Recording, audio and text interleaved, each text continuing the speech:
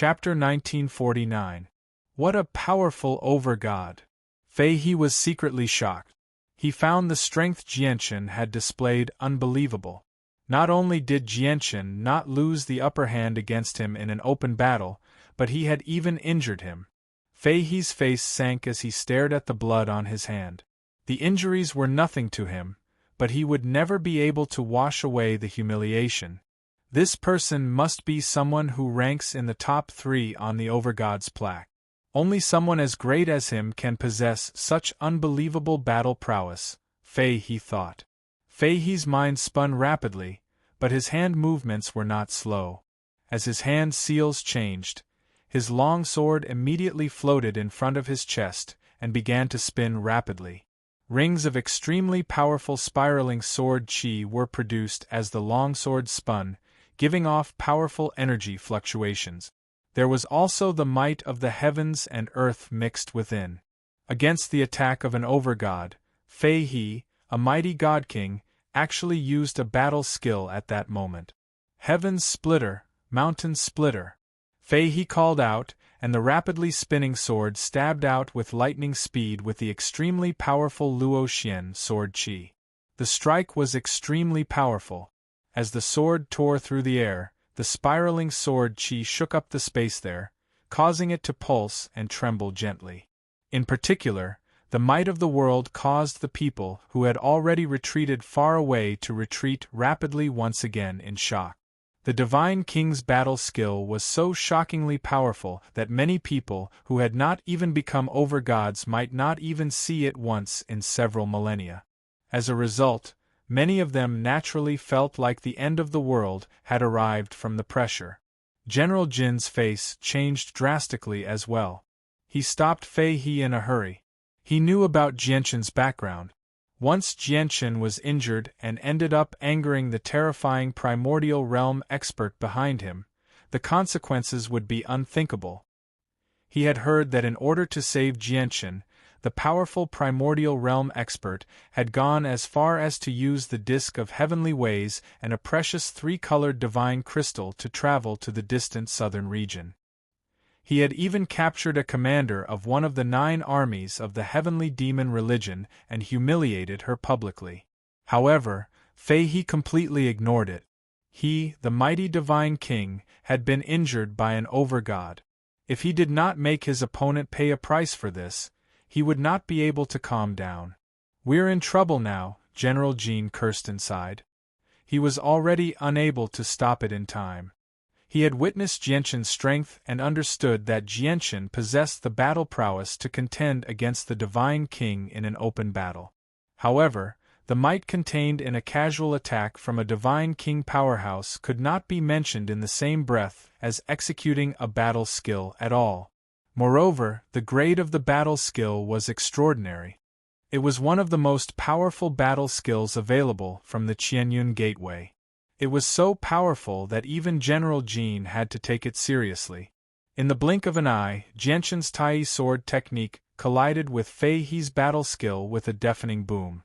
All the spectators felt a terrifying storm of energy erupt. The ground shook violently, and they had completely lost sight of Jianchen and Fei He. The two of them had been completely drowned out by the violent shockwaves of energy. "I hope Jianchen isn't too heavily injured, or how am I supposed to explain this?" General Jin prayed for Jianchen inside. Time was just too short. He was unable to stop it in time. Linear lightning release. However, at this moment, a deep voice suddenly rang out from the violent shockwaves of energy. Afterwards, everyone saw a streak of white light pass through the violent shockwaves of energy with unbelievable speed, quickly disappearing into the distance. It moved so quickly that countless people failed to see it clearly. Even with General Jin's strength as a divine king, he could only barely sense a blurry figure elongated by the white light through the senses of his soul. A while later, the devastating shockwaves of energy gradually dispersed, revealing the white-robed divine king and Fei He. At that moment, Fei He's complexion was rather pale. Shock filled his face as he stared at his chest in a daze. His chest had been dyed red by the divine king's blood. A fist-sized hole had appeared, extending from his chest to his back.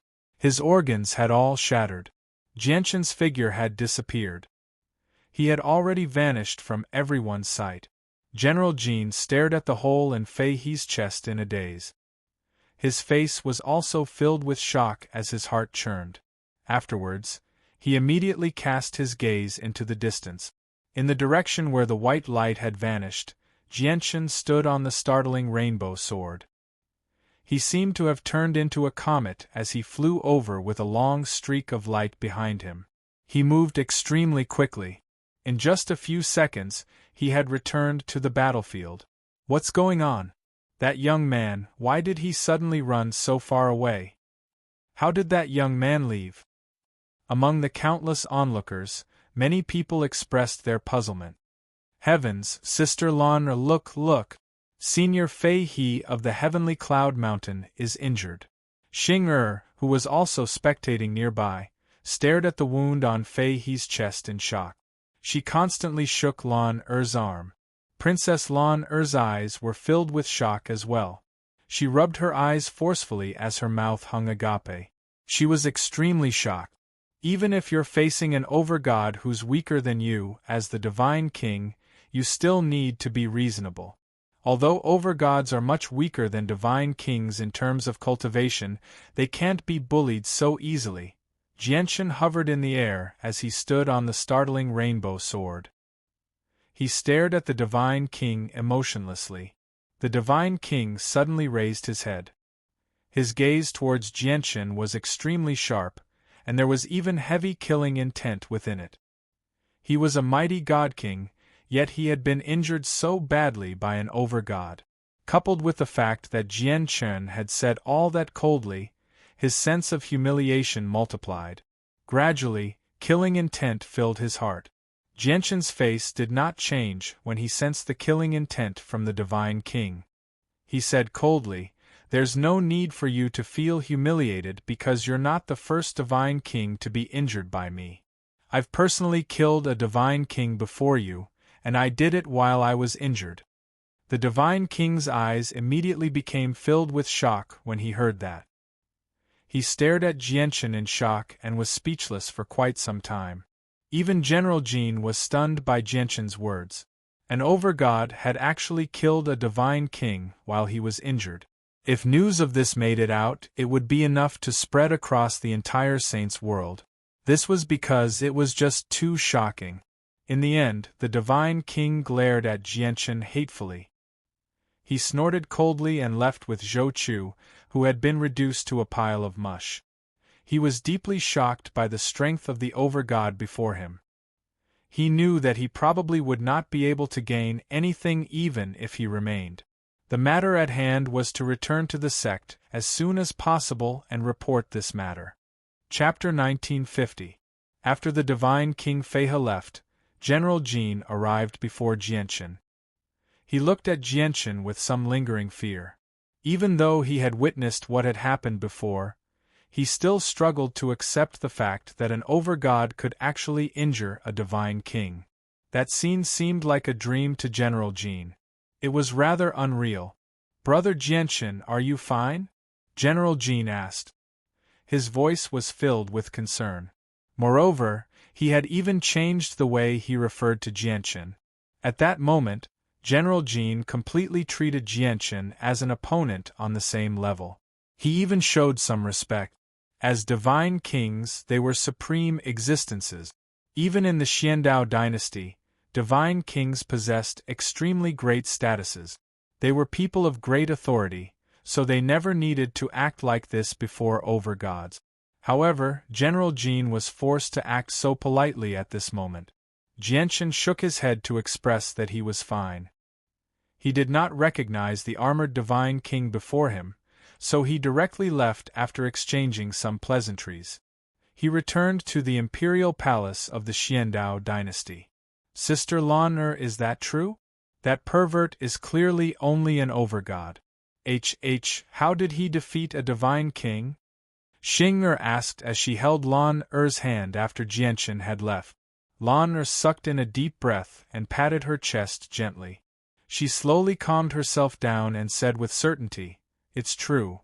Sister Xing, we've underestimated this person. This person ranks in the top 3 on the Overgods plaque at the very least."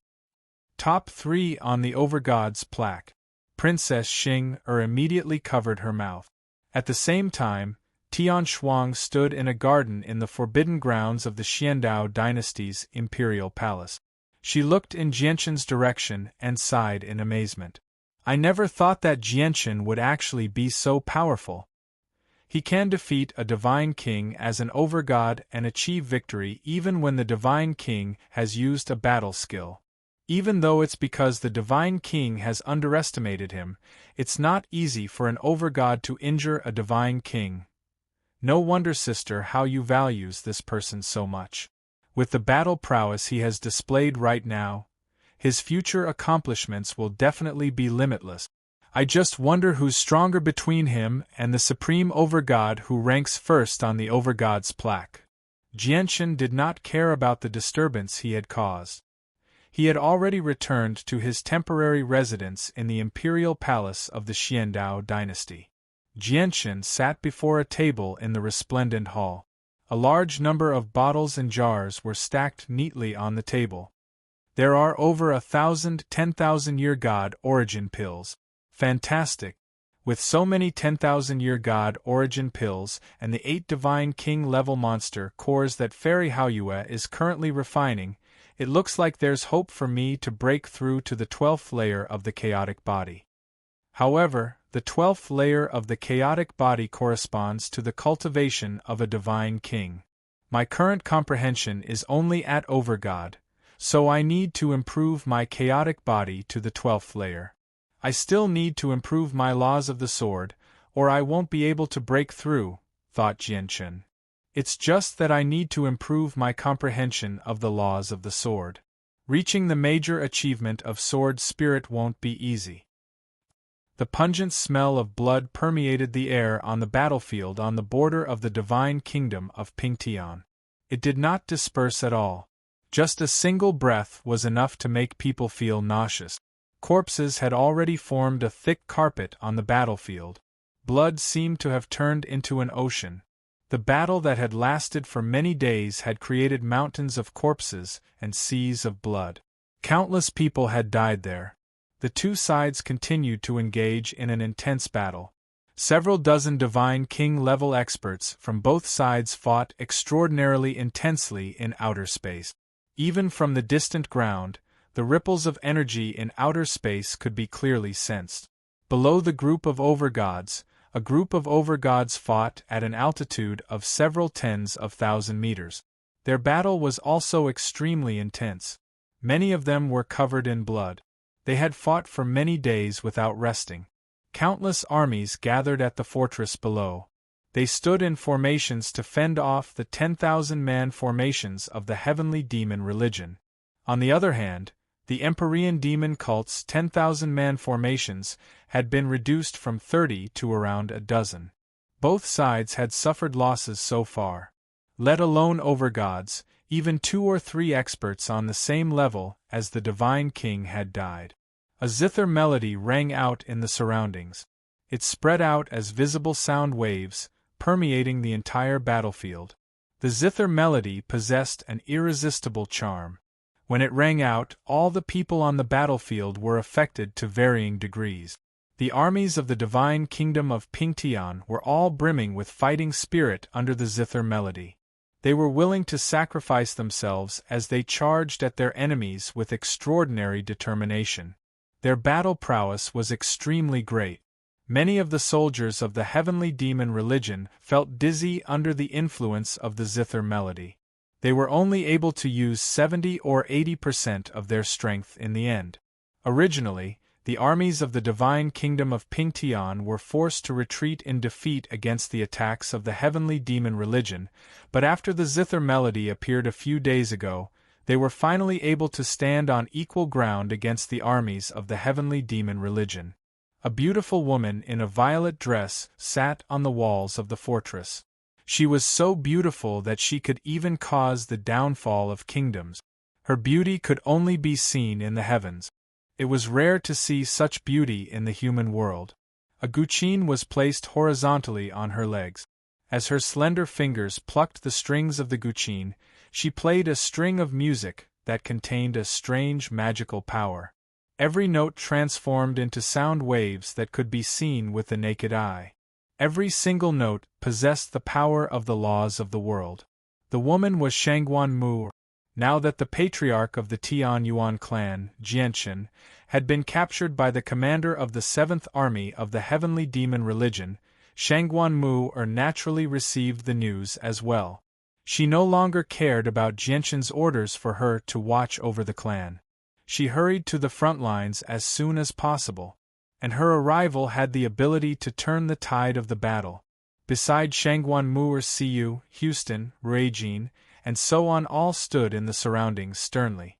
They protected Shangguan Mu and prevented anyone from disturbing her. They were all covered in blood. They were injured to varying degrees. Aside from them, the gods from the Dong-an province stood in the surroundings as well. They joined in to protect Shangguan Mu. In the sky, overgods from the Empyrean demon cult's side constantly tried to break out and stop Shangguan Mu from playing the zither. However, they were all kept busy by their opponents, preventing them from breaking free. The overgods from the divine kingdom of Pingtian naturally knew just how important Shangguan Mu's existence was to the battlefield below. As a result, they all did their best to keep their opponents busy. At this moment, 2 streaks of light suddenly shot over in outer space extremely far away from where the several dozen divine kings were fighting. They moved with unbelievable speed, where even the divine king experts could only catch a blur. The streak of light directly shot over the cloud plane and into the depths of outer space. However, at this moment, when the streak of light passed by the southern region of the cloud plane, it suddenly returned.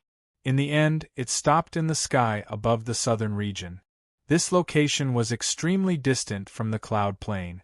Even the place where the several dozen divine kings were fighting was tens of millions of kilometers away. Only now did they see the true appearance of the streak of light. To no surprise, it was a small flying vehicle that gave off powerful pulses of energy. It also possessed the might of the ways of the world. To no surprise, the flying vehicle was a god artifact. It's the 3rd ancestor's zither of the demonic cry. 2 graceful, middle-aged women emerged from the flying vehicle. The sun, moon, and stars flickered in their eyes as they resonated with the ways of the world. They directly pierced through the distant space and locked onto Shangguan Mu, who was at the border of the divine kingdom of Pingtian. They were shocked. Chapter 1951. The 2 middle-aged women stared at Shangguan Mu from afar as surprise and doubt filled their eyes. One of them said, "The zither of the demonic cry is a treasure that was bound to the 3rd ancestor's life in the past. It's also a symbol of the 3rd ancestor's identity. Now that the zither has appeared with that woman, and that woman has quite the mastery over the way of music, is she the reincarnation of the 3rd ancestor?" As soon as she mentioned the reincarnation of the 3rd ancestor, the middle-aged woman became excited. She was filled with eagerness. The other middle-aged woman locked onto Shangguan Mu and studied her seriously. She said with great certainty, "No, she's not the reincarnation of the 3rd ancestor. She's just someone who obtained the 3rd ancestor's treasure by chance. If she really is the reincarnation of the 3rd ancestor, the artifact spirit of the zither of the demonic cry would have awakened long ago, and it would have returned to the sect. Sigh, she really isn't the 3rd ancestor's reincarnation. Although she can use the zither of the demonic cry, she hasn't been able to unleash any of its power. Moreover, she only has a connection with the zither of the demonic cry. It hasn't accepted her as a master yet. However, obtaining the zither of the demonic cry from the 3rd ancestor can be regarded as her fortuitous encounter. At the same time, it's a form of recognition from the zither of the demonic cry. This person should be accepted into our sect." As they spoke, the 2 middle-aged women flew towards the border fortress of the divine kingdom of Pingtian. They moved extremely quickly, crossing an extremely great distance with a flash and appearing before Shangguan Mu silently. The two middle-aged women hovered in the air. They concealed all of their presences, making them seem like ordinary people. It was impossible to discover them with the senses of the soul. Their gazes were fixed on Shangguan Mu. They paid no attention to the chaotic battlefield around them. Shangguan Mu Siyu and the others saw the two middle-aged women who had suddenly appeared. Their expressions all changed suddenly. Siyu, Ruijin, and the others immediately stood before Shangguan Mu. They were vigilant. They did not do anything. They could sense the power of the two middle-aged women. "Seniors, may I ask what brings you here?" Shangguan Mu asked. Although she spoke, she did not stop playing the zither. "Child, do you know the origins of the zither in your hand?" one of the middle-aged women asked. Her gaze towards Shangguan Mu was filled with gentleness. Although Shangguan Mu's eyes, Shangguan Mu's eyes, Shangguan Mu's. Shangguan Mu's eyes narrowed when she heard that. She already knew that the zither of the demonic cry was not as simple as it seemed. Shangguan Mu's ancestors. "I don't know. If you're willing, please tell me, senior," Shangguan Mu said, multitasking. He used the zither to disturb the minds of the Empyrean demon cult's army as he conversed with the two women. The middle-aged woman looked at the zither of the demonic cry, and a sliver of reminiscence appeared on her face. She said, "The owner of this zither was a renowned peak expert in the saints' world in the past. At the same time, she was one of the three ancestors of our Taoist sect of divine sound. We called her the third ancestor." After a moment of silence, Shangguan Mu said, "I won't lie to senior.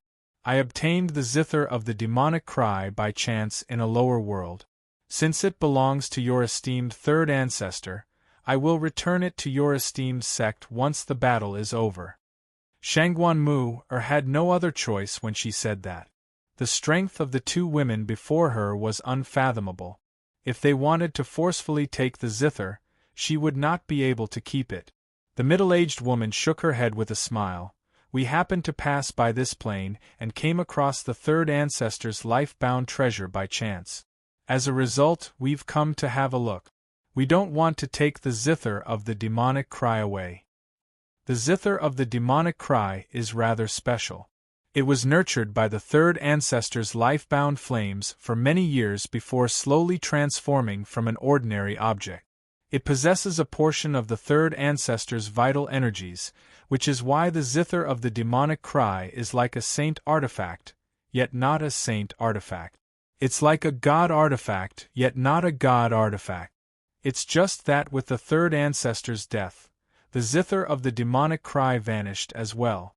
Originally, we thought that the zither of the demonic cry had been destroyed in that battle, but we never thought we'd come across the third ancestor's treasure here again today."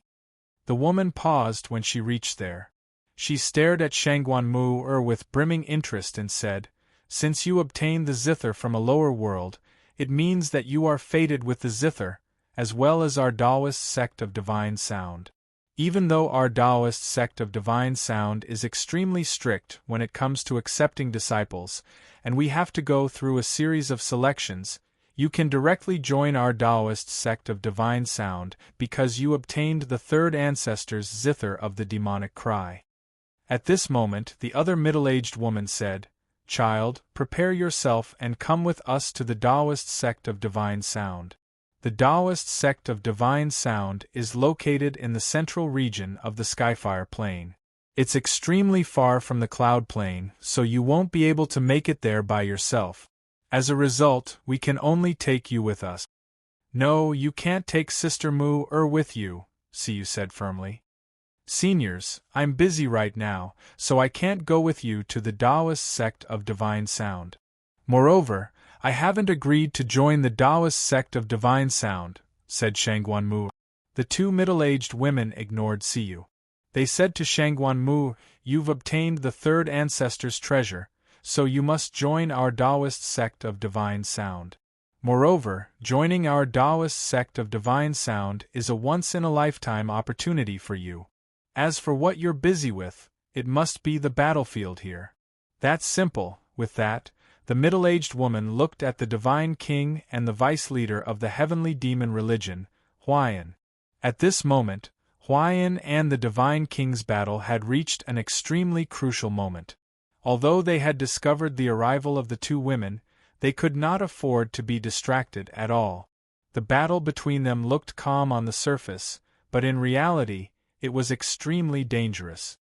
You should be the people behind this battle, right? It's time for this chessboard to end, said the middle-aged woman. Her voice seemed to possess a mysterious power. It turned into a ripple that enveloped the chessboard between the two of them. Boom! Suddenly, the chessboard between Huayan and the divine king directly exploded without any prior signs. Immediately, devastating energy ripped through space, directly expanding in all directions. The ripples of energy were so powerful that even overgods felt despair. Even the divine king's face changed drastically. This was because this was a terrifying power that two primordial realm experts had only erupted with after charging up for a very long time. Disperse! Suddenly, the middle-aged woman called out calmly. Her voice seemed to turn into a law of the world, directly dispersing the devastating ripples of energy. The divine king and vice-leader, Huayan, both retreated in horrible shape. The middle-aged woman had forcefully stopped their battle.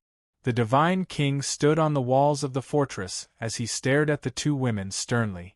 The strength of the women who had interfered surprised him. Greetings from the vice-leader of the branch of the heavenly demon religion on the cloud plane. May I ask who the two seniors are?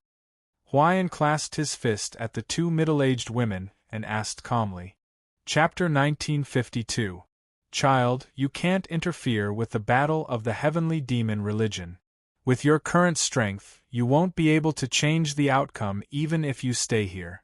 You might have barely managed to control the situation right now, but with the strength of the heavenly demon religion, it won't take them much effort to break through this situation. It's best if you come with us, a middle-aged woman said to Shangguan Mu. Thank you for your concern, seniors, but I don't want to leave right now. My husband has been captured by the commander of the 7th Army of the Heavenly Demon Religion, and we don't know if he's still alive. If I can't find my husband, I won't leave here, Shangguan Mu said firmly. Silly child, you've obtained the third ancestor's treasure. Once you join our Taoist sect of divine sound, your status will definitely be extraordinary. Regular disciples won't be able to compare to you. If you're a promising talent, our Taoist sect of divine sound will definitely spend a lot of resources to nurture you, giving you a chance to soar. However, your husband can't even deal with a mere commander of the heavenly demon religion. How can someone as insignificant as him be worthy of you, a disciple of the Taoist sect of divine sound? Child, forget about your husband. You will definitely become a dragon among men. In the future, your achievements will be so high that your husband can only look up to you and not reach you. The two of you are simply not suitable for each other, the middle-aged woman said with a heavy heart. With their cultivation at the primordial realm, there was no need for them to speak so politely to an overgod. However, the third ancestor's status in the Taoist sect of divine sound was so great that she was an existence that could not be surpassed. At the same time, she was an expert that the two of them admired greatly. As a result, when Shangguan Mu obtained the third ancestor's treasure, their attitudes towards Shangguan Mu changed with the zither of the demonic cry. Our Taoist sect of divine sound is located in the central region of the Skyfire Plain. In the future, if the people in your clan want to visit you, they can come to the Skyfire Plain to find you. Child, it's time for us to set off. Once you arrive at the Taoist sect of divine sound and witness the supreme prodigies raised by the large sects on the Skyfire Plain, you'll discover that the husband you're constantly thinking about is actually nothing. With that, the two middle-aged women did not even wait for Shangguan Mu's reply. They directly waved their hands and left with Shangguan Mu. Sister Mu or Siyu cried out in alarm. His eyes were filled with anger as he immediately chased after Yi Qingyu. However, it was impossible for him to catch up to two primordial realm experts with his strength. In the blink of an eye, he lost track of the two primordial realm experts. On the walls of the fortress, Houston, Ruijin, and the others all had very ugly expressions. Shangguan Mu had been taken away right before their eyes, yet they could do nothing about it. As a result, they felt extremely frustrated and helpless.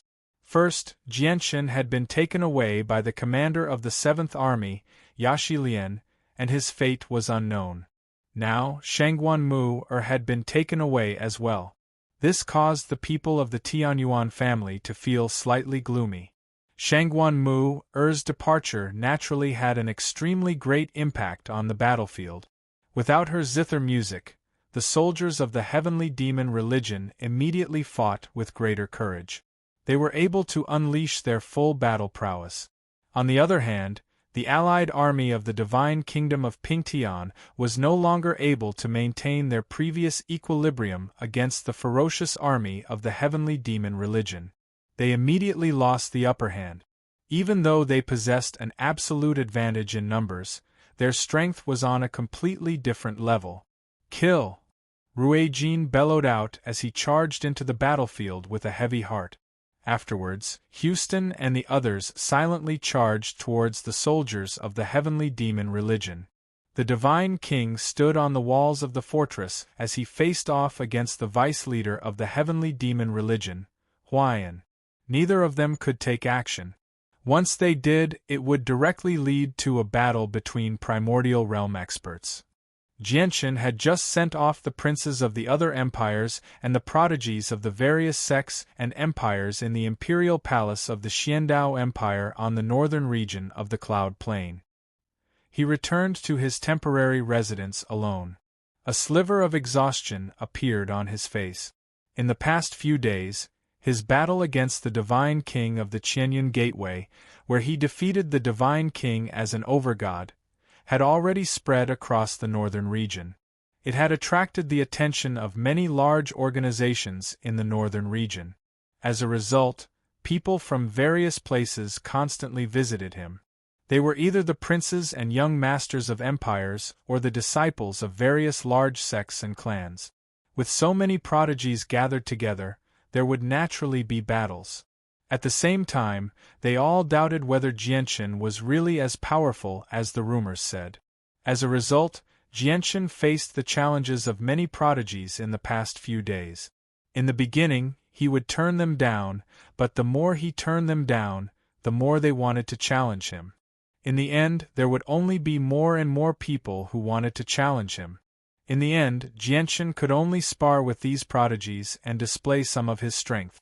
However, through this, Jianshan managed to befriend many prodigies of large sects and princes of empires. He learnt about many strange matters of the northern region from them. At this moment, a young man who seemed to be around Jianshan's age rushed in from outside in a hurry. He said, "Brother Jianshan, Princess Tai and An the 5th prince of the Shi dynasty have come to visit. They specially want to see you."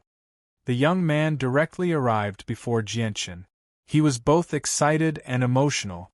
He said excitedly, "Brother Jianshan, this is Princess Tai and An the 5th prince. Do you know just how great their statuses in the Shi dynasty are? Please tell me, Brother Jianshan." As soon as he heard the Shi dynasty, Jianshan's eyes lit up. The young man before him was called Jianshan. He was a prince of the Xiandao dynasty. In the past few days, it was not just Prince Jianshan. Basically, all the princes of the Xiandao dynasty had tried to befriend Jianshan, trying their best to befriend Jianshan. As a result, Jianshan basically knew all the princes of the Xiandao dynasty. Prince Jianshan cleared his throat and began to introduce this Princess Tai, and was personally conferred by His Majesty, Emperor Shi. It's said that she's related to the Empress by blood. Not only is she the Empress Junior, but she's also the person the Empress dotes on the most. It's said that Princess Tai An is the person closest to the Empress in the Shi dynasty aside from His Majesty, Emperor Shi. In the Shi Empire, the imperial family is just too large. The children of the emperor are born as princes and princesses, while the descendants of the siblings who are related to the emperor by blood are also princes and princesses. As a result, there are quite a few princes and princesses in an eternal empire, Jian Chun explained. But in reality, many of the princes and princesses only possess a single identity. They are extremely distant from the current emperor. As a matter of fact, some of the princes and princesses will never be able to speak to the emperor in their entire lives. However, Princess Tai An is someone who can visit the empress at any time, and she has been personally conferred the title by Emperor Shi. That's how great her status is. No one in the Shi dynasty can compare to her. As for the fifth prince, he's also the person Emperor Shi admires the most. His father was one of the brothers that Emperor Shi had the best relationship with Emperor Shi when he was still the crown prince. As everyone knows, Emperor Shi has no descendants. Even though the fifth prince is not a descendant of Emperor Shi, many people believe that Emperor Shi is nurturing the fifth prince as his future successor given how much Emperor Shi admires him. Chapter 1953. Brother Yen Shun, let's go. Let's go meet Princess Tai An and the fifth prince as soon as possible. Jianchun's eyes became brighter and brighter after listening to the prince's introduction to the princess and the fifth prince. In the end, he seemed even more anxious than the prince as he hurried off. He was extremely worried about his old friends in the southern region, but he was trapped in the northern region now, unable to leave at all. Now that Princess Tai An and the fifth prince, who possessed great status in the Shi dynasty, had come to visit, Jianchun saw a sliver of hope in leaving the northern region. Under the prince's lead, Jianchun passed through resplendent halls one after another. In the end, he arrived at a majestic hall in the center of the imperial palace. As soon as he entered the hall, Jianchun saw a man and a woman. They were young people who seemed to be in their 20s. They currently sat in the hall and conversed with the emperor of the Xiandao at ease. The woman possessed a beauty that could outshine the moon and put flowers to shame. She radiated with a noble bearing from head to toe. She was otherworldly, such that no one dared to profane her. On the other hand, the young man was upright and plain-spoken instead. His eyes were brimming with spirit, and his words and actions naturally revealed a dignified aura. Moreover, he even carried a wisp of decisiveness that couldn't be questioned, causing him to possess the bearing of an emperor. Moreover, the aura of an emperor vaguely appeared from him, and the intent of a true dragon revolved around him. No wonder Emperor Shi appreciates the fifth prince so much. If the fifth prince becomes emperor in the future, he'll definitely be a wise and heroic ruler. Jianchun studied the man and woman in the hall. Without any introductions, he knew that they were Princess Tai An and the fifth prince from the Shi dynasty. The fifth prince, in particular, left an extremely deep impression on Jianchun from the first moment they met. Over the years, Jianchun had seen quite a few princes and crown princes, but very few of them gave off an aura like the fifth prince. This caused him to have a whole new level of respect for the fifth prince. The emperor stood up and nodded at Jianchun with a smile before introducing him to Princess Tai An and the fifth prince. Fifth prince, princess, this is Jianchun from the southern region. The dignified Princess Tai An and the imposing fifth prince immediately stood up when they heard that. They clasped their hands at Jianchun and exchanged pleasantries. Haha, you youngsters can continue chatting. This emperor is going to take care of some matters. The Xiandao Divine Emperor said to both parties very politely, then left with Prince Yen Shun. In the blink of an eye, only Jianchun, the fifth prince, and Princess Tai An remained in the grand hall. Jianchun, there's no need for you to call me the fifth prince. That'll make you seem like an outsider. My original name is Shi Hao, so you can just call me Shi Hao, said the fifth prince with a smile. Afterwards, he looked at Princess Tai An beside him and said, As for Princess Tai and beside me, she's called Shangyun Shuexian. Apart from being the princess of our Shi dynasty, she's also the daughter of the Shangyun clan. Greetings, Shangyun Shuexian. Jianshan can just call me Shuexian. Princess Tai, and smiled faintly as she nodded at Jianshan. Jianshan had come into contact with many princes of various empires and prodigies of various sects in the past few days, so he had a rough understanding of the distribution of organizations on the Cloud Plain. Naturally, Jianshan knew about the Shangyun clan. Although the Shangyun clan was not within the Shi dynasty, it was still a famed clan in the northern region. Many ancient empires and organizations had to show respect to the Shangyun clan. This was because the current empress of the Shi dynasty came from the Shangyun clan. Afterwards, Jianshan spoke freely with the fifth prince. Clearly, the fifth prince wanted to rope in Jianshan, so he completely abandoned his status as a prince of the Shi dynasty when he spoke with Jianshan. He only treated himself as an ordinary friend. However, the fifth prince was extremely patient. Although he wanted to rope in Jianshan, he did not mention anything about roping him in. During this time, Princess Tai would chime in from time to time, humbly asking Jianshan for guidance on cultivation. Both her words and her expression revealed her admiration for Jianshan. Hao, Miss Shuexian, to be honest, I have an extremely important matter that requires me to return to the southern region as soon as possible. However, the entire northern region has been sealed off by Emperor Shi. May I ask if you have any methods for me to return to the southern region as soon as possible? After several hours of conversation, Jianshan finally mentioned his main objective. The fifth prince and Princess Tai both frowned when they heard that. After a moment of silence, the fifth prince said, Jianshan, this matter is rather difficult to deal with. If it were any other time, I would have been able to open the interregional teleportation formation of my Shi dynasty for brother Jianshan. Even if the teleportation formation of the Shi dynasty is unusable, I believe that with my prestige, I should be able to borrow the teleportation formations of the ancient empires and organizations in the northern region. However, Uncle Ziyun has personally ordered for all the teleportation formations of the northern region to be sealed off. With Uncle Ziyun's current prestige, basically no one dares to disobey him in the boundless northern region. The ancient empires would never be bold enough to open up teleportation formations, and even the teleportation formation of our Shi dynasty has been closed as well. Only the old Holy Emperor or Uncle Ziyun's permission can be used. Reaching there, the fifth prince smiled self-deprecatingly. Jianshan, I might be one of the princes of the Shi dynasty right now, but the old Holy Emperor of the Shi dynasty are not people that we princes can meet whenever we want. As for Uncle Ziyun, he's currently in a stalemate with the ancestor of the Skyren sect. With Uncle Ziyun's personality right now, it's extremely likely that he'll start fighting with the Skyren sect.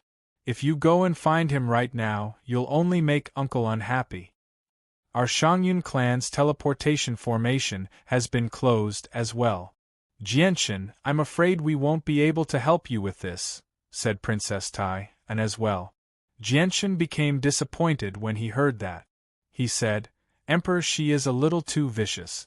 He really doesn't spare anyone who tried to kill him in the past. Even the imperial protector of the Shi dynasty was captured by Emperor Shi a while ago. Now, he's going to deal with the Skyren sect of the Shi dynasty. If this continues, it'll be very bad for the Shi dynasty. Moreover, Emperor Shi has trapped many people here for revenge, unable to leave. Jianshan felt very helpless inside. Ever since Uncle ascended to the throne, his personality has changed drastically. He wasn't like this in the past. It's a pity that no one in the Empire can stop Uncle now. Even the old Holy Emperor can't do anything to Uncle, the fifth prince said helplessly as well. His face was filled with worry. His uncle had already killed off all the primordial realm experts in the Shi imperial family, causing the entire empire to be in a state of panic. They were unable to find peace at all. Princess Tai sighed gently when she heard their words. She became rather dejected, and she said gloomily, "Actually, you can't blame Uncle. Everything has a cause and effect. If it weren't for the fact that those people pursued Aunt and her parents endlessly, causing Aunt to lose her daughter, my uncle would not have ended up like this." What? Lose her daughter? The fifth prince was stunned. Even Jianchen was surprised. He stared at Princess Tai blankly. At this moment, Princess Tai suddenly returned to her senses. She realized that she had let it slip, so she immediately covered her mouth in surprise. Chapter 1954. Shuaixian, what did you just say? My uncle lost his daughter when he was hunted down back then? Why have I never heard of my uncle having a daughter? The fifth prince stared at Princess Tai in confusion. Everyone knew that Emperor Shi had no descendants. Now that Princess Tai had suddenly mentioned a daughter, the fifth prince became rather confused. Don't ask any more, okay? If Auntie finds out that I leaked the news, Auntie will never forgive me. The fifth princess had become rather flustered. Some panic appeared on her face. She knew extremely well just how great of a mistake she had made by leaking the news by accident. The fifth prince and Jianchen both realized the severity of the matter when they saw how panicked and fearful Princess Tai was, so they did not ask too much. However, with their sharp minds, they were able to come up with many conclusions from this small piece of news. Jianchen, Shihao, can you not tell anyone about this? This matter is still highly confidential in the Empire. There aren't a lot of people who know about it. Princess Tai was no longer as composed as before. Her face was filled with panic as she begged Jianchen and Shihao. Don't worry, Shuaixian. We definitely won't tell anyone about this. Jianchen, am I right? The fifth prince swore. Jianchen nodded as well, promising that he would not leak the secret. Princess Tai was no longer in the mood to stay in the Xiandao dynasty after something like this happened. She bid farewell to Jianchen in a hurry and left uneasily. Naturally, the fifth prince did not stay behind after Princess Tai left. After giving Jianchen a communication jade talisman, he left the Xiandao dynasty as well. The fifth prince was extremely smart. He knew that the chances of roping in a supreme prodigy like Jianchen were extremely slim. As a result, he never mentioned roping him in before Jianchen. He only tried to foster their friendship. If they became friends, everything would be much simpler. Jianchen sent the fifth prince and Princess Tai out of the imperial capital before returning to his residence. He thought about the matter of Emperor Shi's daughter. I never thought that Emperor Shi would kill so many primordial realm experts just to avenge his daughter. Though, when will this grievance end so that I can return to the southern region sooner? Jianchen thought. He was very worried as he sat in his residence. However, at this moment, Jianchen's body suddenly shuddered. A thought that he found rather unbelievable suddenly appeared in his head. He immediately thought about it and began to analyze it quickly. Even now, no one in the Shi dynasty knows about Emperor Shi and his wife having a child. Even the imperial protector of the Shi dynasty doesn't know about it. As a result, I can be certain that the Empress' pregnancy did not happen in the Shi dynasty. Otherwise, it would have been impossible to keep it a secret. It would have spread like wildfire a long time ago. As a result, the Empress' pregnancy probably happened when Emperor Shi was being hunted down. That was over 2,000 years ago. Also over 2,000 years ago, the patriarch of the Mo clan picked up a baby girl from outside. She had nothing else on her apart from a jade pendant with the words Shiyu engraved on it. I've seen the jade pendant as well. It's extremely tough and extraordinary. Even I was unable to damage it back then. As a result, the person who left behind the words on the jade pendant must have possessed an extremely great cultivation. The time matches, the surname matches, and the gender matches. Don't tell me Shiyu is. Jianchen immediately became extremely shocked when he thought up to there. He found it to be very unbelievable. After a moment of hesitation, Jianchen suddenly looked in the direction that Princess Tai and the fifth prince had left in and chased after them as quickly as he could. Outside the imperial capital, a luxurious carriage was propelled by 9 exotic beasts as it rapidly flew through the air. Several dozen powerful guards followed the carriage closely on both sides. To no surprise, the leader was a divine king. At this moment, Princess Tai, and of the Shi dynasty, and the fifth prince sat in the carriage. Shuaixian, can you tell me in detail what's going on? When did uncle have a daughter? Why haven't I heard about it before? The fifth prince asked curiously. This luxurious carriage was also a magic treasure with extremely strong defensive power. It was covered with array formations, and the conversation inside could not be transmitted to the outside at all. I'll have to start from when my uncle and aunt were being hunted down. Back then, my aunt and uncle unexpectedly discovered that they were pregnant when they were hunted down by their enemies. Only when my aunt gave birth to the child did they make up their mind to abandon her, as they were unable to protect their newborn daughter. They hoped that their daughter could survive, Princess Tai said slowly. So that's how it is. I never thought that I would actually have a younger sister. What happened after that? What happened to my sister? Is there any news? The fifth prince was greatly surprised before asking in concern. Princess Tai shook her head. Her face was gloomy. She said, "Back then, my aunt and uncle were hunted down extremely miserably. They fled across the entire cloud plain and were heavily injured many times. Their lives were hanging by a thread. The situation was extremely dangerous. Even they had no idea where their daughter was, so they don't even know if she's still alive. It's just that after my uncle ascended to the throne, he offended far too many people in order to take revenge. As a result, he never dared to announce that he had a daughter, afraid that their enemies would find their daughter first. As a result, he could only send trusted subordinates to search the entire cloud plain secretly. However, after all these years, there's still no news at all." Princess Tai looked at Shi Hao when she reached there. She said, "Shi Hao, you understand the severity of this matter now, right? You can't tell anyone about this." Shi Hao nodded sternly. He said, "Shuaixian, I know what I'm doing. I never thought that the reason why my uncle's personality changed so drastically and he became so vicious and heartless was because of this. Now, I don't think my uncle has gone overboard at all." At this moment, a guard's voice rang out from outside. "Fifth Prince, Princess Tai Jianchen has caught up. He says that he wants to see Princess Tai." Jianchen has caught up? What does he want to do? The fifth prince and Princess Tai were both puzzled. Very soon, the carriage came to a stop. Princess Tai and the fifth prince emerged from the carriage. They hovered in the air as they watched Jianchen chase after them with lightning speed.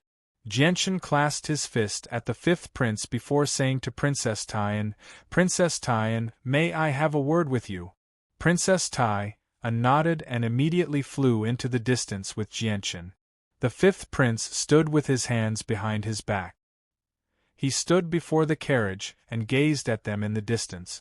He was very puzzled and murmured to himself, "Strange. Why has Jianchen suddenly come looking for Shuaixian?"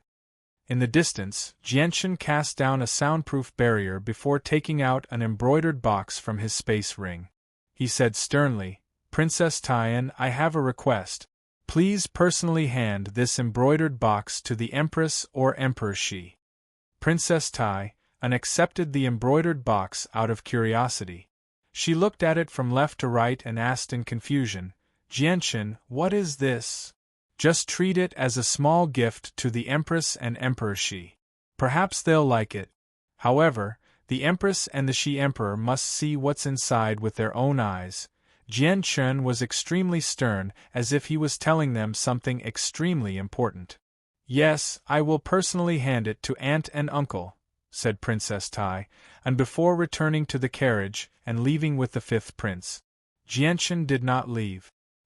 He stood in the air as he stared at the carriage that had already vanished. he thought, although I made the jade pendant in a hurry, and the material used to make it was nothing special, both its appearance and the words on it are the same as the one I saw from Shiyu. If Shiyu really is the daughter Emperor Shi and his wife lost, they'll naturally recognize the jade pendant after seeing it. But if she's not, it's not a loss to me. I won't have offended Emperor Shi and the Empress because of this. Chapter 1955. In the next few days, fewer people came to visit Jianchen, allowing Jianchen to enjoy a few days of peace. However, during this time, the divine king of the Xiandao dynasty did visit Jianchen once. He solemnly proposed marriage to Jianchen, wanting to betroth his two daughters, Xing and Lan to Jianchen. Naturally, Jianchen would not agree to this. He turned it down without any hesitation at all. Even though he had learnt from Fairy Haoyue that Xing and Lan possessed special constitutions, he did not have any thoughts about it. Apart from that, as one of the peak sects in the Xiandao dynasty, the Qianyun Gateway also sent a divine king to the imperial palace of the Xiandao dynasty. He had not come to seek justice for Jianchen injuring Zhou Chu and the divine king Feihe. Instead, he had brought a heavy gift and an extremely sincere apology, hoping to bury the hatchet. Jianchen knew that it was all because of Fairy Haoyue's deterrence, which was why the Qianyun Gateway was willing to swallow their anger. He did not have any irreconcilable grievances with Qianyun Gateway, nor did he want to become enemies with Qianyun Gateway. As a result, Jianchen gladly agreed to Qianyun Gateway's offer of reconciliation. Apart from this matter, two other major events that shook up the entire northern region had also happened. First, the first, second, and third armies of the heavenly demon religion had attacked the northern region, unleashing endless slaughter on the borders of the northern region. This matter had directly angered the Empress of the Shi dynasty. The Empress of the Shi dynasty had personally taken action, killing her way over alone and heavily injuring a vice leader of the heavenly demon religion. Now, the heavenly demon religion's attack on the northern region had been temporarily stopped. The second matter was even more shocking. After several days of stalemate with Emperor Shi, the ancestor of the Skyren sect, the Shi dynasty's Skyren sect, finally came to a compromise. He handed over the two great elders of the Skyren sect who had taken part in hunting down Emperor Shi. The Skyren sect's compromise caused a huge commotion among the various organizations in the northern region, shocking them all. The Skyren sect was a peak sect that also possessed a chaotic prime. Normally, even the imperial family of the Shi dynasty treated them politely. However, the ancestor of the Skyren sect, despite how forceful Emperor Shi was, as a chaotic prime, he actually chose to yield, handing over the two great infinite elders. Even with the entire Skyren sect in perspective, there were only 3 infinite prime great elders. No one dares to defy Emperor Shi's might. After this matter, Emperor Shi's might became even greater. People who praised Emperor Shi could be heard everywhere in the northern region. The matters between Emperor Shi and the Skyren sect have finally been resolved. I hope the seal of the northern region is lifted soon. Jianchen sat in the imperial palace of the Xiandao dynasty as he looked at the tremendous formation in the air. He was secretly eager. I've already refined all the poison in the monster cores and demon cores. At this moment, Fairy Haoyue's voice rang out in Jianchen's head. The Fairy Haoyue slowly made her way over in a white dress. It's best if you don't leak these monster cores and demon cores in the southern region. They're connected to a prince of the Blood Sun Empire. The Blood Sun Empire's status in the southern region is similar to the Shi dynasty in the northern region. You know what's at stake here. Jianchen accepted the demon cores and monster cores from Fairy Haoyue. They were fist-sized, and after refining the poison, they became crystalline. He could even vaguely see the pure and powerful energy flowing slowly within them. It was extremely active. Fairy Haoyue raised her head to the sky and stared at the screen of light that sealed off the entire northern region. She said, Since the matters between Emperor Shi and the Skyren sect have been resolved, the seal won't last much longer. Tomorrow, the people from the Xiandao dynasty will move against another great sect that they have a feud with. Once I complete the transaction with the Xiandao dynasty, I should leave the Cloud Plain and return to the Moon God Hall. As soon as the Moon God Hall was mentioned, Fairy Haoyue struggled to remain calm. Her emotions fluctuated slightly. It's been so many years. I wonder how the Moon God Hall is doing. Has Father seen through Nan Potion's scheme? It's a pity that the Cloud Plain is just too far away from the Moon God Hall. It's impossible to find any information about the Moon God Hall here. A sliver of worry appeared on Fairy Haoyue's face. Fairy Haoyue, Nan Potion should be very powerful. If things really develop unfavorably, you should just return like this. Jianchen hesitated. Although he did not know what had happened to the Moon God Hall, it was not difficult for him to guess a few things from Fairy Haoyue's words. In the past, Nan Potion was close to peak chaotic prime, but he was still much weaker than my father. If Nan Potion comes to the Cloud Plain with his strength, there should be no one on the Cloud Plain who is his opponent unless a Grand Prime appears. Back then, it was because I discovered Nan Potion's scheme to take the Moon God Hall that I fell to his vicious hands. In the end, my body was destroyed, and my soul accidentally fled to the lower worlds, Fairy Haoyue said in a heavy voice as killing intent flickered in her eyes. Jianchen sank into his thoughts when he heard that. Only after quite a while did he say seriously, Fairy Haoyue, I suggest that you return to the Moon God Hall a little later and work hard to increase your strength. If Nan Potion really does plan to take over the Moon God Hall, you won't be of much help even if you go with Nan Potion. Fairy Haoyue sighed gloomily. How can I not understand what you're saying, but I can't wait any longer. It's been so many years. No matter what the current situation of the Moon God Hall is, I have to go back and take a look. Otherwise, I won't be able to rest easy. Fairy Haoyue's voice was filled with determination. Jianchen was helpless when he saw how he could not persuade Fairy Haoyue. After a while of thought, he suddenly asked, Where is the Moon God Hall? Fairy Haoyue glanced at Jianchen slightly when she heard that. She said, It's on the Ice Pole Plain. It's where one of the 7 grand exalts of the Saints' world, the Ice Goddess, used to reside. It's also one of the 7 sacred plains of the Saints' world. Fairy Haoyue paused before continuing, The Cloud Plain is extremely distant from the Ice Pole Plain. Just using the teleportation formation between planes costs quite a lot of 5-colored divine crystals. It's enough to cripple an ancient empire. Even Sister Tian Shuang can't afford to pay such a price. The Xiandao dynasty is only willing to pay enough 5-colored divine crystals because they made a deal with me to deal with a great enemy that they struggled to deal with. The next morning, Fairy Haoyue left silently with Tian Shuang and 2 other infinite primes from the Xiandao dynasty. Soon after they left, the formation that sealed up the entire northern region vanished as well. The Shi Emperor's seal on the northern region had finally been removed on this day.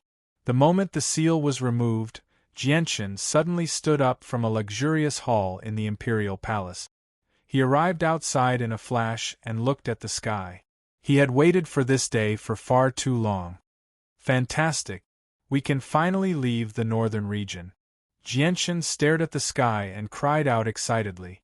Without any hesitation, he immediately went to find the emperor.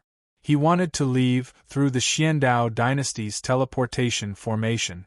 He had been worried for a long time already. Now that the seal was removed, he could not even wait to bid farewell to Fairy Haoyue. He wanted to return to the southern region as soon as possible. I wonder if Princess Tai has given the box to the Empress and Emperor Shi. However, I can't be certain whether Shi Yu is Emperor Shi's lost daughter or not. It's just a guess. However, I clearly can't stay here and wait for the result of an illusory guess. If she isn't, I'll just be wasting time if I keep waiting. I'll be putting the Tianyuan family in danger. Chapter 1956. With Jianchen's status in the Xiandao dynasty, Borrowing a teleportation formation was nothing difficult. Although he had turned down the Emperor's proposal, the Emperor treated Jianchen with the same fervor. He personally escorted Jianchen to the teleportation formation in the Imperial Palace, so Jianchen did not even have to pay the exorbitant fee to use the formation. After giving the location, the teleportation formation immediately activated.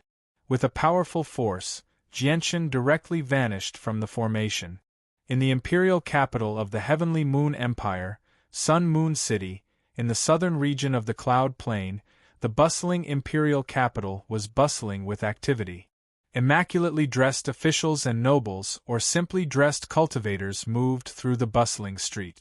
Long lines lined the sides of the streets, and a large number of people filled the endless shops. As an ancient empire on the same level as the Xiandao dynasty, the imperial capital of the Heavenly Moon Empire was obviously on par with the imperial capital of the Xiandao dynasty. Many people with some status in the southern region had gathered there. In the center of Sun Moon City, there was a castle-like building. There were groups of 2 or 3 people gathered in the castle. Not far away, there were 4 extremely mysterious teleportation formations carved on the ground. 2 of the teleportation formations were relatively smaller, only around 10 meters in diameter. The remaining 2 were much larger than the first 2, reaching 30 meters in diameter. Not only did they give off more powerful pulses of energy, but the inscriptions that formed the teleportation formations were even more complicated and profound. The people gathered in the ancient castle all paid a certain amount of divine crystals to an old man before stepping onto a teleportation formation that was only 10 meters in diameter. As for the second teleportation formation that was 10 meters in diameter, it would flash with white light from time to time. Every time the white light dispersed, a different number of people would appear on the formation. 2 teleportation formations, one in and one out. Compared to the 2 10-meter-wide teleportation formations, the other 2 30-meter-wide teleportation formations seemed much more deserted. They would not even be used once in several months. However, at this moment, powerful pulses of energy suddenly radiated from one of the 30-meter-wide teleportation formations. The pulses of energy were so powerful that they were several times more powerful than the 2 10-meter-wide teleportation formations. The teleportation formation has reacted. Someone has come from another region. The teleportation formation has not been used even once in several years. Every time it's used, it costs an astronomical amount of divine crystals. I wonder which great figure has come from another region. For a moment, everyone in the surroundings looked towards the teleportation formation as they discussed softly. Under everyone's gazes, a young man who seemed to be in his 20s appeared on the teleportation formation. He wore white robes and his presence was concealed. He seemed just like an ordinary person. However, his resolute and handsome face carried a somewhat cold expression. His seemingly ordinary eyes also carried an oppressive feeling that caused many people to feel fear in their hearts. This person must be an expert. Many people around the teleportation formation secretly commented. Their gazes were filled with envy and reverence. To no surprise, the young man was Jianchen. Jianchen did not stay for long. He left the castle as soon as he emerged from the teleportation formation.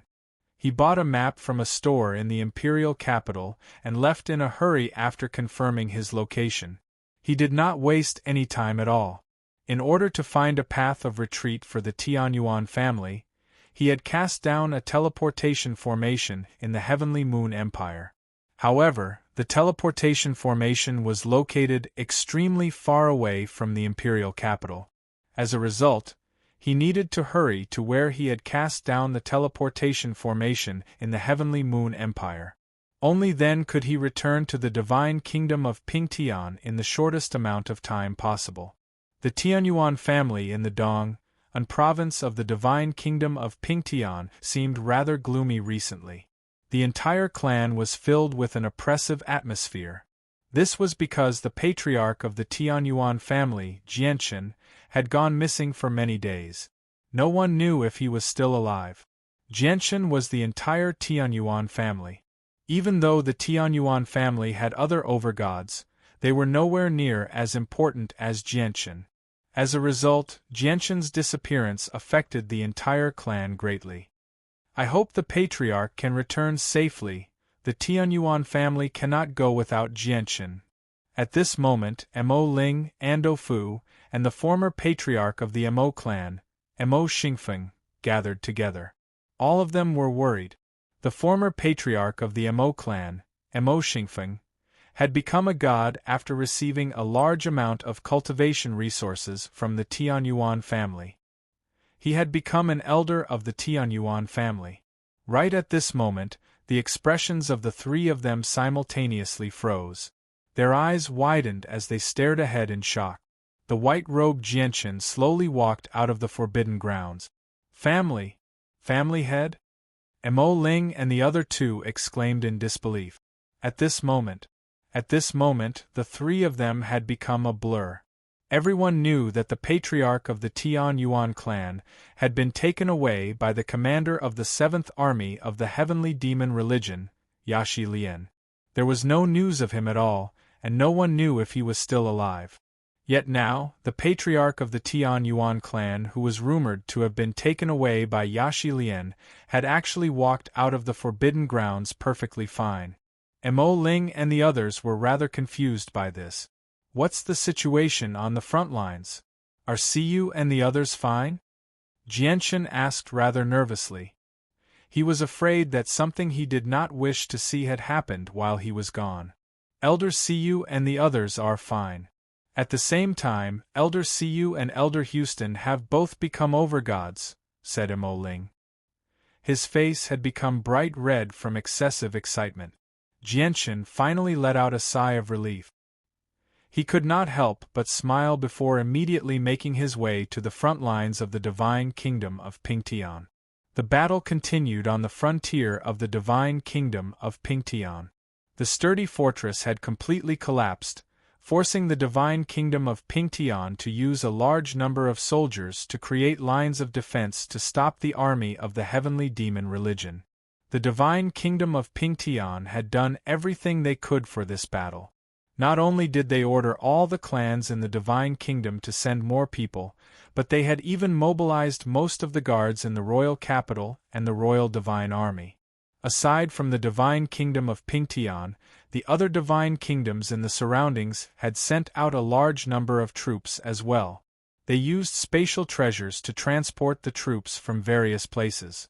Only by gathering the strength of several countries could they contend against the three armies of the Heavenly Demon Religion.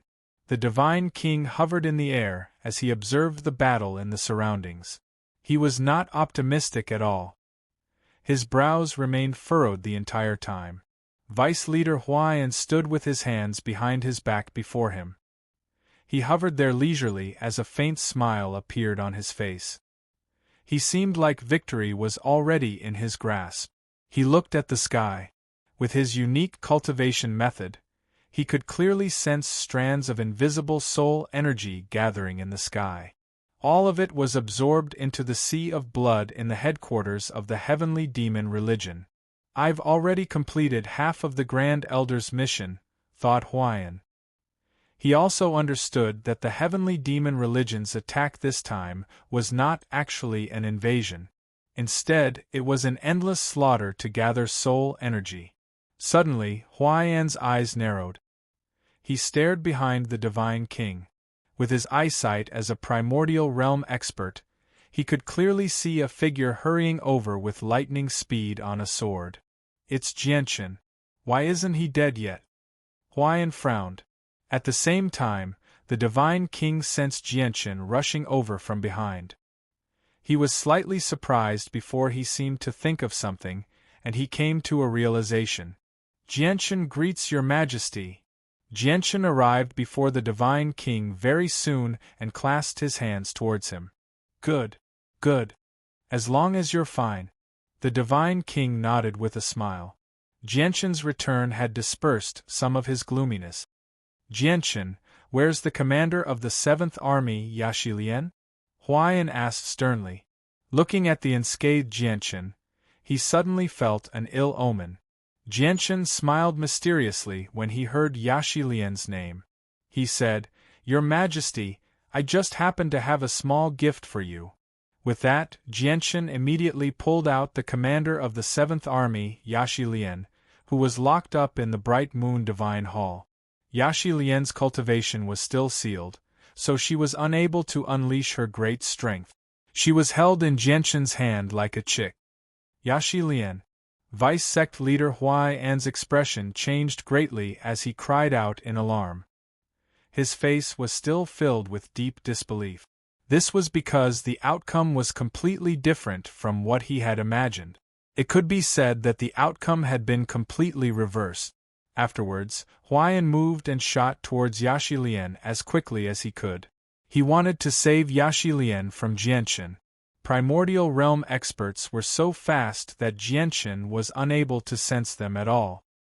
"Huaiyan, if you take another step forward, I'll obliterate her soul right now." The Divine King's voice rang out slowly. He had already appeared before Jianchen silently and pressed his hand against Yaxilian's head. With his strength as a primordial realm expert, he only needed to exert a little force, and he could obliterate Yaxilian instantly. Even Huaiyan would not be able to save her in time. The Divine King's words made Huaiyan come to a halt. His face was sunken as he glanced at Yaxilian sternly. The light in his eyes flickered with uncertainty. In the end, Huaiyan no longer dared to advance, but he did not retreat either. He glared at Jianchen and said sternly, "What a Jianchen! I never thought you would have some ability. Even Yaxilian has ended up in your hand." Chapter 1957. Primordial Realm? Huaiyan snorted coldly. His eyes were extremely cold as he growled, "We need to properly investigate this matter, and see just which primordial realm expert is bold enough to oppose our heavenly demon religion like this. If it were a battle between primordial realm experts, it wouldn't be a big deal even if they lost. However, as a primordial realm expert, they actually laid their hands on a divine king. Our heavenly demon religion will never let this matter go. We will definitely pursue this matter to the end." Huaiyan stared at the divine king sternly when he reached there. He said, "Pingtian, let go of Yaxilian." The divine king smiled. "Huaiyan, it looks like Yaxilian holds quite a high position in your heart from how anxious you are." With that, the divine king could not help but tighten his grip on Yaxilian's head.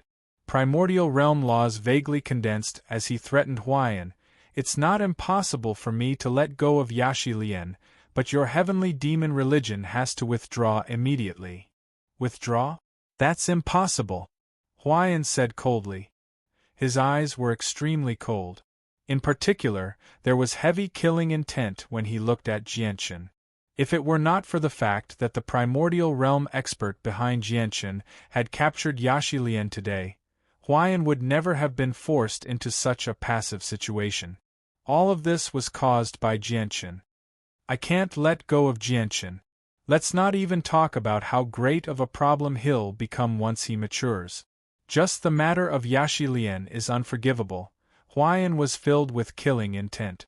At that moment, he was even tempted to ignore the divine king and directly charge over to kill Jianchen. However, Yaxilian was in the divine king's hands, so he did not dare to act recklessly. "Since your heavenly demon religion refuses to withdraw, I can only disregard my status and personally kill the commander of the 7th Army of the heavenly demon religion. That way, I can weaken your heavenly demon religion's strength." The divine king's voice became cold. He was filled with determined killing intent. He was a decisive person. Since they could not come to an agreement, he would not spare Yaxilian's life. "Stop!" Just when the divine king was about to kill Yaxilian, Huaiyan suddenly called out. The divine king was emotionless. The powerful power of primordial realm laws had already gathered around his finger on Yaxilian's head. "Huaiyan, have you made up your mind?" The Divine King glared at Huayan. Pingtian, I'll tell you the truth. You can't kill Yaxilian. If you really do, your divine kingdom of Pingtian will be destroyed. This is because Yaxilian is the direct disciple of one of the 8 elders, the Fox Saint Elder. At the same time, she's the only disciple of the Fox Saint Elder. You should be able to guess just how great her status in the Fox Saint Elder's heart is, Huayan said sternly. The Fox Saint Elder? The Divine King frowned. His understanding of the Empyrean demon cult was only limited to the branch on the cloud plane. However, the Fox Saint Elder had clearly exceeded the level of the branch on the cloud plane. I never thought she would actually be the direct disciple of the Fox Saint Elder. Pingtian, you really can't kill Yaxilian. Because once the Fox Saint Elder arrives, besides the Eternal Blood Sun dynasty, no one in our ancient dynasties in the southern region is a match for him. At this moment, an old voice suddenly rang out in the Divine King's head. The Divine King knew who the owner of the voice was. He was a primordial realm ancestor of the imperial family of the Heavenly Moon Empire. He watched over the imperial family and used the powerful senses of a primordial realm expert to communicate with him from extremely far away. The Divine King thought quickly. He said to Huayan, "So what if she's the direct disciple of the Fox Saint Elder? Casualties are unavoidable in a battle. If the Fox Saint Elder really is bold enough to come, do you think the Blood Sun Empire will just turn a blind eye to it? It's impossible for me to yield to her for no reason." Huayan's face became uneasy. Only after a very long moment of silence did he say, "Pingtian, it's impossible for us to retreat. However, I can give you 7 days to recover as a condition for Yaxilian." Huayan was helpless after being forced into such a situation. Yaxilian's identity was just too special. If anything happened to her here, he would not be able to bear the consequences. 7 days is too short. A month, the Divine King said coldly. 10 days. Huayan said coldly. In the end, the two sides agreed to a ceasefire of half a month. Although half a month was very short, it was a great buffer for the Divine Kingdom of Pingtian. It allowed them to make more preparations. Whether it was the battle between the overgods or the battle between the Divine Kings, they all stopped at that moment. The overgods and Divine Kings on both sides all returned to their respective camp. However, their numbers had decreased drastically compared to before the battle had begun. Over a third of the overgods had died, and several Divine Kings had died as well. However, when they saw Jianchen standing beside the Divine King, many of them were filled with deep surprise. "Brother, this is fantastic. I knew you'd be fine." Siyu rushed over to Jianchen as soon as possible. Undisguised joy and joy filled her face. At this moment, Siyu was covered in blood. Many wounds had appeared on her body, making her look vicious and terrifying. Behind her, Houston, Ruijin, Honglian, Blackfish, and so on all let out a sigh of relief when they saw Jianchen return safely. They all smiled from the bottom of their hearts. They were all injured to varying degrees. In particular, Blackfish was the most heavily injured. Let's go back first." Jianchen did not exchange too many pleasantries. He vanished from the fortress with them as soon as possible. There was a camp within the fortress. Many divine halls stood at the center of the camp. Every single divine hall represented a large organization. The Divine King of the Divine Kingdom of Pingtian had set up a divine hall there as a place for everyone to rest. Jianchen directly entered the divine hall that belonged to the Divine Kingdom of Pingtian with Sacred Feather and the others. He directly arrived in a secret room and took out the best pills he had purchased from the imperial capital of the Xiandao Empire. "These pills are all of extraordinary quality. Consume them quickly and heal your wounds," Jianchen said to everyone. Sacred Feather and the others did not stand on ceremony. They directly picked up the saint healing pills and swallowed them. They began to recover from their injuries and the overused origin energy. "Brother, Sister Mu has been taken away," said Sacred Feather. As soon as he mentioned this, he became rather gloomy. What? Someone took Mu-Er away? Jianchen was stunned. A shocking light shone in his eyes as a powerful presence radiated from him. What's going on? Who took Mu-Er away? It's a sect called the Taoist Sect of Divine Sound. They explained everything in a few simple sentences. The Skyfire Plane, the Taoist Sect of Divine Sound. Jianchen instead calmed down after learning about what had happened. He murmured softly before raising his head to look at the ceiling of the secret room. His gaze seemed to be able to see through all obstructions and into outer space. He saw the Skyfire Plane that was extremely distant from the Cloud Plane, where he had never even heard of it before. Mu-Er, I will come and find you. That day won't be too far away. Jianchen secretly made up his mind. Chapter 1958. Afterwards, Jianchen took out a few high-quality saint artifacts and the 3 supreme-quality saint artifacts for everyone to choose from. He had also purchased these saint artifacts from the imperial capital of the Xiandao dynasty. They could be used for both attack and defense. Amigami can be used for both attack and defense. Having Amigami is enough for me, said Houston. He only chose some healing pills. None of these things are suitable for me, said Siyu. In the end, only Ruijin, Honglian, and Blackfish chose a few high-quality saint artifacts to replace their original saint artifacts. With the increase in their strength, the sacred weapons that they originally had, apart from the bead that could block attacks from the primordial spirit, were almost useless. Jianchen, it's rumored that you were captured by the commander of the 7th Army, Yaxilian, but she's become your prisoner now. What's going on? Houston asked as he healed.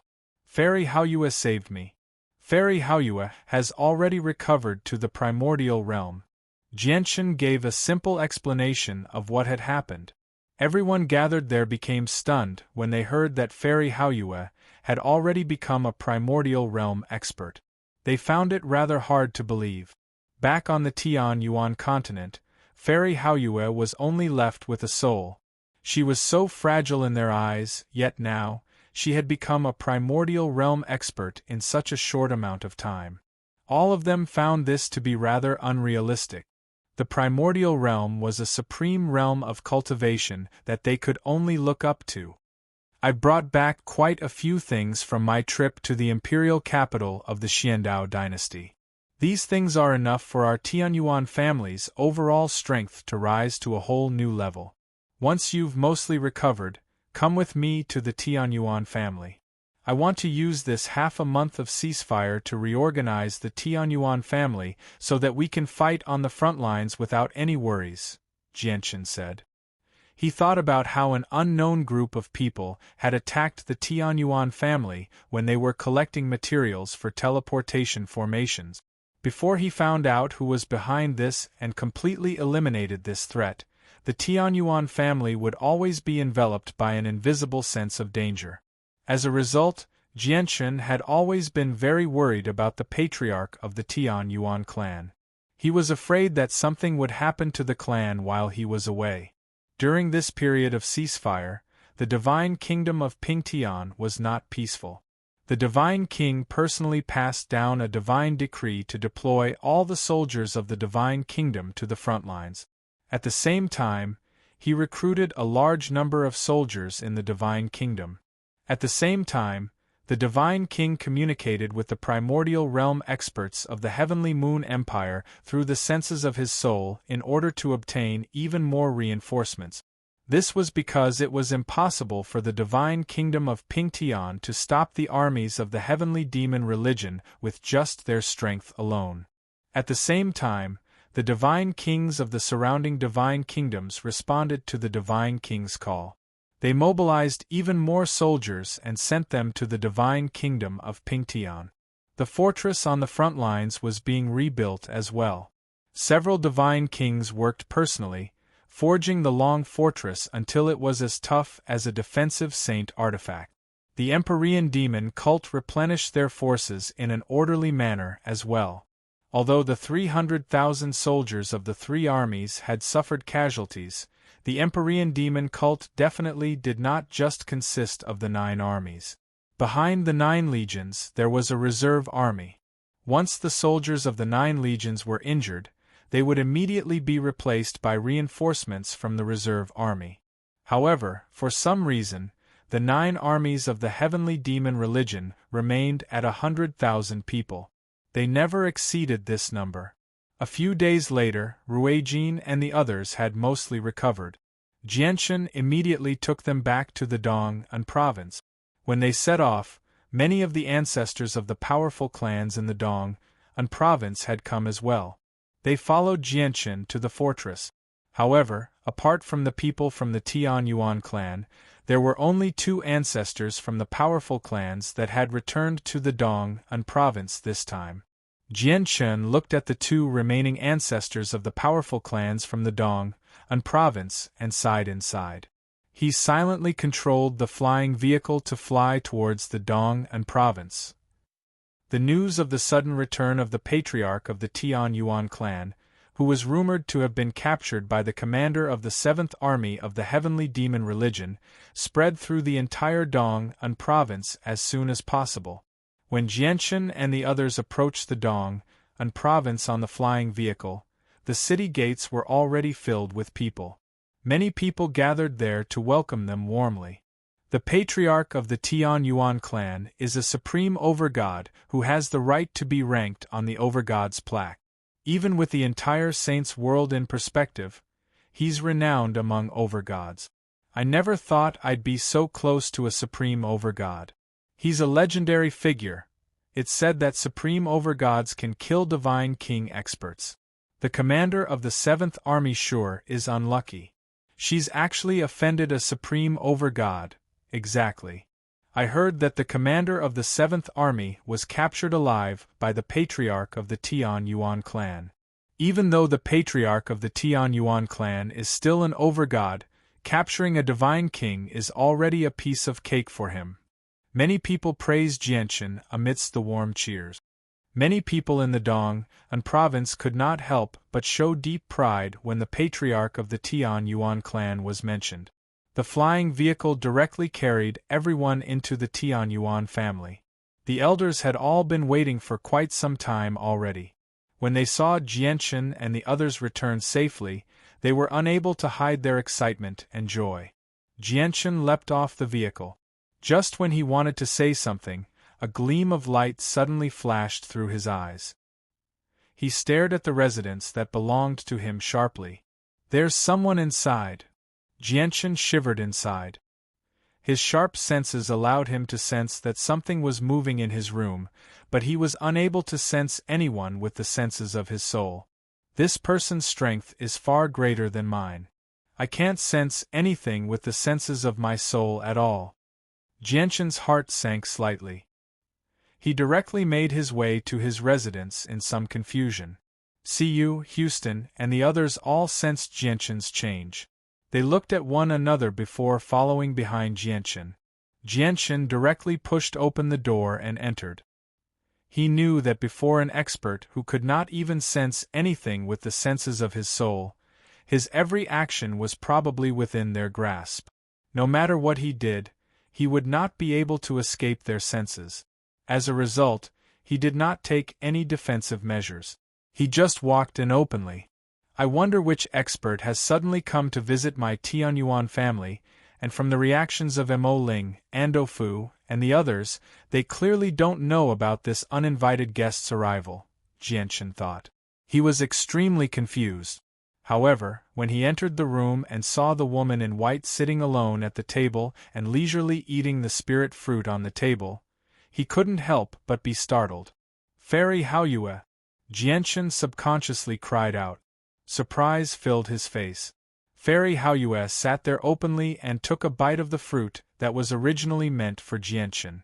She looked at Jianshan with a faint smile and said, "You're so cautious even in your own home.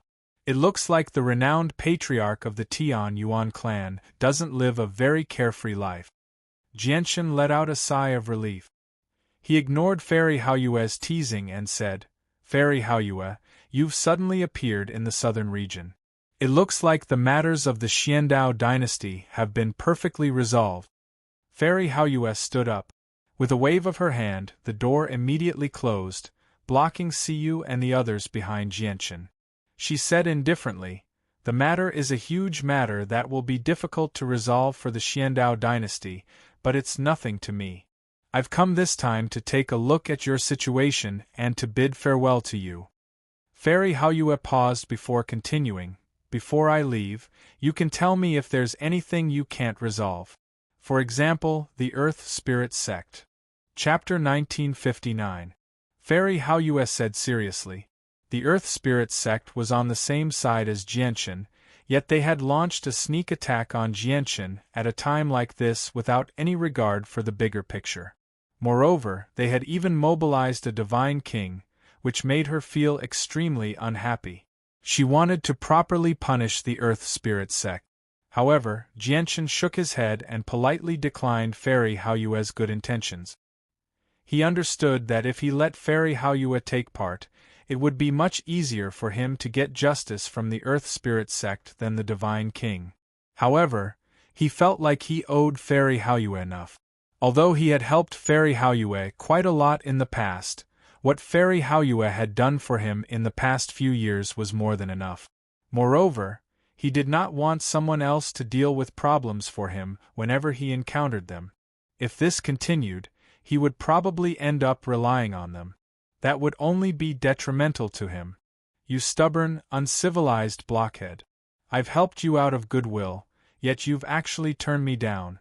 Just think about how great of a price the Xiandao dynasty paid just to get me to take action. Do you think the Earth Spirit Sect will take you seriously with your mere cultivation as an overgod?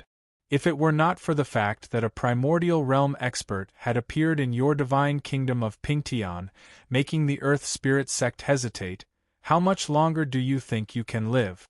With your talent and your grievances with the Earth Spirit Sect run deep, the Earth Spirit Sect will never let you grow. Do you still think the Divine King can help you? I've already asked around before I came. The ancestor of the Earth Spirit Sect has already reached the primordial realm several 100,000 years ago. He's not someone the Divine King who has just reached the primordial realm can contend against." Fairy Haoyue glared at Jianchen and said a lot of things in a single breath. She seemed rather exasperated, as if she expected better from him. "Thank you for your concern, Fairy Haoyue. Jianchen appreciates it." Jianchen clasped his fist at Fairy Haoyue. "How infuriating. Whatever, if you want to deal with it yourself, then deal with it yourself. What does your life have to do with me?" Fairy Haoyue said in annoyance. Her chest heaved slightly. She was quite furious. Fairy Haoyue, please rest here for a while. I've just returned to the clan, so I have some matters to deal with, so farewell." Jianchen smiled awkwardly and left the room, leaving Fairy Haoyue sulking by herself. Afterwards, Jianchen gathered all the elders of the Tianyuan family and distributed the various items he had purchased in the imperial capital of the Xiandao dynasty. At the same time, he established an armory in the forbidden grounds of the back courtyard. He stored all the remaining pills, cultivation methods, battle skills, and saint artifacts in there. Once someone in the clan reached a certain level of strength and made contributions to the clan, they could enter the armory to choose items. As for the 3 supreme quality saint artifacts, the minimum requirement to use them was over God. As no one had any use for them, Jianchen placed one of them in the armory as well. However, to Jianchen's pity, none of the 3 supreme quality saint artifacts were suitable for him.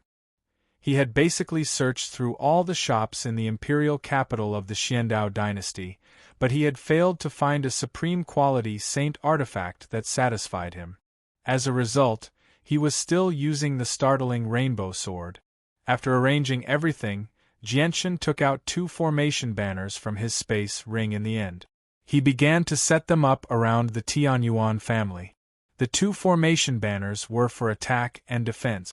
Jianchen had spent quite a lot of divine crystals to purchase the 2 divine king-level formations from the imperial capital of the Xiandao dynasty.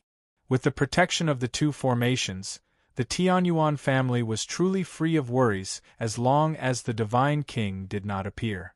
They did not have to fear any external enemies below the Divine King. A day later, the entire Tianyuan family was enveloped by the Divine King-level formations. They pulsed with powerful energy. Jianchen stood in the clan and looked at the two Divine King-level formations that had already been activated. He finally smiled victoriously. Only now could he truly be at ease with the Tianyuan family. I can truly be at ease now that the clan is protected by these two formations. Shen Jian appeared before Jianchen and also looked at the Divine King-level formations as he murmured to himself softly. Afterwards, Shen Jian looked at Jianchen and said sternly, "Jianchen, I won't be staying here for much longer. I'll be leaving soon as well." "You're leaving?" Jianchen stared at Shen Jian in surprise. Shen Jian nodded. "When I broke through to Overgod, I could vaguely sense a call from the depths of outer space. As my strength increased, the call became more and more powerful. It was only because you needed my help at that time that I stayed behind. Now that the Tianyuan family is protected by the two Divine King-level formations, there's no point in me staying any longer. It's time for me to leave." Jianchen fell silent. Ever since he had arrived in the Saint's world, he had always been with Shen Jian. He had grown from a weak deity to an over-god who reigned over an entire region. Now that Shen Jian suddenly wanted to leave, he felt rather reluctant to part with him. Their experiences in the past few years had already established a deep friendship between the two of them. They were like brothers who had gone through life and death together. Once they left, they would definitely have to travel far away. Who knew when they would meet again? As a matter of fact, they did not even know if they would meet again in the dangerous Saint's world. "When do you plan on leaving?" Jianchen asked. His heart became rather heavy. "Once the battle here is over, I will prepare to leave." Shen Jian looked at the sky with a deep gaze as he spoke in a flat tone. In the blink of an eye, more than half of the half-month ceasefire had passed. The next morning, Fairy Haoyue called Jianchen over. As soon as she saw Jianchen, Fairy Haoyue directly said, "I plan on going to the branch of the heavenly demon religion on the cloud plain. Are you coming?" Jianchen was surprised when he heard that. He said, "That's the headquarters of the heavenly demon religion on the cloud plain. It's obviously a dangerous place. Why are you going there?" "It's just a branch. Even if it's a dangerous place, that's only for regular infinite primes." Fairy Haoyu continued, "The Empyrean demon cult has split into 3 armies, waging war against 3 regions at the same time. Their actions are definitely not as simple as a simple invasion of territory. I think there must be some unspeakable secret behind this war, so I plan on going and taking a look. I want to see what they're trying to do." "You'll offend the heavenly demon religion if you do that," Jianchen said with some worry. Even Tian Shuang did not want Fairy Haoyue to be involved with the heavenly demon religion, so he naturally did not want Fairy Haoyue to offend the heavenly demon religion either. The heavenly demon religion was an extremely powerful organization. Even the peak organizations that stood at the apex of the cloud plane feared them. The slightest mistake could even lead to trouble for the Moon God Hall. Fairy Haoyue rolled her eyes at Jianchen and said, "Since when have you become so fearful? The heavenly demon religion is indeed very powerful, but I'm not afraid. Moreover, I'm just going to take a look and understand what they're planning.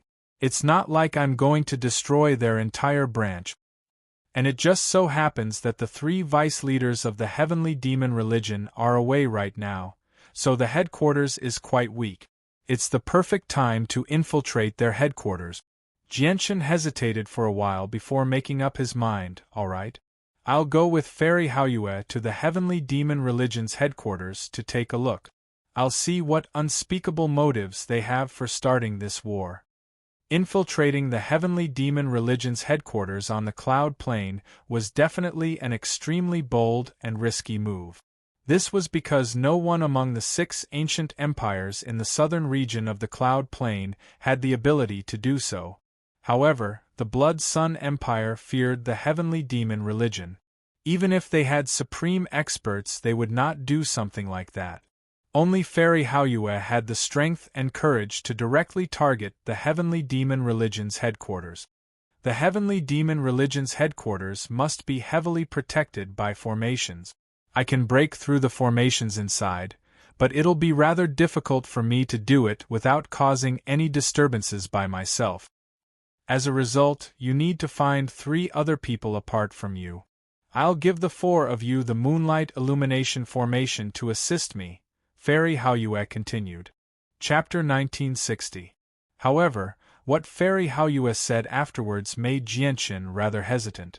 He said rather unconfidently, "But the strongest person I can find right now is only an overgod. The formation in the heavenly demon religion's headquarters is obviously extremely powerful. Will we be able to break through it with our strength?" "I don't want you to break through the formation. I just want the 4 of you to form the Moonlight Illumination formation to conceal the disturbance," said Fairy Haoyue. Jianxin considered it seriously and said, "All right, I'll go inform them right now." Afterwards, Jianxin left and called Xin Jian, Siyu, and Houston over. He told them the details sternly. "What? Fairy Haoyue wants to infiltrate the heavenly demon religion's headquarters?" Xin Jian, Siyu, and Houston were all shocked. Their faces all became extremely stern. "That's right. Fairy Haoyue should be able to do that. However, if she wants to break through the formation without alerting anyone, she'll need our help. Are you going or not?" Jianxin said seriously. Xin Jian, Houston, and Siyu said nothing. They had all been stunned by Fairy Haoyue's actions. In their eyes, she was just too bold. After a moment of silence, Xin Jian said, "Based on the current situation, our war against the heavenly demon religion definitely won't end in a short amount of time. If the war drags on, it'll be extremely disadvantageous for all of us. As a matter of fact, there's even a chance that we'll die if we continue to fight for a long time. If we can use Fairy Haoyue's strength to infiltrate the heavenly demon religion's headquarters and tamper with it, we might be able to end the war prematurely." "Jianxin, when do we set off?" Houston asked as well. Clearly, he had made up his mind.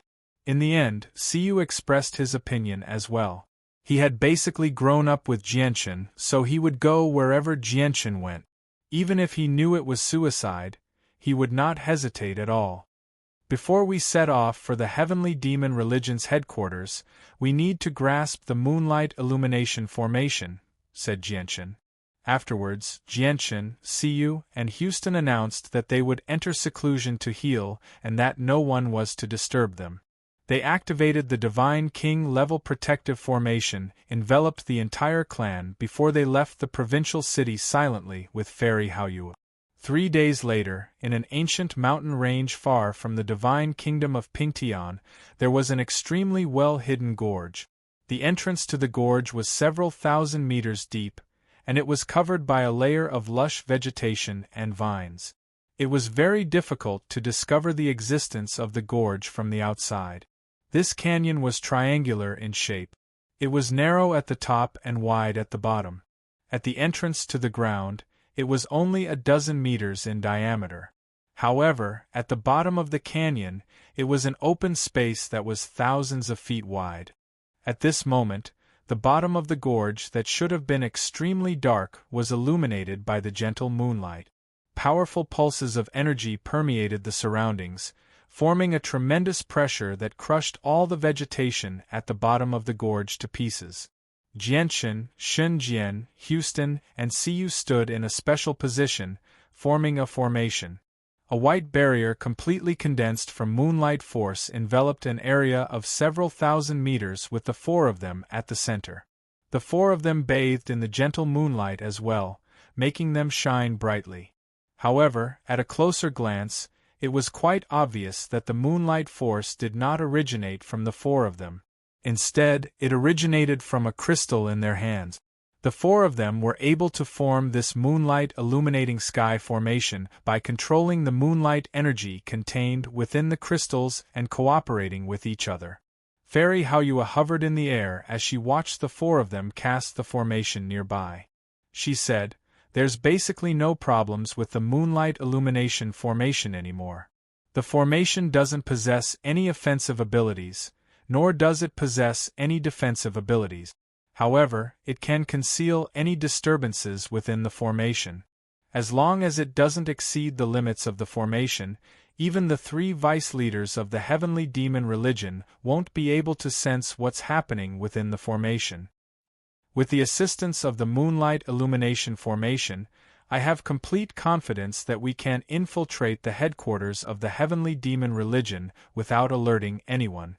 Let's go. It's time for us to set off." Afterwards, the five of them left the hidden gorge and directly made their way to the headquarters of the heavenly demon religion on the cloud plain.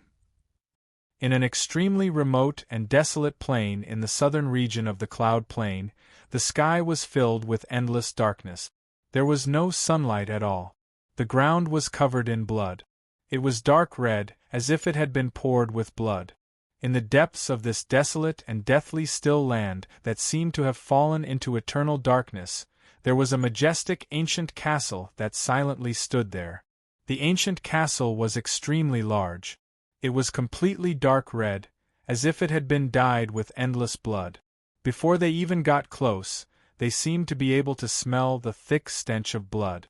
There was also the smell of death that permeated between the heavens and the earth. In particular, gusts of chilling wind that seemed to let out ghostly wails and howls made the ancient castle that stood in the darkness appear even more eerie, causing people to tremble in fear. Originally, there was no chilling wind around the ancient castle. It was terrifyingly silent. However, with the recent battles at the front lines, chilling wind began to blow around the ancient castle. If one's perception was extremely strong, they would even be able to sense that the chilling wind was constantly revolving around the top floor of the ancient castle. There, it formed an invisible vortex that was invisible to the naked eye.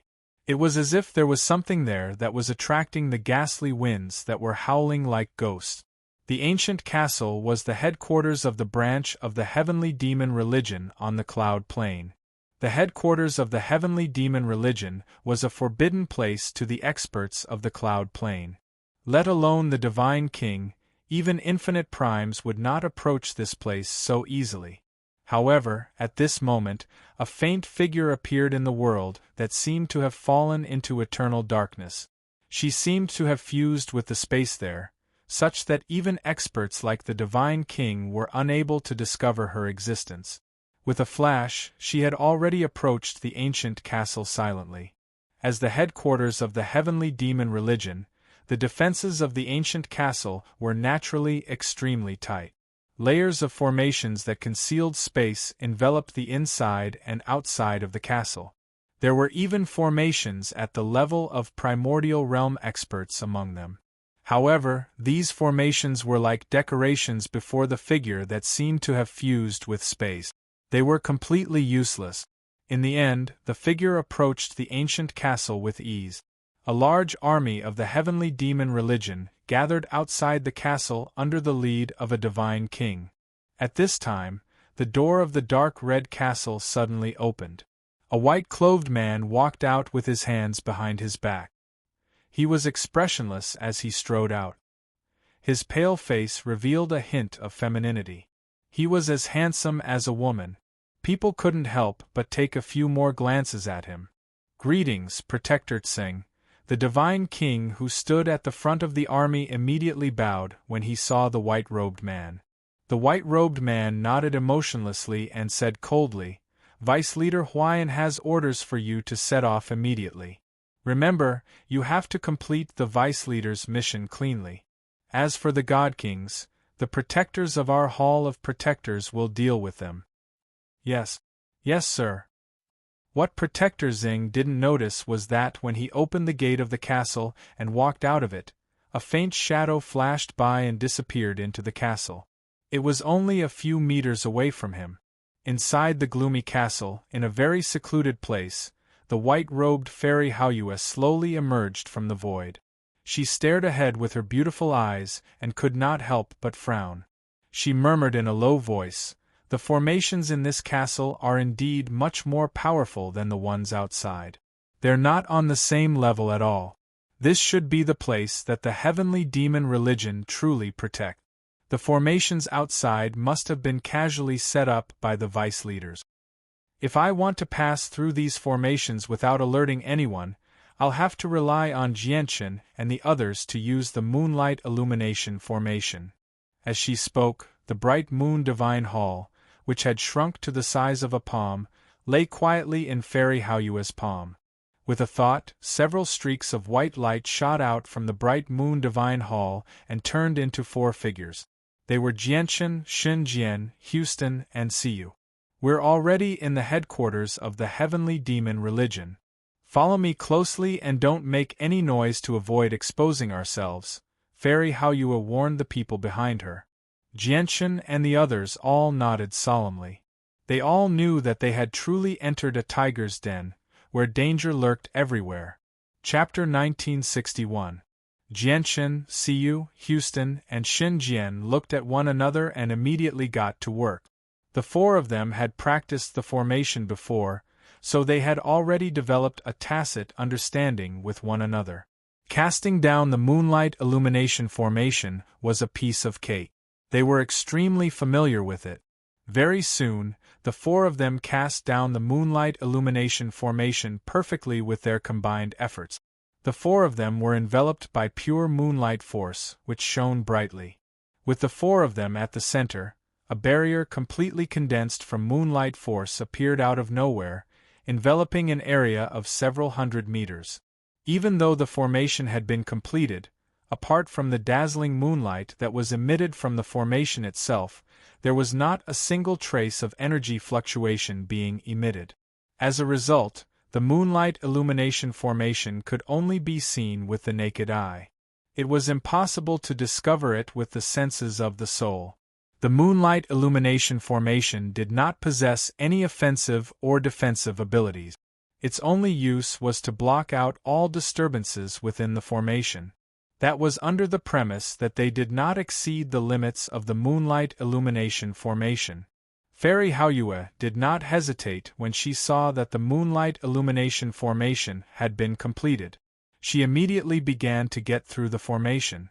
She was rather stern as the laws of the primordial realm descended on her. Every single action she made possessed devastating might. However, she purposefully suppressed the might of the primordial realm, so it did not erupt. She concealed it perfectly. Fairy Haoyue got through the formation extremely quickly. In just under a minute there was a hiss, and a hole gradually appeared in the formation that blocked the entrance to the next floor, revealing a dark tunnel. Chilling winds blew in the tunnel as demonic aura surged into the sky. An extremely pure and dense demonic aura leaked out from the tunnel as well. In order to not attract attention, I've only opened an entrance to the formation temporarily. It'll close up automatically very soon, so let's go in," Fairy Haoyue said to Jianchen and the others. With a wave of her hand, moonlight force flashed, and the demonic aura in the tunnel completely dispersed. With a flash, she entered the tunnel to the next floor. Jianchen, Siyu, Houston, and Xinjian immediately dispelled the formation and entered the tunnel in a flash. Soon after the 4 of them entered, the whole Fairy Haoyue had created in the formation completely closed up and returned to its original state. The headquarters of the heavenly demon religion only seemed like an extremely large castle from the outside. However, the interior was so large that it was basically a miniature world.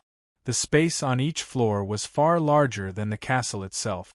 In particular, the various halls, rooms, and so on and so forth were all independent worlds.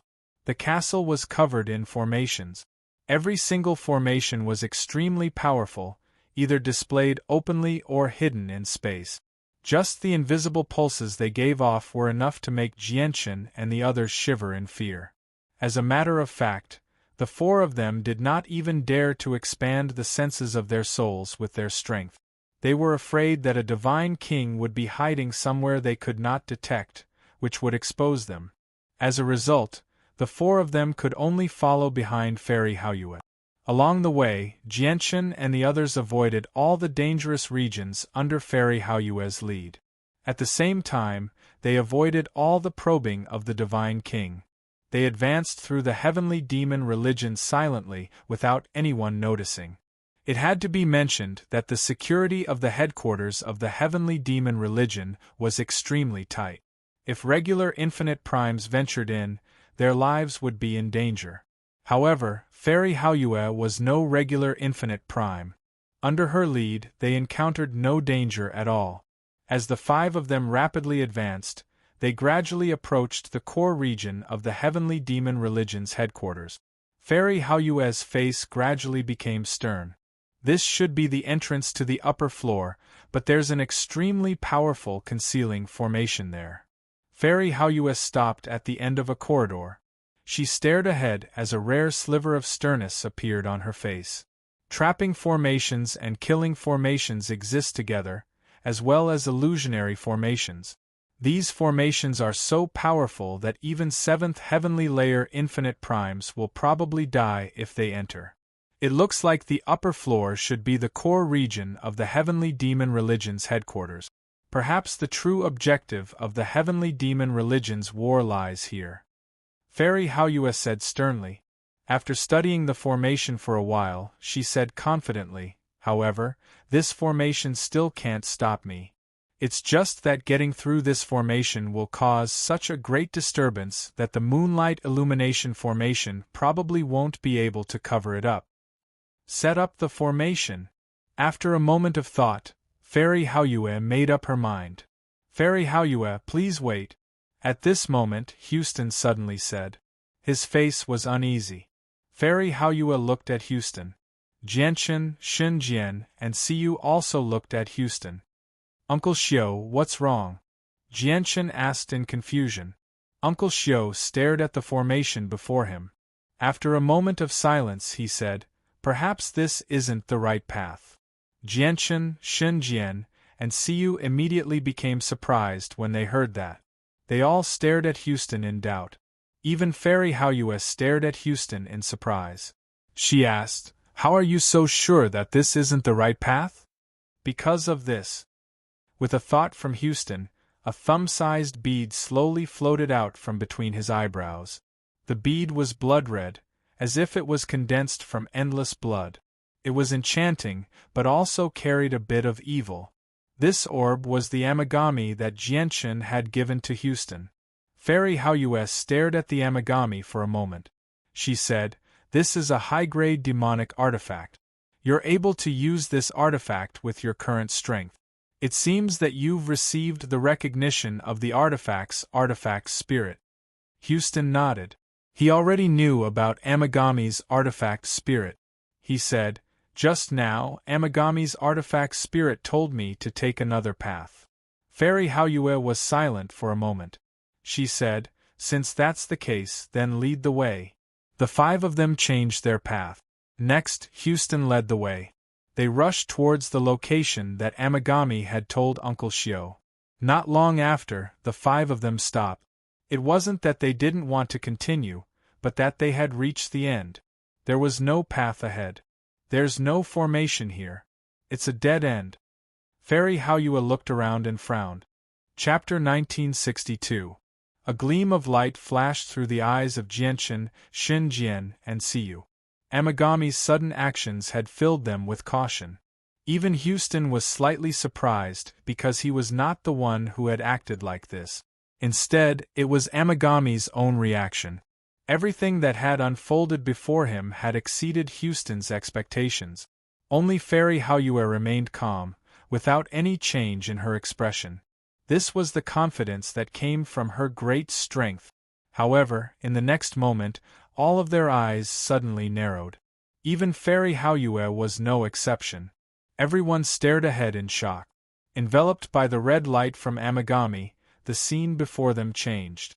The stone wall at the end of the corridor that had originally been a dead end had silently vanished, revealing a long, winding path. It was dark red inside, radiating with a chilling aura. What a profound formation! Even I failed to sense it. Fairy Haoyue frowned as she stared at the winding path up ahead as she murmured. The light in her eyes flickered, and she looked at the Empyrean demon orb. She sank into her thoughts and became surprised. This should be the correct path. Houston stared ahead. After studying the path for a while, he called everyone over. They walked forward under Amagami's red light. Along the way, none of them left Amagami's range, because they had discovered that only within Amagami's red light could they successfully pass through the illusionary formation that even Fairy Haoyue had failed to sense. Once they left Amagami's range, they would appear in the same dead end again. The stone wall in front of them seemed to be solid as well. They felt heavy when they touched it with their hands. When they passed through the illusionary formation through Amagami, it was like they had passed through space. They had left their original world and arrived in another world. However, at this moment, the Empyrean demon orb began to tremble violently. Its red light flickered as well. Swish! Suddenly, Amagami turned into a streak of red light and completely broke free from Houston's control. It continued to rush forward. Oh no, I can't control Amagami anymore. Houston's face changed. This was the headquarters of the Empyrean demon cult, so danger lurked everywhere. If they caused too great of a disturbance, they would be exposed. Chase it! Jianshan called out. They immediately pursued Amagami. Amagami was a god artifact after all. Moreover, it possessed the artifact's spirit. With the speed of a god artifact, it was impossible for Jianshan and the other overgods to catch up to it. In just a short while, the distance between them and Amagami grew larger and larger. If it were not for the vague connection between Houston and Amagami, they probably would not have been able to find any traces of Amagami at all. Don't resist. I'll take you with me. At this moment, Fairy Haoyue's voice rang out. With that, gentle moonlight force revolved around Jianshan and the others. Afterwards, their speed suddenly skyrocketed, and they pursued Amagami at an extremely terrifying speed. They moved so quickly that even Jianshan and the others were unable to see their surroundings clearly. Amagami turned into a red streak of light as it rapidly flew through the headquarters of the heavenly demon religion. However, it was only a god artifact after all. It was impossible for it to move through the headquarters as silently as Fairy Haoyue, avoiding everyone's eyes and ears. As a result, the pulses of energy and the presence of a god artifact that Amagami gave off as it flew were naturally discovered by many people. Who is it? Many people called out within the headquarters of the Empyrean demon cult. At the same time, powerful senses of the soul swept over from all directions, directly locking onto the Empyrean demon orb. That's a god artifact. Whose god artifact is that? Why haven't I seen it before? It doesn't belong to our heavenly demon religion. Oh no, there's an intruder! Instantly, the surroundings were filled with people. Divine King Realm experts either walked out of secret rooms or appeared from the void covered by formations. They came from all directions and chased after Amagami. There's an intruder in the headquarters. Quickly inform the vice leader. An old divine king hovered in the void. His ancient eyes shone brightly. He locked onto Amagami with his soul, and his ancient voice reverberated throughout the entire space. However, as the headquarters of the heavenly demon religion, this ancient castle had layers upon layers of formations and many spaces within. The place that Jianshan and the others had entered with Amagami's help was clearly another space that had been opened up within the castle. Hence, the old god's voice was only transmitted within this space, and did not reach all the spaces within the castle. However, even with that being the case, the old God King's words were enough to inform all the God Kings on the floor. However, at this moment, the white-clothed Fairy Haoyue silently appeared behind the old Divine King. She gently pressed her slender, white hand against the old divine king's head. Then, she pressed down gently. With a bang, the old divine king's head exploded. He was directly destroyed in both body and soul. A mighty divine king realm expert had died just like that without being able to put up any resistance. He did not even know who had killed him before he died. Fairy Haoyue hovered in the air. Moonlight force revolved around her. She coldly stared at her surroundings. Then, she formed a seal with her hands in front of her. A palm-sized full moon appeared in her hand.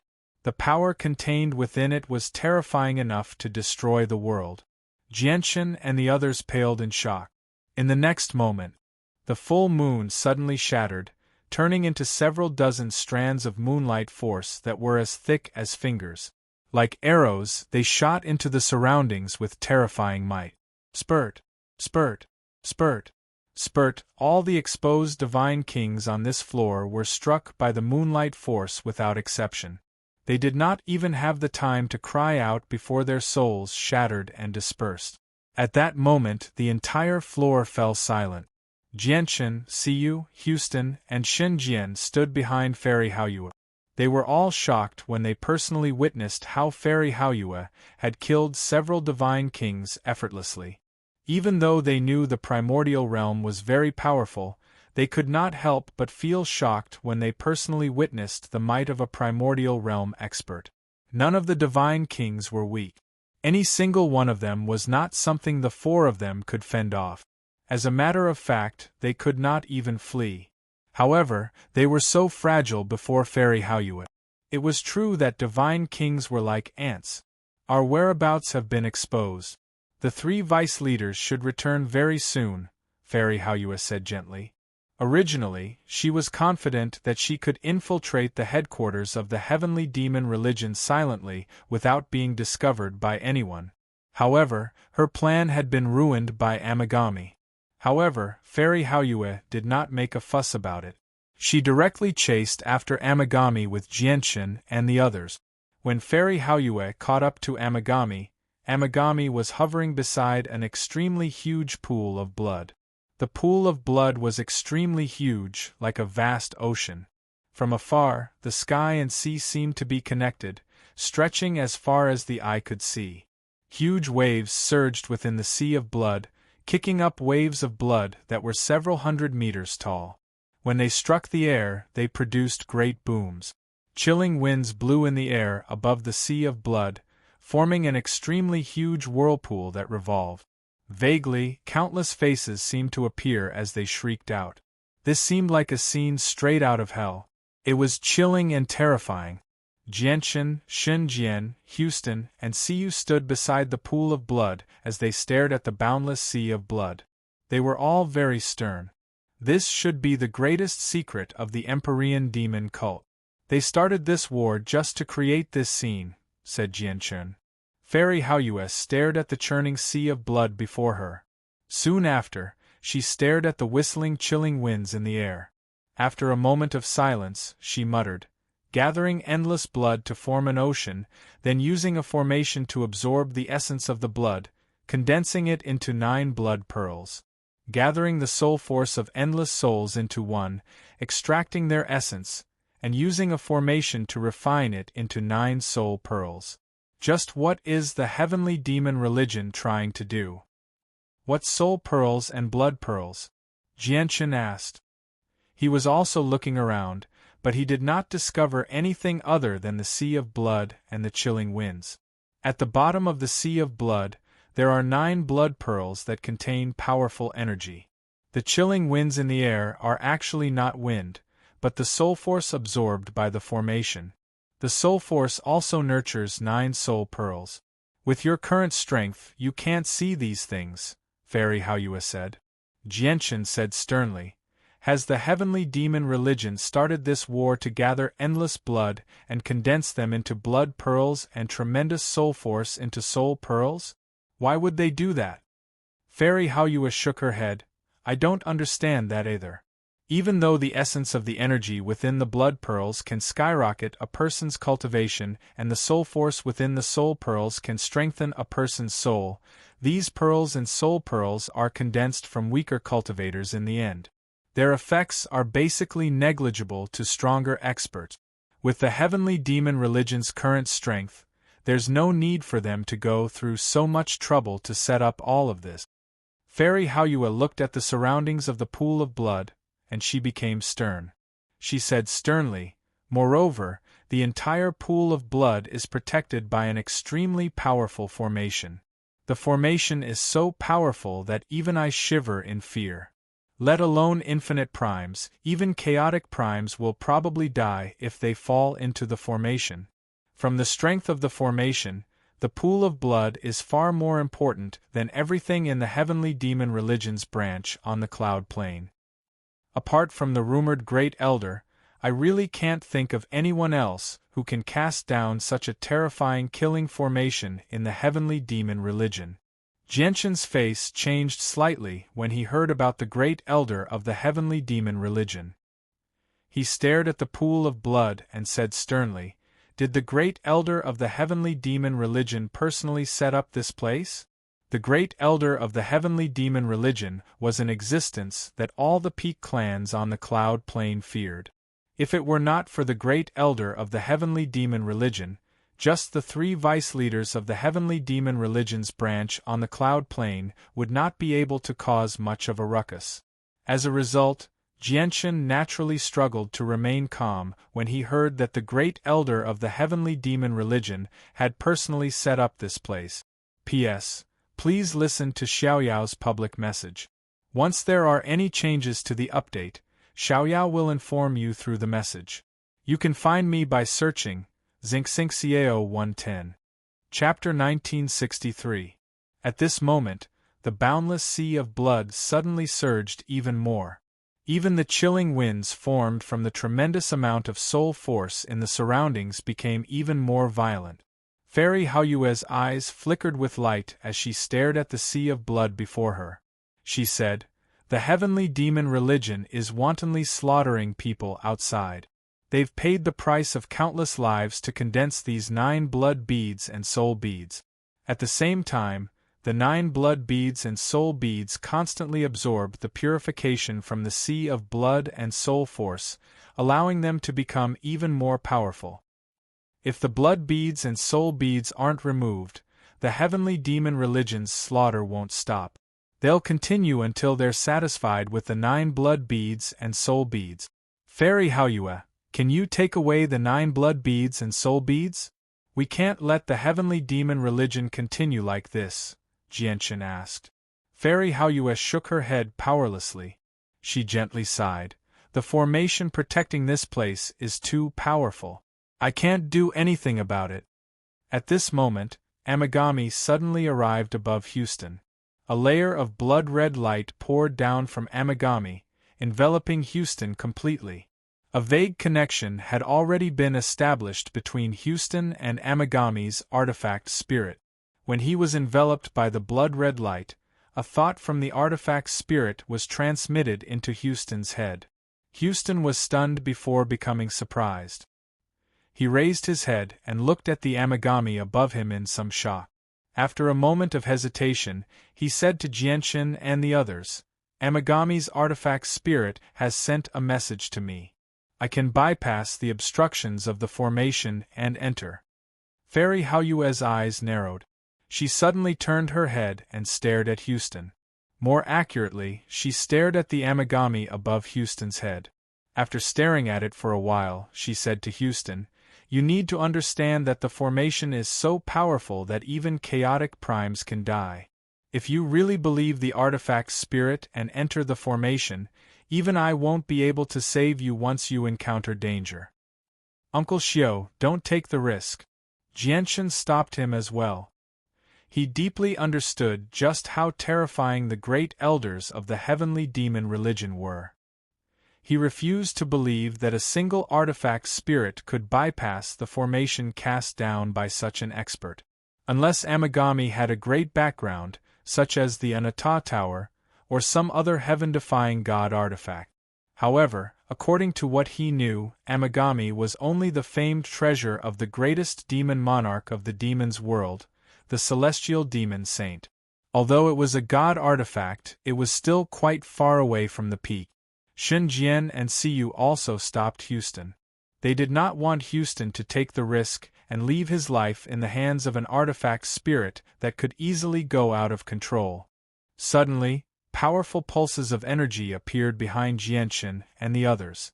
All the space within the headquarters of the heavenly demon religion gently trembled at that moment as a tremendous pressure permeated the surroundings.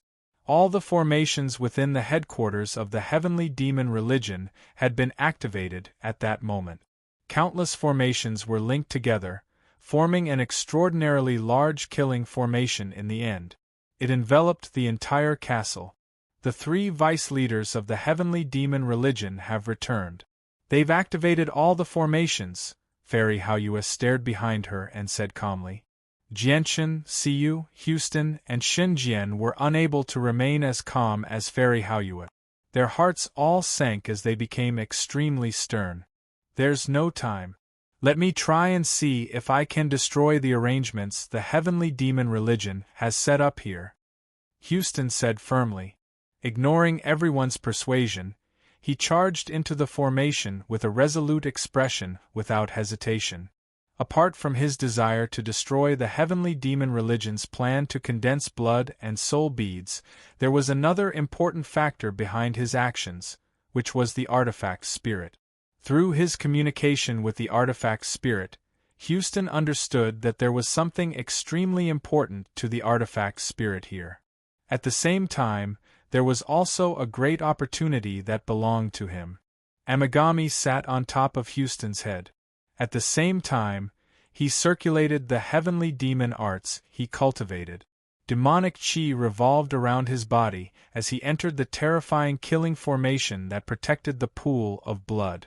As soon as he entered the killing formation, a terrifying killing intent permeated the surroundings. Just this killing intent alone was enough to almost tear Houston to pieces. If it were not for his heavenly demon arts and Amagami, he probably would not have been able to withstand the killing intent from the formation. Jianshan, Xinjian, and Siyu stood outside the formation. They all stared at Houston nervously. However, they could not help but let out a sigh of relief when they saw Houston enter the killing formation and advance through it with great difficulty without being attacked by the formation.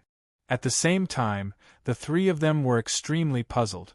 Why was such a powerful killing formation ineffective against Houston? Fairy Haoyue stared at the Amagami above Houston's head. She was surprised. She understood the terror of the killing formation better than anyone else. It was a supreme formation that could kill chaotic primes, yet Houston, who was just an overgod, was actually able to move through it freely with a god artifact. She was extremely shocked by this. Amagami, the heavenly demon religion. Amagami, the heavenly demon religion. Fairy Haoyue murmured as the light in her eyes flickered. Houston advanced through the killing formation with great difficulty. He was like a leaf in the wind, about to fall. Even though the killing formation was not activated, the invisible, terrifying killing intent was still difficult for him to endure. Every single step seemed to require all of his strength. As a result, he advanced extremely slowly. At this moment, 3 figures hidden within the demonic aura gathered together in the headquarters of the heavenly demon religion. The 3 of us have searched the entire headquarters, but we've failed to find the intruder. Moreover, we activated the formation as soon as possible, so even if the intruder wants to escape, it's impossible for him to do so without anyone noticing. Where is the intruder hiding? One of them growled. If Jianshan had heard the voice, he would have immediately recognized it as the voice of one of the 3 vice leaders. Huayan, don't tell me the intruder has gone to the forbidden grounds, said Yi Huanyue. Her voice was rather weak, and as soon as she finished speaking, she coughed violently. Clearly, she was injured. The forbidden grounds? Impossible! Vice sect leader Huayan and the other vice sect leader cried out as soon as Yi Huayue finished speaking. The monstrous demonic aura around them began to pulse violently. If one could see their faces, It would not be difficult to discover that they had paled when they heard that the intruder had entered the forbidden grounds. Afterwards, the three of them shot toward the forbidden grounds as quickly as they could with a single movement. Even though they did not believe that the intruder could find the hidden forbidden grounds, even though they knew that the Great Elder had personally cast down a supreme formation in the forbidden grounds, they still did not dare to let their guard down. It is better to believe it than not to believe it. This was because they knew just how important the forbidden grounds were. If anything happened to the forbidden grounds, the Great Elder would never forgive them. Jianchen, Xinjian, and Siyu all let out a sigh of relief as they stood beside the pool of blood. Houston had successfully passed through the killing formation and arrived above the pool of blood safely. Afterwards, under Amigami's protection, he directly dove into the pool of blood below, vanishing from the sights of Jianchen and the others. However, Fairy Haoyue raised an eyebrow. She looked back and said, "The three vice leaders are hurrying over. Stay here and don't go out. I'll stop the three of them. Remember, if you don't want to get into trouble, don't reveal your identities to anyone." With that, Fairy Haoyue vanished from where she had been standing. At the same time, a strand of primordial realm laws permeated the surroundings of the pool of blood, completely purging the presences of Jianchen and the others. Chapter 1964.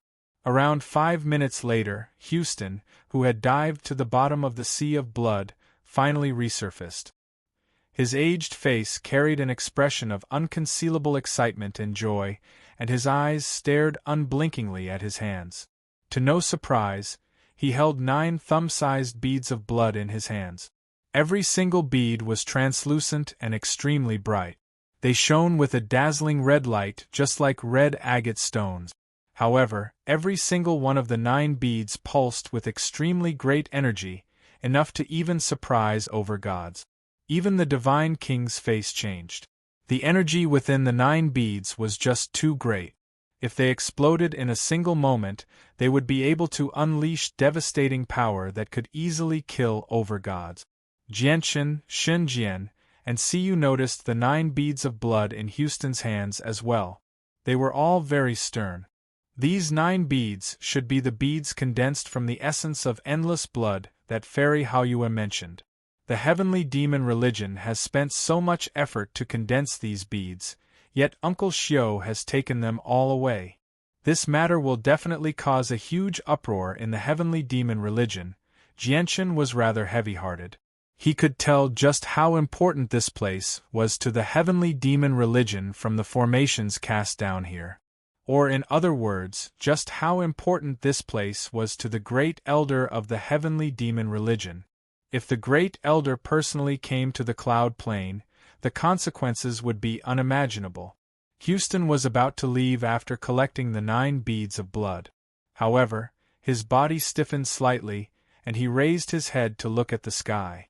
He stared at the huge swirl of wind in the sky.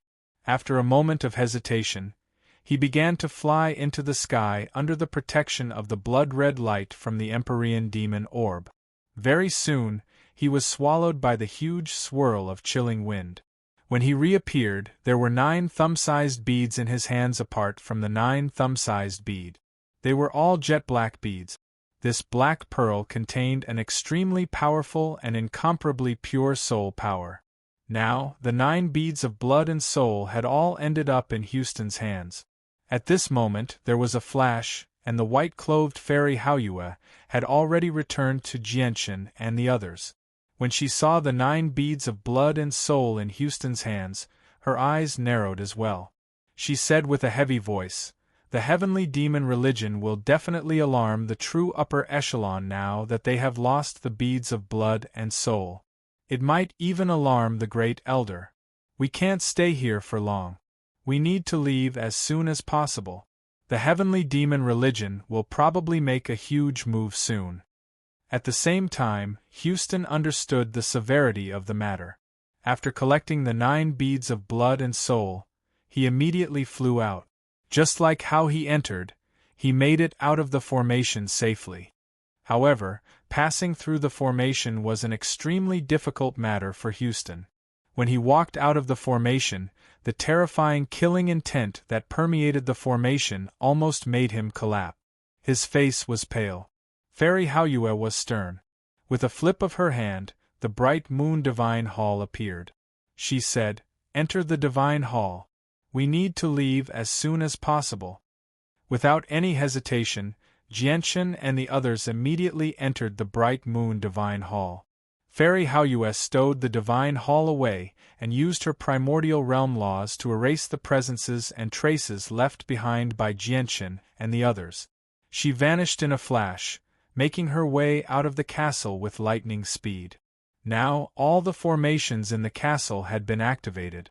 Countless formations were connected, linking up with one another. As a result, the defenses of the castle were truly impregnable.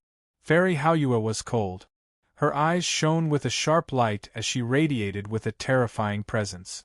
Under the layer of moonlight, she directly collided with the formations with the power of primordial realm laws. Boom!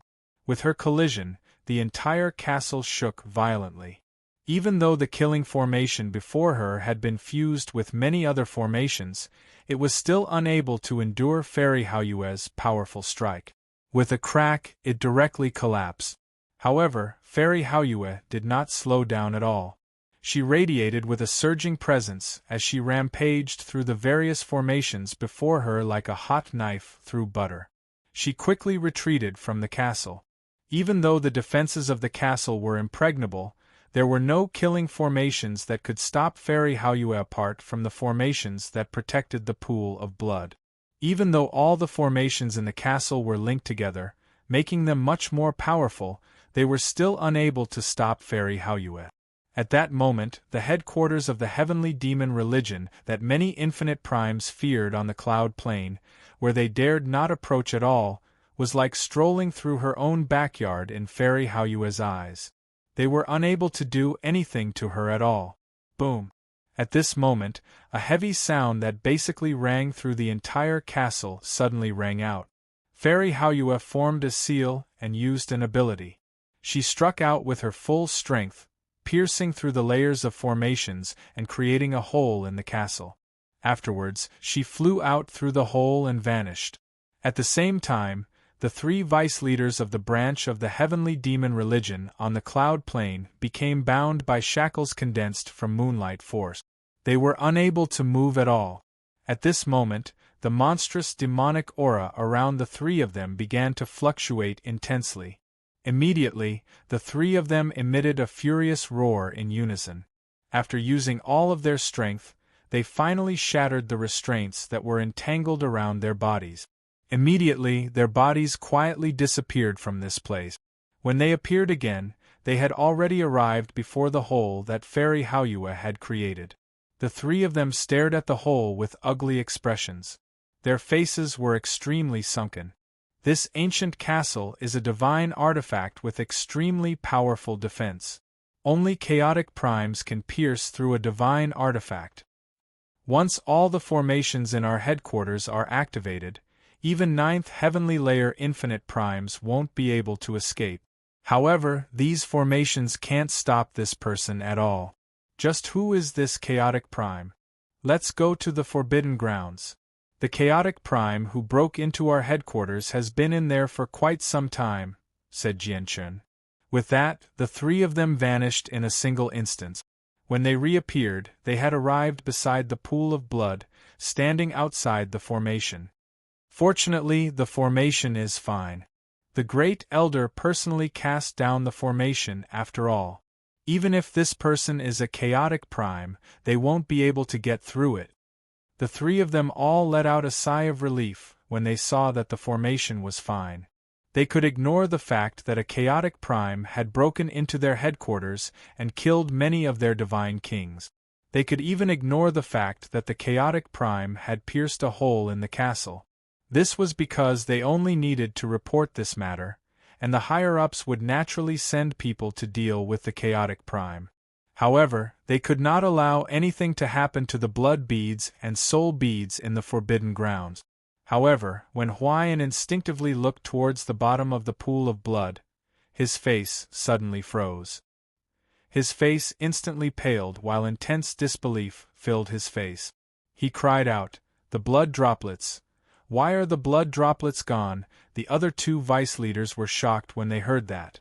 They both looked at the pool of blood.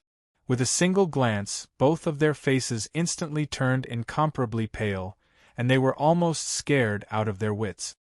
"Oh no, the soul beads, the soul beads, the soul beads have disappeared as well," Ihuayue's trembling voice rang out.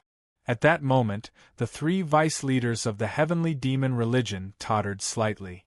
They almost lost their footing as they became filled with fear. "What do we do?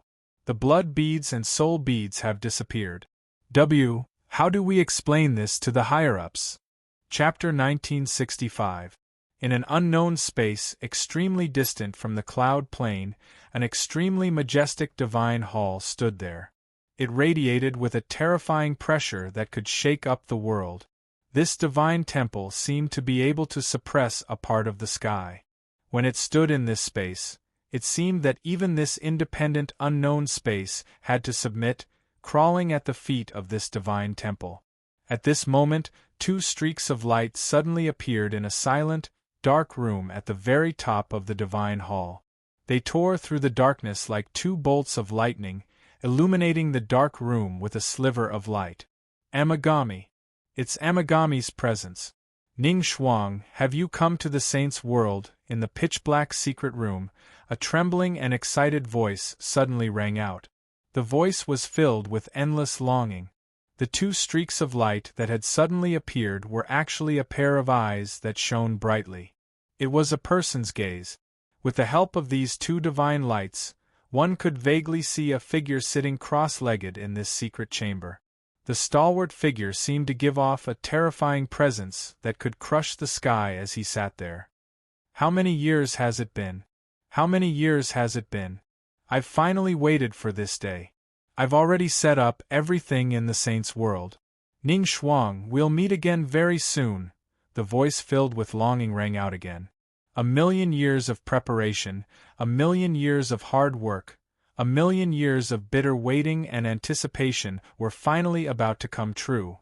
Even though the owner of the voice had already cultivated a heart that would not waver even if the universe was destroyed, he could not help but tremble at that moment. He had been looking forward to this day for far, far too long. "Master, this old servant has something important to report." At this moment, an old voice suddenly rang out from outside the room. It was filled with respect. Outside the secret chamber, an old man in a black robe appeared silently. The old man's eyes were deep, and there seemed to be a vast and endless universe hidden in them. Even through his eyes, one could see the endless rules of the world interweaving. It was as if the great path was rumbling, and there seemed to be a vast and huge universe evolving. Moreover, traces of aura leaked out from this old man from time to time, enough to shake the heavens and the earth. The strength of this old man was extremely strong. However, at this moment, he bowed and stood respectfully outside the door of the secret room. His face was filled with respect. "Is it about the Yun State branch?" The voice in the secret chamber came out. "Exactly.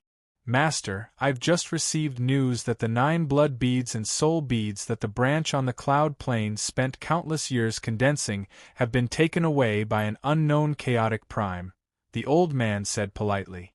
"I already know about this matter. You can leave now. The mission of the Cloud State branch has already been completed," said the person in the secret room. Hearing this, the old man was slightly startled. Then, he bowed respectfully and said, "This old servant understands. This old servant will take his leave." As soon as his voice fell, the old man silently disappeared. The bright-eyed figure sat in the secret room and murmured again, "Since the Empyrean demon orb has appeared in the saint's world, they must have come as well. Sigh, it's a pity that my original body is still trapped. This clone can't go to the cloud plane." After the old man left, he directly arrived in a hall. 7 people had already been waiting there for quite some time. The 7 of them all possessed powerful presences. They were all experts who had reached the primordial realm. Greetings to the Grand Elder. Upon seeing this old man, the 7 of them bowed in unison, their expressions filled with respect. Afterwards, one of them said, Grand Elder, through the images and descriptions from the 3 vice-leaders of the branch on the cloud plane, I've already roughly figured out who the person who infiltrated the branch is. She should be the person who ranked 3rd on the Divine King's throne several 100,000 years ago, Hao Yu. Hao Yu is extremely powerful. It's said that she killed an infinite primeback when she was in the Divine King's realm. Now that she's even more powerful, if we 7 elders face her, we probably won't be able to do anything to her even if we work together. The person who spoke was a beautiful woman who only seemed to be in her 20s. She was naturally enchanting, and every single action she made radiated with fatal temptation. At this moment, a terrifying pressure suddenly appeared. As if it could crush the sky, it engulfed the entire hall with a terrifying sense of destruction. Aside from the Grand Elder, the expressions of the 7 other powerful primordial realm experts changed as soon as the pressure appeared. Under the pressure, the 7 of them felt their chests tighten as they struggled to breathe. It was as if the surrounding space was squeezing towards them. Grand Elder, do you want me to take action and capture the person who infiltrated the branch on the cloud plane? A deep voice echoed through the hall. It was cold and emotionless, chilling and terrifying. The Grand Elder stood there emotionlessly. It was impossible to tell what he was feeling. He said, There's no need. The mission of the branch on the cloud plane has already been completed. Don't interfere too much, just in case you ruin Master's plans. Hearing this, the 7 elders looked at each other and then accepted the order in unison. The frightening aura that enveloped the entire hall and seemed to be able to crush the heavens also disappeared following these words of the first elder. Princess Tai sat in her own residence within the imperial palace of the Shi Empire on the northern region of the Cloud Plain. She held an embroidered box in her hand as she studied it repeatedly. She was very curious. Just what is this Jianchen giving to my aunt and uncle? He's so mysterious, and he even said that they might like it, Princess Tai muttered to herself. However, she did not open the box in the end. She said in frustration, It's just a pity that Aunt and my parents still haven't returned after so many days. I wonder when I'll be able to hand this box to Aunt. And my aunt's temper is rather bad. Jianchen is a supreme overgod after all. My aunt and uncle should accept something he gives them. Princess Tai felt rather uneasy. She looked at the box in her hand and felt uncertain. Your Highness, the Emperor and Empress have returned. At this moment, a female attendant's voice rang out from outside. Princess Tai's eyes lit up when she heard that. She stowed the box away in her space ring and immediately ran out. In the Shi dynasty, it was extremely difficult for many princes and princesses to meet the Emperor and Empress. As a matter of fact, some princes and princesses would never be able to speak to the Emperor or Empress in their entire lives. However, Princess Tai was not one of them. Her status in the Shi dynasty was extremely special. She could meet the Emperor and Empress at any time. Chapter 1966. Princess Tai bowed within a magnificent bedroom. She had a faint smile on her face. She was composed and casual, without any reservations at all. In front of her, a graceful and luxurious woman was standing behind a screen. Her face couldn't be seen clearly at all, and only a vague figure could be seen. She was the Empress of the Shi dynasty. So it's Yen. I've just returned, yet you've come to visit me. You're quite well informed, the Empress said from behind the screen. She spoke kindly and gently. Many things have happened in the Empire recently. I was afraid that Aunt's mood would be affected, so I've specially come to keep you company, said Princess Taian. She was considerate, and at the same time, her voice was filled with concern. Sigh. The Empress sighed gently as if something indescribably painful had affected her mood. At that moment she became rather downcast. She said, Come. Keep me company. Yes, Aunt. Princess Tai, and made her way over slowly and entered the screen. She sat down beside the Empress gracefully. "Oh right. Aunt, an extremely stunning supreme overgod has appeared in our northern region while you were gone," Princess Tai and said. The light in her eyes shone as she carefully observed the Empress' expression. Only when she saw how the Empress did not react much did she continue, "Although this supreme overgod isn't from our northern region, he really is powerful. I think there's no one in the entire northern region who can rival this supreme overgod, because this supreme overgod has defeated the divine king as an overgod. And I've heard that this divine king is no ordinary divine king. He's a disciple of a large sect in the Xiandao dynasty. What's even more surprising is that this overgod was not injured at all after defeating the divine king. And do you think this overgod is powerful?" The Empress' expression did not change at all. She nodded slowly. "He's able to match the divine king as an overgod and defeat him. That's right. He really is a supreme overgod with astonishing potential. With his strength, he can even compete with the person who ranks first on the overgod's plaque. Even Aunt thinks so too. I also think that this supreme overgod has the right to compete for first place on the overgod's plaque." Princess Tai and smiled sweetly. She seemed to think of something and suddenly took out an embroidered box from her space ring. She said, "Oh right. Auntie, when I visited this supreme overgod last time, the supreme overgod told me to give this embroidered box to Auntie or to young master." Princess Tai paused when she reached there. She stared at the box in her hand and said after some thought, "This must be the supreme overgod's gift to Aunt and the young master." Hearing this, the Empress frowned and said, "Xian, why do you keep everyone's things for me? It's not like you don't understand some principles. You should return this brocade box to someone else." The Empress' voice was dignified, leaving no room for doubt. Princess Tai was rather troubled. As soon as she thought about how solemn Jianchen was when he passed the box to her, she understood that the item inside would definitely be anything but simple. However, she understood the Empress' temper extremely well. Since the Empress was unwilling to accept the box, it would be useless no matter what she did in the end. "Yes, Aunt. Xian understands." Princess Tai was rather gloomy. She accepted the box in her hand unhappily and left the Empress' residence before long.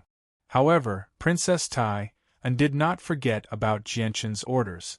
She only needed to give the box to the Empress or Emperor Shi. Since it did not work with the Empress, she went to find the Shi Emperor. With Princess Tai's identity and status, meeting Emperor Shi was naturally no problem at all. Very soon, she arrived in Emperor Shi's study. When Princess Tai saw the emperor who possessed supreme status in the Shi dynasty, the ruler who was renowned in the northern region and had turned the Shi dynasty upside down ever since he became emperor, he sat on a precious throne carved from crystal. He held his forehead with one hand as he rested with his eyes closed. However, on his resolute and dignified face, there was a deep exhaustion. "Xian, so it's you. Xian, why are you looking for uncle?" Emperor Shi asked. His voice was filled with gentleness. He did not move at all from his throne. He did not even open his eyes. At that moment, Emperor Shi did not possess his usual coldness. He did not possess his usual awe-inspiring presence. He only seemed like a lonely and sorrowful figure. "Uncle." Princess Tai looked at Emperor Shi's exhausted figure and hesitated. Originally, she wanted to give the box to her uncle, but she found it rather difficult to do so when she saw how exhausted he was.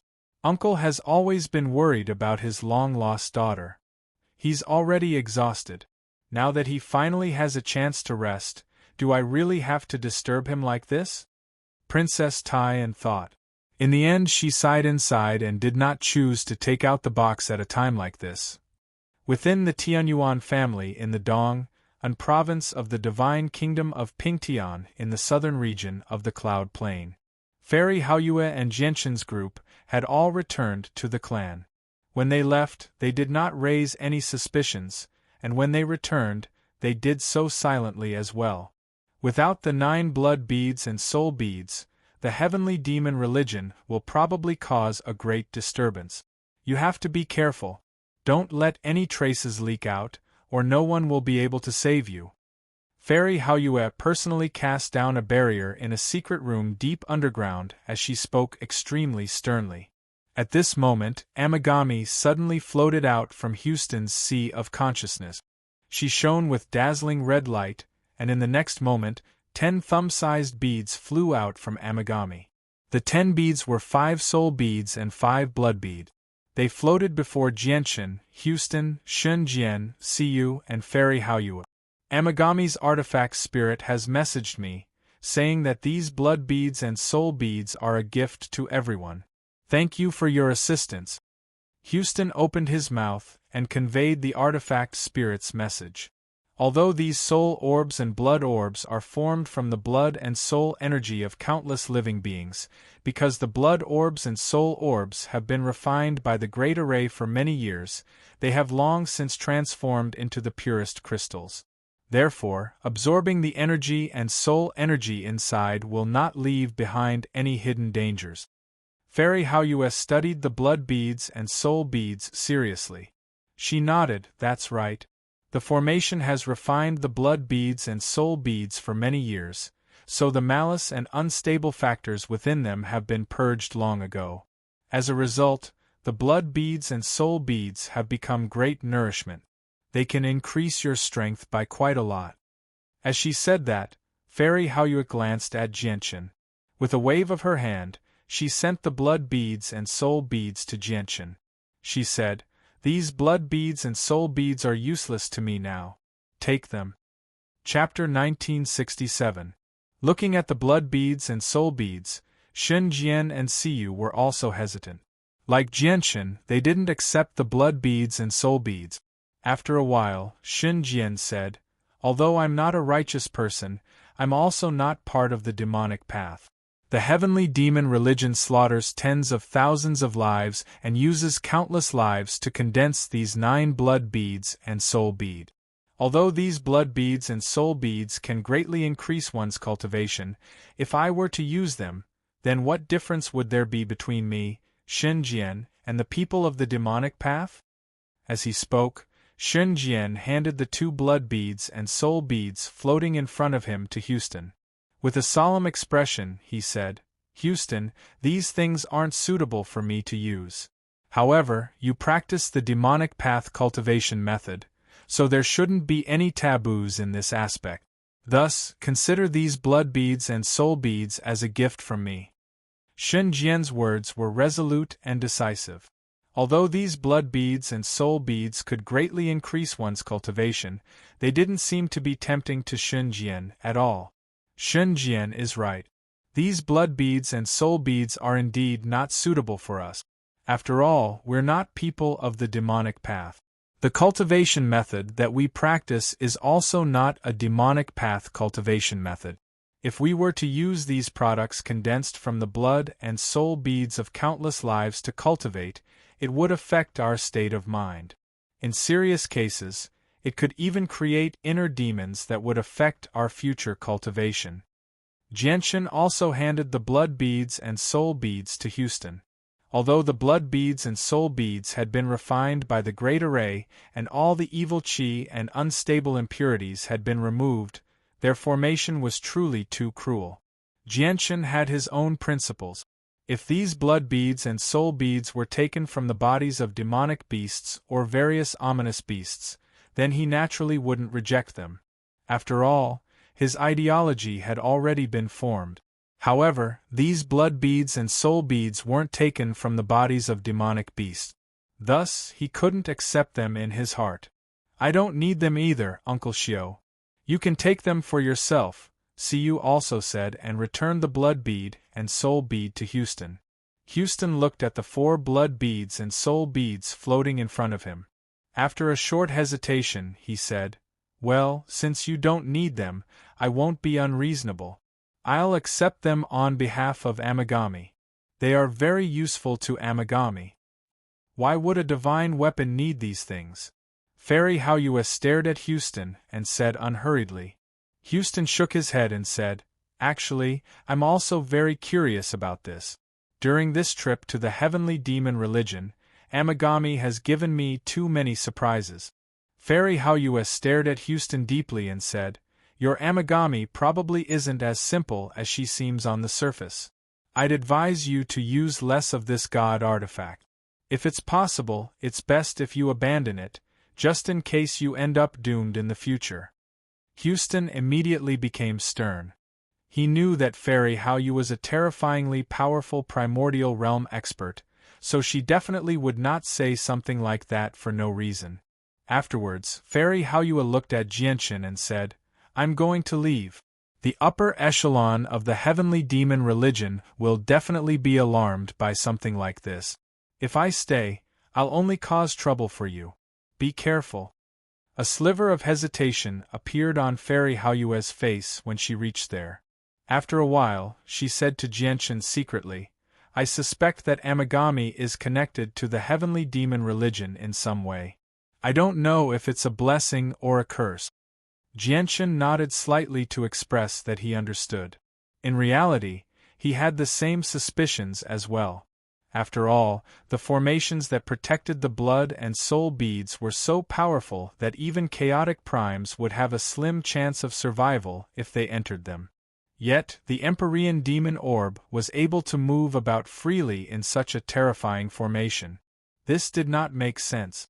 If Amagami was a god artifact that specialized in countering formations, it would make sense.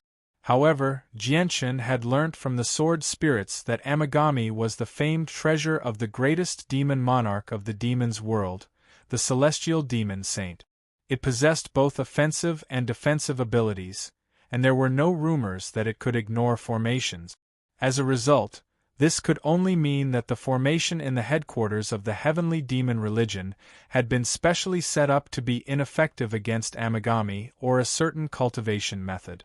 However, what Jianchen could not understand was why Amagami and the heavenly demon religion were connected. One was in the demon's world, while the other was in the saint's world. Jianchen did not think too much about the similarity in name. There were countless people with the same name. It was just far too common. After a simple farewell, Fairy Haoyue silently vanished from the room. In the secret room, Jianchen asked about his doubts about how the heavenly demon religion could pass through formations. Unfortunately, Houston was completely clueless about this, as all of this was done by Amagami's artifact spirit. However, when Houston asked the artifact spirit, Amagami's artifact spirit told him that it had seen such a formation before and knew how to break through it. Clearly, no one believed this answer because Houston and the artifact spirit had not attempted to break through the formation at all. Instead, they had just swaggered through the formation in a straight line. Amagami's artifact spirit is hiding a secret from us, Jianchen thought. Afterwards, he took out a space ring and passed it to Houston. He said sternly, Uncle Xiao, the blood beads and soul beads are on you. It's no longer safe for you to remain here. There are some divine crystals in here. You need to hurry to the Heavenly Moon Empire as soon as possible, then use the teleportation formation there to go to the Blood Sun Empire. Afterwards, use the teleportation formation in the Blood Sun Empire to go to the Central Region. The Central Region is much more powerful than the 4 major regions. You'll be much safer there. You can use this opportunity to increase your strength. Houston understood the severity of the matter as well, so he did not turn it down. After bidding farewell to everyone, he immediately left the Tianyuan family. He had obtained the blood beads and soul beads, so his priority was to increase his strength as soon as possible. Now that the heavenly demon religion had lost their treasures, it was extremely likely that even more terrifying experts would come. The senses of the soul of a primordial realm expert were terrifying. No matter how well he hid in the southern region, he would not be able to escape from a primordial realm expert's thorough search. Once the blood beads and soul beads were exposed, the consequences would be unthinkable. After Houston left through the teleportation formation in the Tianyuan family's forbidden grounds, Jianchen, Shunjian, and Siyu immediately hurried to the front lines in order to avoid suspicion. Now, the ceasefire of half a month had just come to an end. The divine kingdom of Pingtian had gathered their army once again. They stood guard in the fortress that they had just built, waiting sternly. Several dozen kilometers away from the fortress were the soldiers of the three armies of the heavenly demon religion. They gathered there. Endless demonic aura formed thick, black clouds, causing the world they resided in to become completely dark. Many divine kings from the divine kingdom of Pingtian had gathered on the fortress. However, when they discovered Jianchen, their attitudes all changed drastically. They all greeted Jianchen with a smile. Jianchen looked over and discovered a few unfamiliar faces among the divine kings. After a simple introduction, he learnt that they were all reinforcements from the empires of the southern region. However, Jianchen was rather perplexed by their friendliness. Even if they knew he had a primordial realm expert behind him, there was no need for them to be so courteous. Jianchen, I never thought you'd actually defeat a divine king in the northern region. How shocking! A person from the divine kingdom of Pingtian personally made his way over and smiled at Jianchen. Jianchen only understood when he heard that. The news of him defeating a divine king in the northern region had already reached the southern region.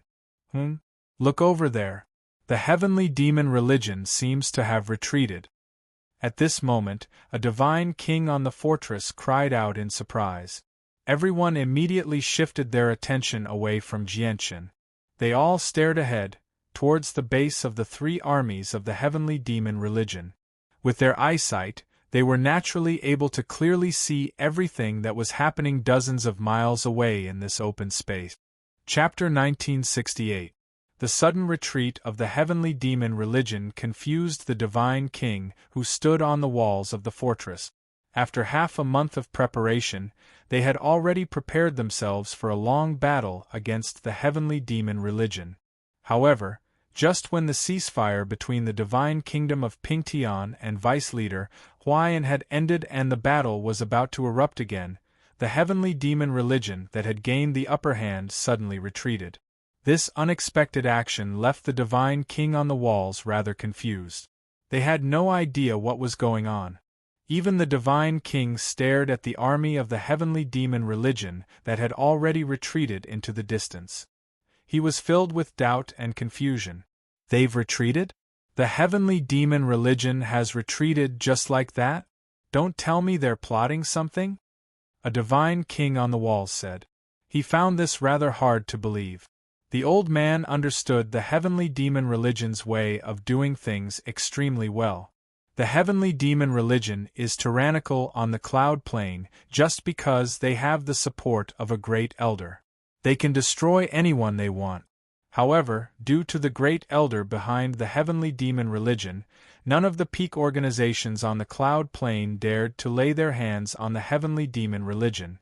As a result, the heavenly demon religion has caused great bloodshed on the cloud plane time and time again in the past several tens of thousand years. They've committed heinous crimes. In particular, the Empyrean demon cult had sent out an unprecedented number of people for the attack this time.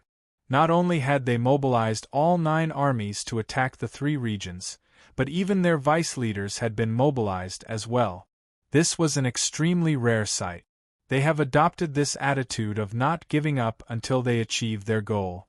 It is absolutely impossible for them to withdraw their troops so easily. The one who spoke was an old man who held a fly whisk in his hand. He had the demeanor of a transcendent being. That's right.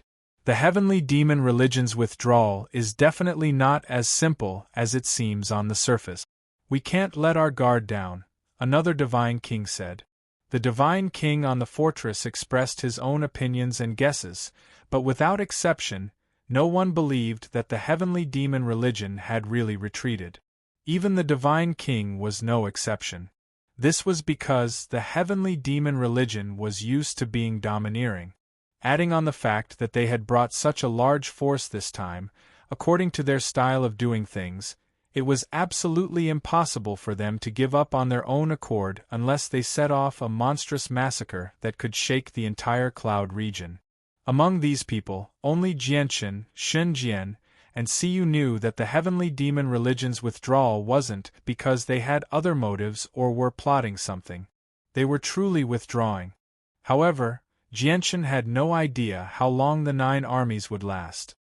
He had learnt the secret behind the heavenly demon religion's war from his visit to the heavenly demon religion. Now that the 9 blood beads and soul beads that the heavenly demon religion had spent so much time and effort to refine had been stolen, there were only 2 things they could do. One was to give up on the war and focus all their efforts on searching for the blood beads and soul bead. The other was to continue the war and refine the blood beads and soul beads again. I hope Uncle Xiao is safe in the central region. It's just a pity that we don't have enough 5-colored divine crystals on us, or we would have directly gotten Uncle Xiao to leave the cloud plane and go to other planes. That would have been safer, thought Jianchen. He could only pray for Uncle Xiao right now. There was nothing he could do to help. Just as everyone discussed the heavenly demon religion's withdrawal, a shocking piece of news arrived. The people from the heavenly demon religion had invaded the divine kingdoms in the surroundings and massacred them. They began a boundless slaughter once again, causing rivers of blood to flow in many cities and provincial cities. No one was spared wherever they passed by. Even the imperial cities of a few divine kingdoms suffered. They were completely wiped out by the heavenly demon religion, and the divine king experts who watched over them were surrounded and killed by the protectors of the heavenly demon religion. In the end, 3 of the neighboring divine kingdoms were destroyed, while the other divine kingdoms suffered varying degrees of damage as well. They were all heavily injured. The divine king experts on the city walls were all furious when they heard the news. The divine king sighed gently. There was some helplessness on his face, but he said nothing. The light in Jianchen's eyes flickered. He thought to himself, in terms of time, when the heavenly demon religion attacked these divine kingdoms, it just happened to be when Fairy Haoyue infiltrated the headquarters of the heavenly demon religion. Clearly, they want to collect more soul energy to increase the quality of their blood and soul orb. They shouldn't be trying to refine them. In the following period of time, the Allied army continued to remain on high alert. They remained in the fortress at all times. Only half a month later did a divine king venture within 10,000 kilometers of the headquarters of the heavenly demon religion. Only after receiving accurate information did everyone believe that the heavenly demon religion had truly retreated. The divine king and the many divine kings who had come as reinforcements all let out a sigh of relief after receiving accurate information. The divine king immediately clasped his fist at everyone. His face was amiable, but his dignity did not diminish at all.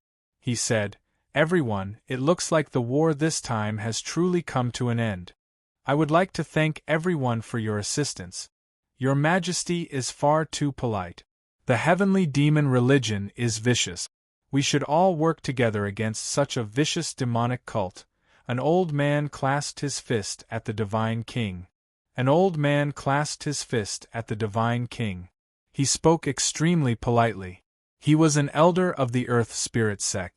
Of course, he was not one of the 3 elders who had come to the divine kingdom of Pingtian first. Instead, he was one of the divine kings who had come as reinforcement. Afterwards, the elder looked at Jianchen and said apologetically, "Little brother Jianchen, I hope you don't take offense to the incompetent disciples of our Earth Spirit sect." The old man sighed gently when he reached there. "It's a pity that many of the disciples have already died on the battlefield, or my Earth Spirit sect would definitely punish them severely and give little brother Jianchen an explanation." The divine kings on the fortress all looked at Jianchen and the elder of the Earth Spirit sect. They had all heard about the grievances between Jianshan and the Earth Spirit sect. If Jianshan was only a supreme overgod who had barely managed to make it onto the overgod's plaque, the Earth Spirit sect would not take him seriously with their strength, but they would not take him seriously. However, if he was a supreme overgod who possessed startling strength and had the right to rank first on the overgod's plaque, the significance would be completely different. This was because an overgod like that could rival the Divine King. If they broke through in the future and reached the level of Divine King, they would have the right to become a Divine King. It was rumored that the top 10 of the Divine King possessed extremely astonishing strength, enough to fend off early Primordial Realm experts. They could even kill regular Primordial Realm experts with the power of the Divine King. Moreover, Yashi Lian had revealed that Jianshan possessed the support of a Primordial Realm expert. The Earth Spirit sect naturally did not want to offend someone like that. Under the attention of all the organizations, Jianshan remained emotionless. He said, "This matter has nothing to do with the dead disciples of the Earth Spirit sect. The true culprit is someone else. Divine King-level talismans are so precious that they can't be possessed by just a few disciples." The elder's face immediately stiffened when he heard that. He sighed gently and said nothing more. After bidding farewell to the Divine King, he left with the disciples of the Earth Spirit sect. He knew that the grievances between the Earth Spirit sect and Jianshan could not be settled with just a few words. It was best to leave it to the sect master and the others to deal with. Now that the battle against the heavenly demon religion had ended, the Divine Kings all dispersed, returning to where they had come from.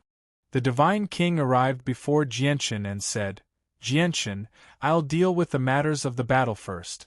In 3 days I'll go to the Earth Spirit sect with you." A few people from the Earth Spirit sect disregarded the bigger picture and attacked their own people on the battlefield. "We must get them to give us an explanation for this." Towards the end, the Divine King's voice became rather stern as a vicious light flickered through his eyes. Chapter 1969. With the battle over, Jianshan, Xinjian, and Siyu returned to the provincial city with the people from the Dong'an province. Xinjian did not stay for long. On the day he returned to the provincial city, he bid farewell to Jianshan and the others before setting off on his own. He went in search of the call that had come from afar. As for Xiongzhong, Qing Jingyun, and the others from the world of Forsaken Saints, they remained with the Tianyuan family. They were still too weak right now. If they went with their Spirit King, not only would they not be of any help, but they would become a burden instead. After all, Xinjian wanted to leave the cloud plane this time. He wanted to cross through space and go to places beyond the cloud plane. Danger was everywhere. Jianshan adjusted his condition in the Tianyuan family as he waited for the trip to the Earth Spirit sect in 3 days. At the same time, the 3 vice leaders of the Empyrean demon cult, who watched over the cloud plane shrouded in dense demonic aura within a dark, secret room in the headquarters of the Empyrean demon cult. They gave off terrifying presences that were as vast as the ocean, causing the air in the room to seem to freeze. What are the higher-ups thinking? The blood and soul beads that our branch spent so much time condensing with the help of the formations personally cast down by the Great Elder have been stolen, yet the Grand Elder hasn't reacted at all. Not only has he not sent chaotic primes to hunt down the person who stole the blood and soul beads, but he hasn't even searched for the blood and soul beads. He's completely indifferent towards the theft of the blood and soul beads. Hasn't all our efforts over the years been wasted? Huayan said. His face was obscured, but his voice was filled with doubt and confusion. Huayan, this isn't something we can interfere with. It's best if you talk less about the higher-ups. If your voice reaches the Grand Elder's ears, he'll probably become displeased, Yi Huanyue said indifferently. Then she looked at the 3rd vice leader and said, Elder Sin, a few days ago, Yashi Lian was also captured by an unknown infinite prime. According to Yaxi Lian's description of the primordial realm expert, do you think the primordial realm expert who broke into our branch and stole the blood beads and soul beads is the same person who captured Yaxi Lian? The vice leader referred to as Elder Sun fell silent for a while before replying with his old voice. Yaxi Lian said that the primordial realm expert who captured her used laws with the light of the moon, making them as bright as the moon. The infinite prime who broke into our headquarters also used laws that were as bright as the moon. In my opinion, they're probably the same person. Since they're the same person, it'll be much easier. According to my knowledge, the infinite prime seems to be connected to a person called Jianshan from the divine kingdom of Pingtian, Yi Huanyue said mysteriously. Jianshan. It's Jianshan again. Huayan's cold voice rang out. As soon as he mentioned Jianshan, uncontainable killing intent filled his heart. He said, "Not only is this Jianshan openly opposing me and protecting Duanmu's successor's clan, but it's also because of him that I was forced to sign a ceasefire with the Divine King for half a month. I even suspect that the Infinite Prime, who stole the blood and soul beads from our heavenly demon religion, has something to do with Jianshan as well. This person can't be left alive." Huayan paused before continuing. "We only managed to refine the blood and soul beads after a very long time and tremendous effort. We have to find them, or we won't be able to answer to the Great Elder. Since Jianshan is the key to this matter, I'll start with him," Huayan said with heavy killing intent. "The blood and soul beads have been stolen. Since the higher-ups aren't looking into it, there's something fishy about this matter. There's probably something we don't know about. Huayan, I think it's best if you don't act recklessly," Elder Sin reminded him kindly. He and Yi Huaiwei were both unwilling to accept the loss of the blood and soul beads. This was because every single one of the 18 tiny beads contained their blood, sweat, and tears. They had put in so much effort to refine every single one of them. Even though they knew that the Great Elder needed the blood and soul beads, and that they would not be able to obtain a single one of them even after they were condensed, it still represented their contributions and efforts. However, both he and Yi Huaiwei could tell that there was probably something else behind this matter. It was not as simple as it seemed on the surface, so the two of them did not dare to act recklessly. The blood beads and soul beads were protected by formations personally cast down by the Great Elder. Chaotic primes could destroy the castle, but they could not destroy the formations that protected the blood beads and soul beads at all. However, the blood beads and soul beads had been stolen while the formations were still intact. They could not guarantee that this was not purposefully arranged by the higher-ups, or that there was some scheme that they did not know about. The light in Huayan's eyes flickered. After a moment of silence, he nodded slowly. "I understand the severity of this matter. The Blood Sun Empire was located in the center of the southern region. It was the only eternal empire in the southern region of the Cloud Plain. It was surrounded by 6 ancient empires as well as countless divine kingdoms of various sizes. With a heavy creak, the heavy door to a secret room slowly opened in the depths of a resplendent hall within the imperial palace of the Blood Sun Empire. A middle-aged man in a purple-gold robe with a dignified bearing was standing in front of the door with his hands behind his back. When the door of the secret room rose to the highest point and stopped, the middle-aged man walked out unhurriedly. "Greetings to the 9th Prince." 3 middle-aged men had already stood politely outside the secret room. They had been waiting for quite some time now. They all bowed towards the middle-aged man who had emerged from the secret room. The middle-aged man who had just emerged from a secret room in violet robes was the 9th Prince of the Blood Sun Empire. Even though there were over a dozen princes in the Blood Sun Empire, the number of people who were truly outstanding and qualified to become the next emperor could only be counted on one hand. Not only was the 9th Prince the most outstanding and dazzling of them all, but he was also the person that the current emperor valued the most. There were even rumors that once the current emperor of the Blood Sun Empire abdicated, the 9th Prince would definitely become the next emperor. As a result, Basically no one among the princes of the Blood Sun Empire could match up to the ninth prince's current authority. The ninth prince stood before the three of them emotionlessly and said in an authoritative tone, "The three of you, go to the Mountains of Seven's Despair near the Heavenly Moon Empire and retrieve the flower of ways I've been cultivating there." After so many years of preparation, the ninth prince had already reached the peak of the Divine King. He was only a step away from the primordial realm. This step seemed close, but it was actually as far away as the horizon. It would not be easy to cross it.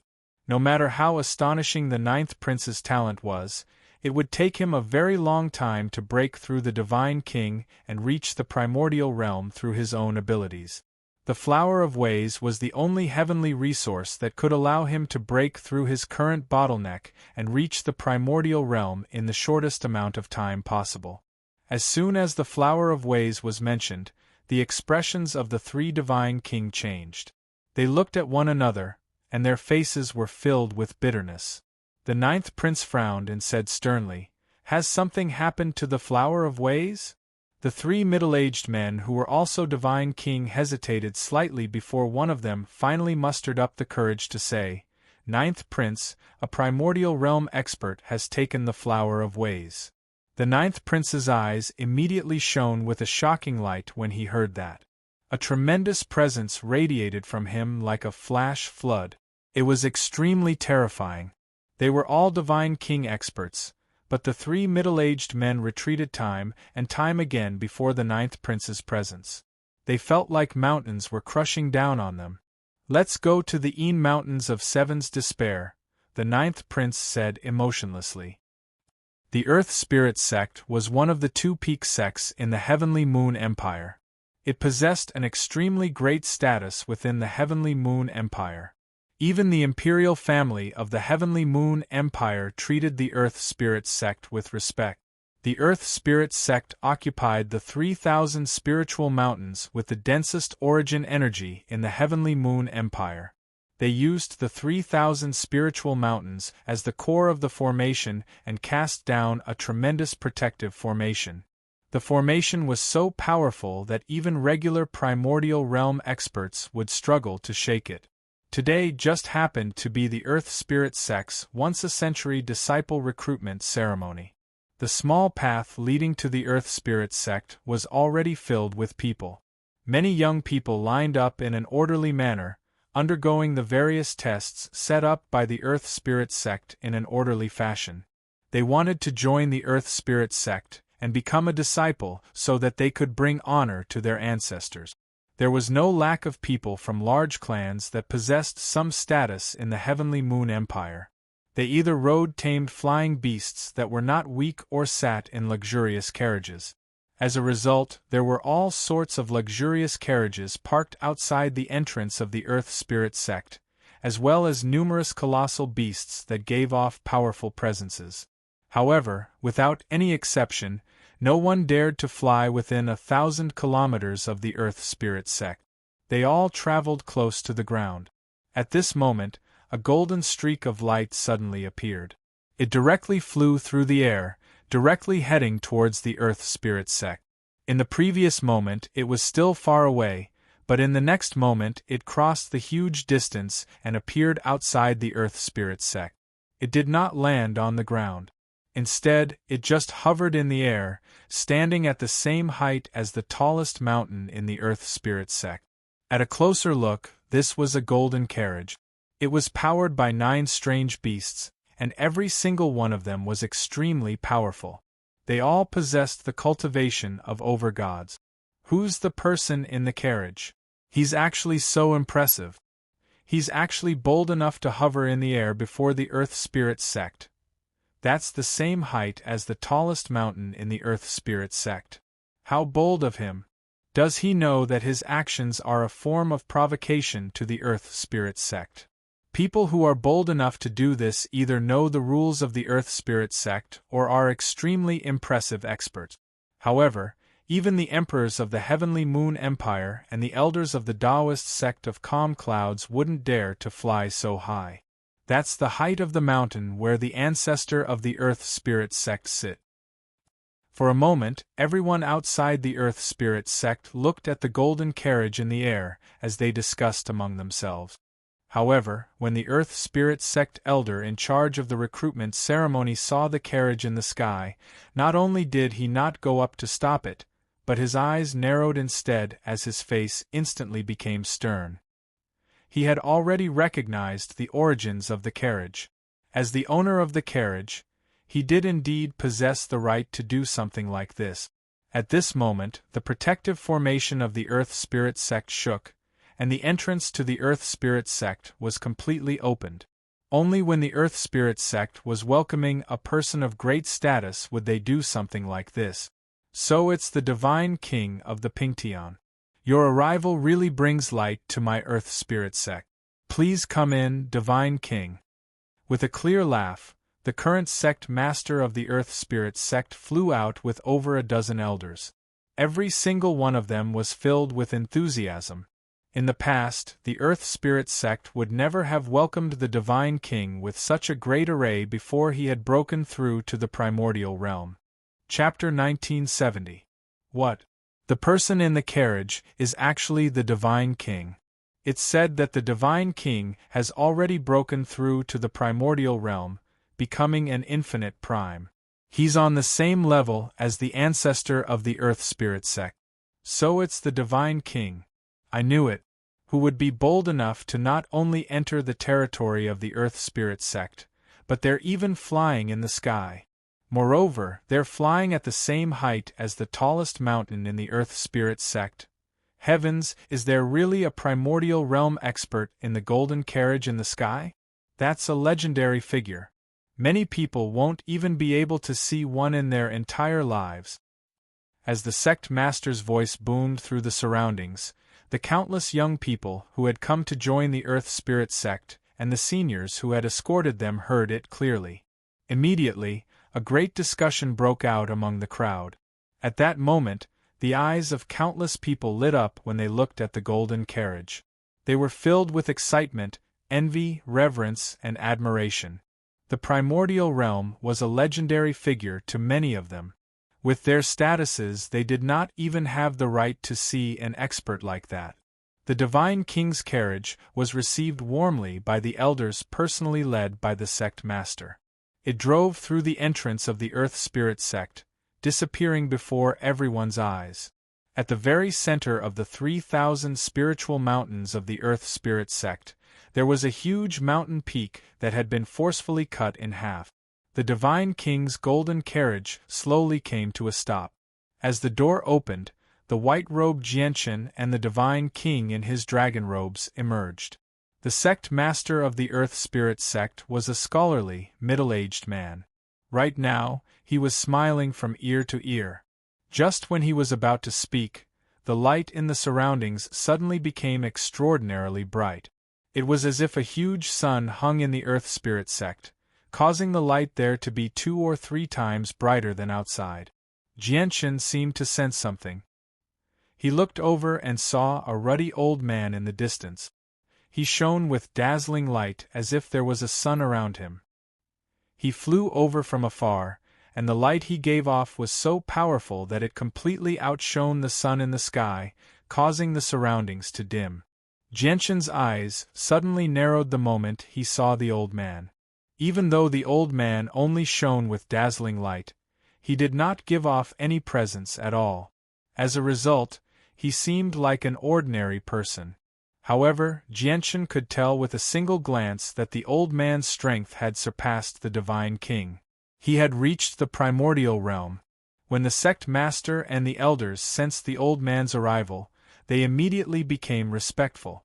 They all bowed towards the old man, greetings to the ancestor. The ancestor moved extremely quickly. With just a single step, he crossed a huge distance and appeared before Jianshan and the Divine King. He glanced past Jianshan casually before directly looking at the Divine King. However, his casual glance made Jianshan's heart thump violently. At that moment, he actually felt like he was suffocating, and he even lost control over his body. The primordial realm really is powerful.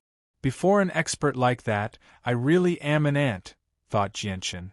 He had seen many primordial realm experts in the past. Let alone the Divine King and Huaiyan, he had seen several primordial realm experts in the northern region alone. There was even an even more terrifying chaotic prime. However, none of these primordial realm experts had purposefully released their presences, so Jianchen was unable to sense them too deeply. However, the ancestor of the Earth Spirit sect had released his primordial realm aura as soon as he saw Jianchen. Even though it was only for a split second, it was enough for Jianchen to sense the power of the primordial realm. Pingtian, congratulations on reaching this level of cultivation. I believe a seventh ancient empire will appear in our southern region before long. The ancestor of the Earth Spirit sect clasped his fist at the Divine King before inviting him into the hall. Everyone took their seats in the hall. As expected, the ancestor of the Earth Spirit sect and the Divine King sat in the same position. There was no difference between them. Sang 2, let's cut to the chase. You should know why I've come this time. The Divine King directly cut to the chase as soon as he sat down. The ancestor of the Earth Spirit sect remained silent.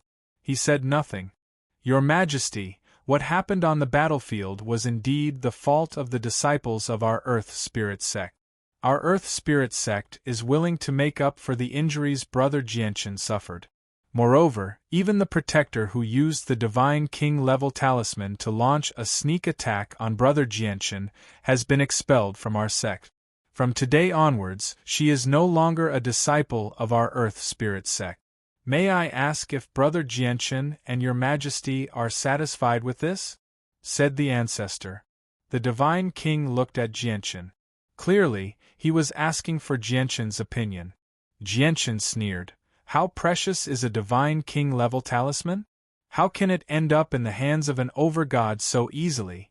Moreover, it's not even a powerful overgod. As a result, the true culprits aren't the protectors. Instead, it's the elders who ordered them to do this. The sect master became stern when he heard that. He asked sternly, Brother Jianchen, may I ask if you have any evidence to prove that the people behind this are elders of our Earth Spirit sect? If you jump to conclusions just from a Divine King-level talisman, I'm afraid you're being a little too hasty. Hasty? I don't find it hasty at all.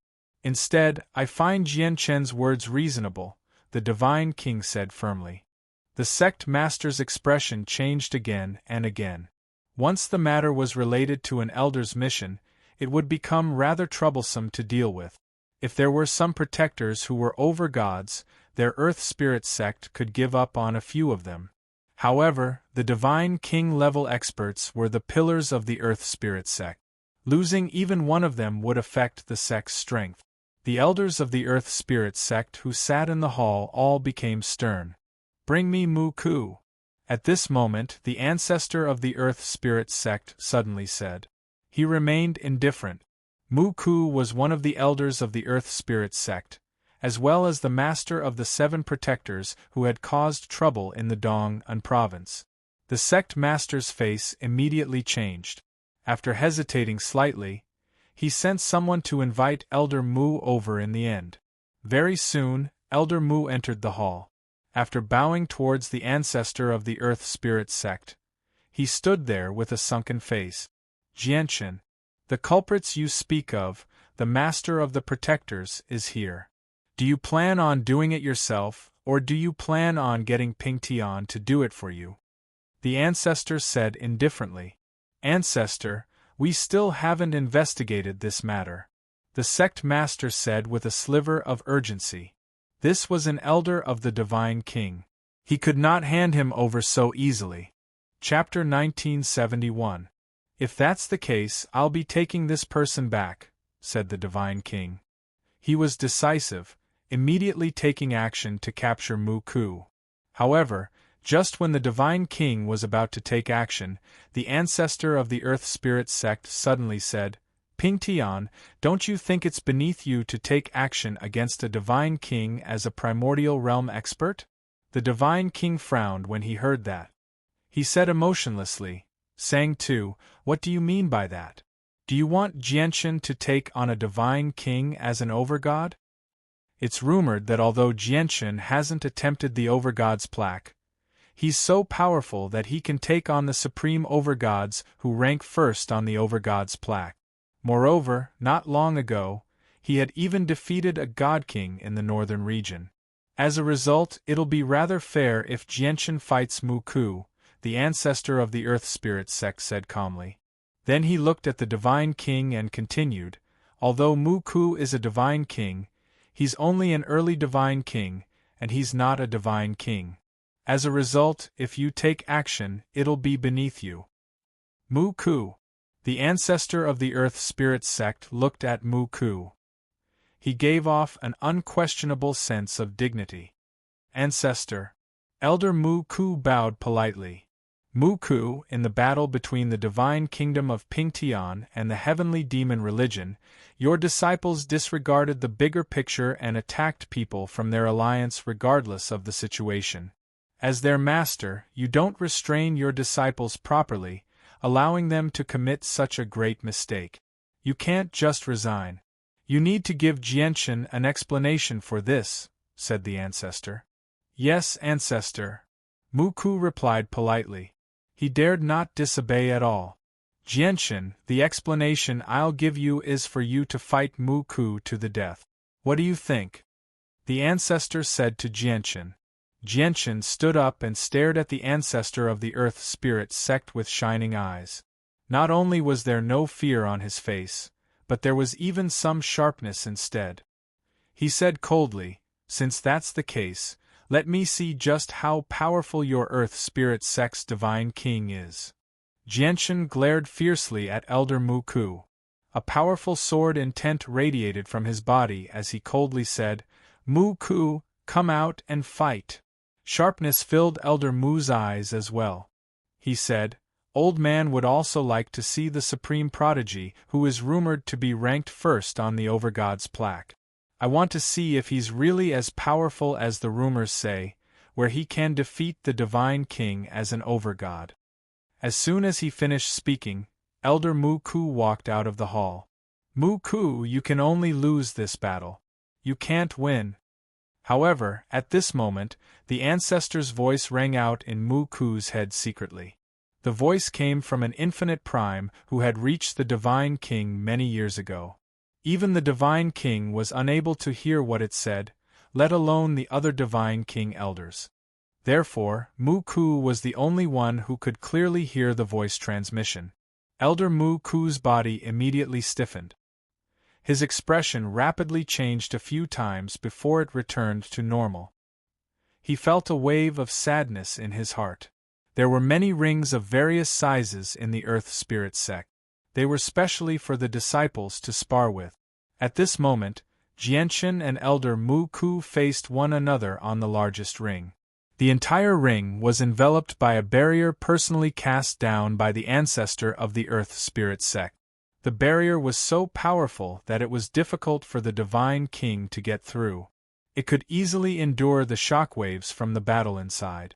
Basically, all the elders of the Earth Spirit sect had gathered around the ring. Even the elders who were in seclusion emerged and came to watch the battle. If it were a battle between a divine king and a divine king, the elders would not have paid so much attention to it.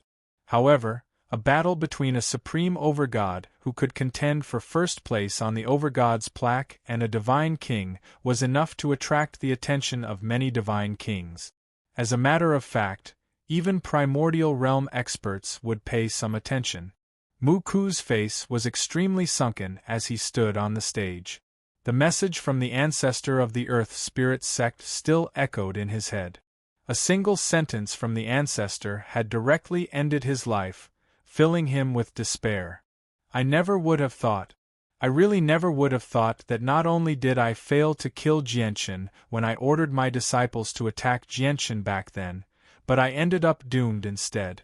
I was mercilessly abandoned by the sect. Our disciples were humiliated. Isn't our Earth Spirit sect losing face? Old man's actions were completely for the sake of saving the Earth Spirit sect's face. He didn't want others to use the name of the Earth Spirit sect to make a name for themselves. However, he ended up sending himself to his grave in the end. Elder Mu Ku sighed inside. At this moment, his heart was filled with indescribable bitterness. But soon after, his gaze became extremely cold. A powerful pressure that belonged to the Divine King realm radiated from his body. The laws turned into divine chains that revolved around him as he stared at Jianchen with shining eyes. He thought, "Old man is a Divine King realm expert. Even if I can't win this battle, I can't let Jianchen win so easily. Old man will still use his full strength in this battle." Elder Mu Ku moved. He wielded a wooden staff as he charged at Jianchen with surging battle intent. The terrifying cultivation of the Divine King realm surged out from his body, condensing on the wooden staff in his hand in a single instance. With the laws on the level of the Divine King, he stabbed it towards Jianchen with overwhelming force. Elder Mu Ku did not hold back at all. He used his full strength, causing the strike to be extraordinarily powerful. When he struck out with the wooden staff, the terrifying energy within it actually affected the space in the ring, causing it to distort. Outside the ring, the ancestor of the Earth Spirit sect and the Divine King both frowned slightly. The two of them could naturally tell that Mu Ku was using his full strength. They had no idea whether Jianchen could really deal with Mu Ku when he was so powerful. Although it was rumored that Jianchen had defeated a Divine King in the northern region, it was only a rumor in the end. In reality, they had no idea whether the rumor was exaggerated or whether the Divine King was injured or not. As for being able to contend with the Supreme Overgod, who ranked first on the Overgod's plaque, that was only used to describe Jianchen's strength. Jianchen had not even attempted the Overgod's plaque after all. Just what was his ranking on the Overgod's plaque with his true strength? Did he really have the right to contend with the person ranked first? None of this had been decided yet. Does this Mu Ku want to go against me? The Earth Spirit sect's ancestor's heart sank slightly. Specks of cold light flickered in his deep, ink-black eyes. Jianchen's face did not change at all as he faced Elder Mu Ku's aggressive strike. He wielded the startling rainbow sword and protected himself with light as he stabbed out with composure. The strike was simple and plain, without any extravagance at all. However, it was this simple strike that possessed extremely deep mysteries of the laws of the sword. It was also compatible with the laws of the sword. Coupled with the powerful and destructive chaotic force, the might of Jianchen's strike had completely surpassed the level of Overgods. It had barely reached the level of the Divine King. Chapter 1972. The moment Jianchen and Ku Mu struck out, the elders of the Earth Spirit sect all narrowed their eyes. Not only did they focus on the battle between the two of them, but they even expanded the senses of their souls into the surroundings of the stage. They wanted to see the battle between the two of them clearly without missing a single trace. This was because this was an unprecedented battle where an Overgod challenged a God King. Even with the entire Saints world in perspective, a battle like this was extremely rare. After all, basically all the people who had the right to challenge a Divine King as Overgods were supreme prodigies who ranked in the top 10 of the Overgods plaque. Even the Divine King and the ancestor of the Earth Spirit sect stared at the stage. They wanted to personally witness whether Jianchen possessed the legendary strength to defeat a Divine King of the northern region as an Overgod. Boom! Under everyone's close attention, Jianchen and Elder Mu finally clashed for the first time. A violent rumble immediately erupted in the stage as powerful ripples of energy wreaked havoc in a visible shockwave. Jianchen and Mu Ku both used laws to protect themselves. Energy flickered on their bodies as they stood as still as mountains. Not only did Jianchen block Mu Ku's full-powered strike perfectly, but he even seemed to be evenly matched with Mu Ku. Mu Ku's eyes immediately narrowed after the strike. His gaze towards Jianchen finally became stern. He truly understood Jianchen's strength from the clash this time. He understood that Jianchen was not just famous. Instead, He really did possess the strength to fight against a divine king. Jianchen was emotionless. His eyes shone with icy cold light. They were as sharp as swords. He stopped Elder Mu's staff with the startling rainbow sword as he formed a seal with his other hand. Immediately, a strand of golden sword chi condensed above his head. It radiated with powerful sword intent.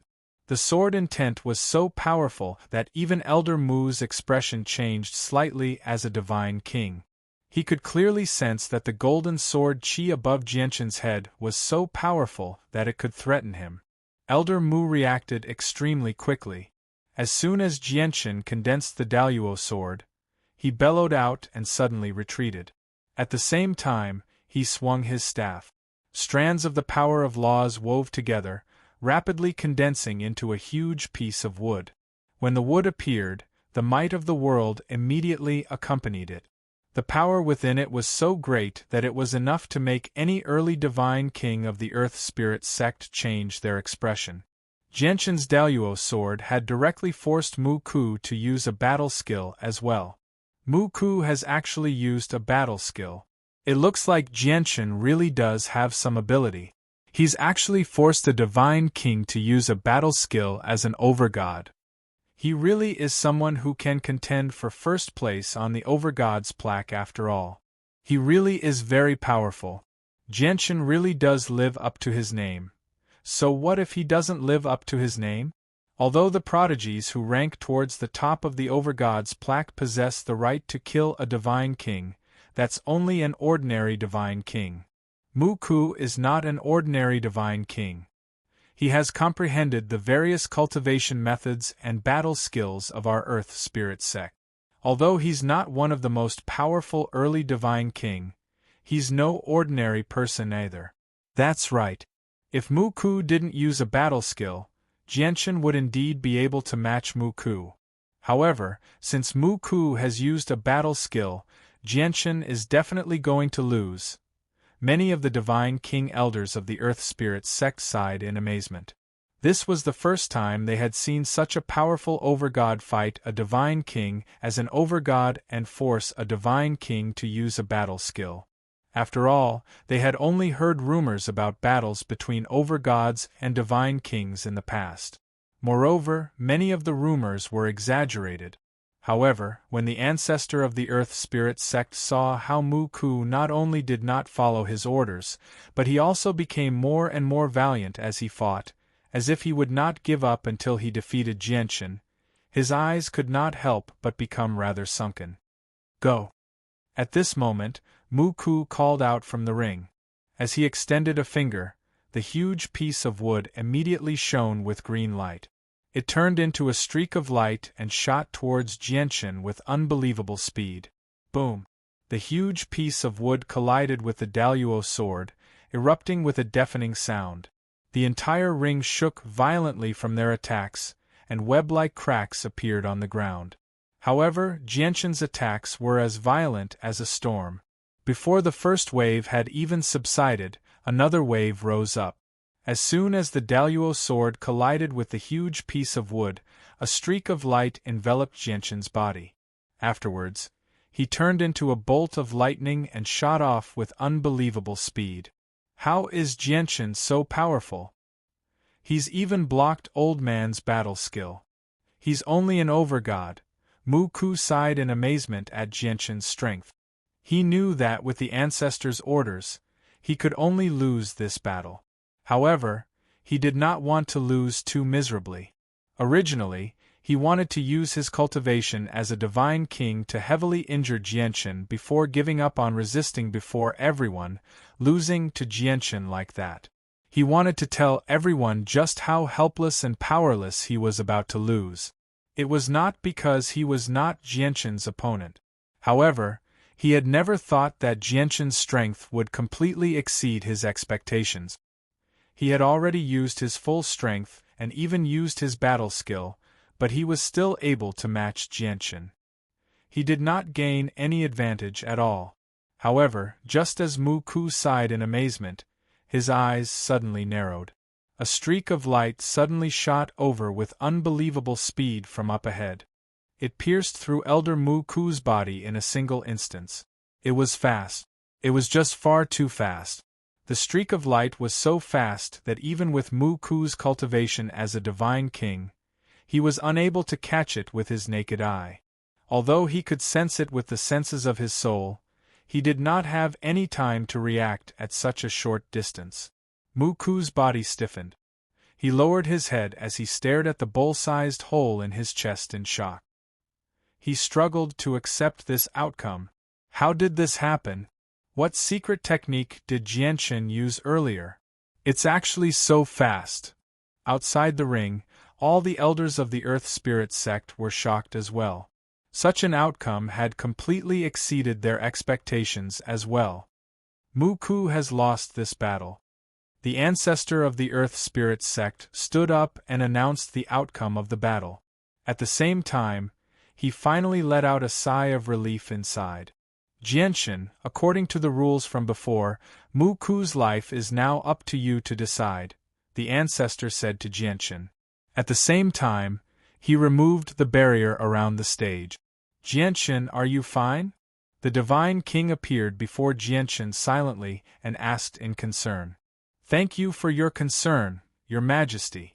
I'm fine, said Jianshin. Then he looked at Mu Ku as cold light flickered through his eyes. Mu Ku turned around in a daze. He stared at Jianshin with gloomy eyes and said, Jianshin, do it. With that, Mu Ku closed his eyes and fell silent. Brother Jianshin, please show mercy and spare Su Mu Ku's life. We will definitely be eternally grateful. Brother Jianshin, please spare us. We're willing to compensate you in other ways. We just hope that you spare Mu Ku's life. Many of the Divine King's elders in the Earth Spirit sect pleaded for mercy. Even the master of the Earth Spirit sect looked at the ancestor of the Earth Spirit sect, hoping that he could step forward and save Mu Ku. The Divine King was a pillar of support for the Earth Spirit sect. He was extremely valued. The ancestor of the Earth Spirit sect remained emotionless. He said nothing. Chapter 1973. Jianshin's unexpected idea stunned everyone present. Even the Divine King was extremely surprised. However, the elders of the Earth Spirit sect who had pleaded on Mu Ku's behalf all beamed with joy. In their eyes, guarding the Tianyuan family for 10,000 years was nothing compared to their own lives. Every single Divine King among them had lived for a very long time. Who knew how many years they had lived? 10,000 years was just too short to them. The sect master of the Earth Spirit sect finally let out a sigh of relief. Even though he also felt that it was extremely humiliating for a Divine King to guard a clan that only had an overgod for 10,000 years, it was nothing compared to Mu Ku's life. Moreover, this overgod was no ordinary overgod. Instead, he possessed extraordinary battle prowess, a supreme overgod who truly possessed the right to contend with the person who ranked first on the overgod's plaque. Once an overgod like that became a Divine King, he would definitely become an expert who stood above the Divine King in the future. He might even be able to contend with primordial realm experts with his cultivation as a Divine King. Guarding a clan for a supreme overgod like that for 10,000 years was not something to be ashamed of. Elder Mu Ku, stop hesitating. Agree quickly. Many Divine King elders, and even the sect master of the Earth Spirit sect all communicated with Elder Mu secretly. Elder Mu stood on the stage with a pale face. He was dejected as he stared at Jianshin blankly. Naturally, he heard the messages from many elders. However, it was extremely difficult for him, a mighty Divine King, to guard a clan for someone else for 10,000 years. Elder Mu stood on the stage silently for a very long time as he struggled inside.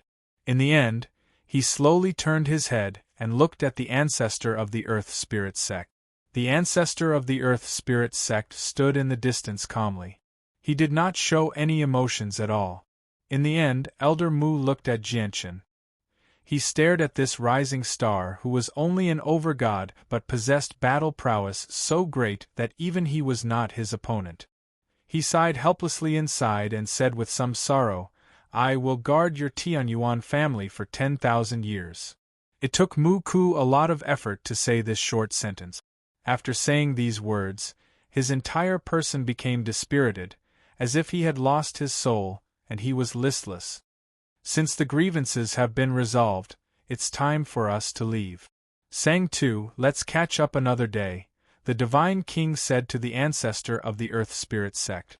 The ancestor clasped his fist towards the Divine King. After a simple greeting, he bid farewell to him. Afterwards, the Divine King and Jianchen boarded the carriage and left under the gazes of the elders and disciples of the Earth Spirit sect. Elder Mu did not leave with them. He would be staying with the Tianyuan family this time, protecting the Tianyuan family for 10,000 years. As a result, he had some matters to deal with in the sect before he left. Mu Ku, come see me, the ancestor of the Earth Spirit sect said to Mu Ku before drifting off. Origin energy had turned into mist on the tallest mountain in the Earth Spirit sect. It formed a faint mist that coiled around the peak of the mountain, causing the mountain to become indistinct. It was like it was within a sea of clouds. The mountain was the spiritual symbol of the Earth Spirit sect. At the same time, it was the pillar of the sect. It was the backbone that propped up the sect's prosperity. This was because it was where the ancestor of the Earth Spirit sect cultivated. At this moment, the ancestor of the Earth Spirit sect stood on the edge of a cliff on the top of the mountain. He stared at the world in the distance deeply as the wind whistled through the air, ruffling his silver-white hair and clothes. Behind him was the current sect master of the Earth Spirit sect and the dejected Mu Ku. They stood there respectfully. Mu Ku, do you know why I defeated you? The ancestor of the Earth Spirit sect said calmly with his back towards them.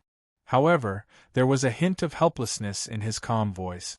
Originally, I did not understand, but I understood afterwards. It's because the primordial realm expert behind Jianchen is very powerful, said Mu Ku. Ancestor, do you know the identity of the primordial realm expert behind Jianchen? The sect master asked. The ancestor of the Earth Spirit sect sighed deeply. I don't know the identity of the primordial realm expert behind Jianchen, but that person is not someone our Earth Spirit sect can afford to provoke. She's so powerful that she only needs to raise a hand to destroy our Earth Spirit sect. As he said that, the ancestor of the Earth Spirit sect could not help but think about what had happened 3 days ago. At that time, he was cultivating in seclusion in his secret room when a beautiful woman in white robes silently appeared in his secret room. If it weren't for the aura that the woman released waking him up, he probably wouldn't have known that a stranger had broken into this secret room, that he had set up layers upon layers of formations without his knowledge. Although the woman did not attack him, the pressure she gave off was so powerful that the ancestor of the Earth Spirit sect still remembered it like it was yesterday. That pressure was something he would never forget for the rest of his life. In the face of this pressure, he felt that he did not even have the strength to resist. It was as though he was facing a primordial chaos expert and was as weak as an ant. He had no doubt that the woman possessed the terrifying strength to obliterate the Earth Spirit sect with just a raise of her hand. How could his Earth Spirit sect afford to offend such a supreme expert? Whether it was Elder Mu Ku or the current sect master of the Earth Spirit sect, they were both shocked when they heard the ancestors' words. They had heard that there was a primordial realm expert behind Jianchen, but they had never thought that the primordial realm expert would possess such terrifying strength, where even the ancestor of the Earth Spirit sect feared her so much. Do you understand now?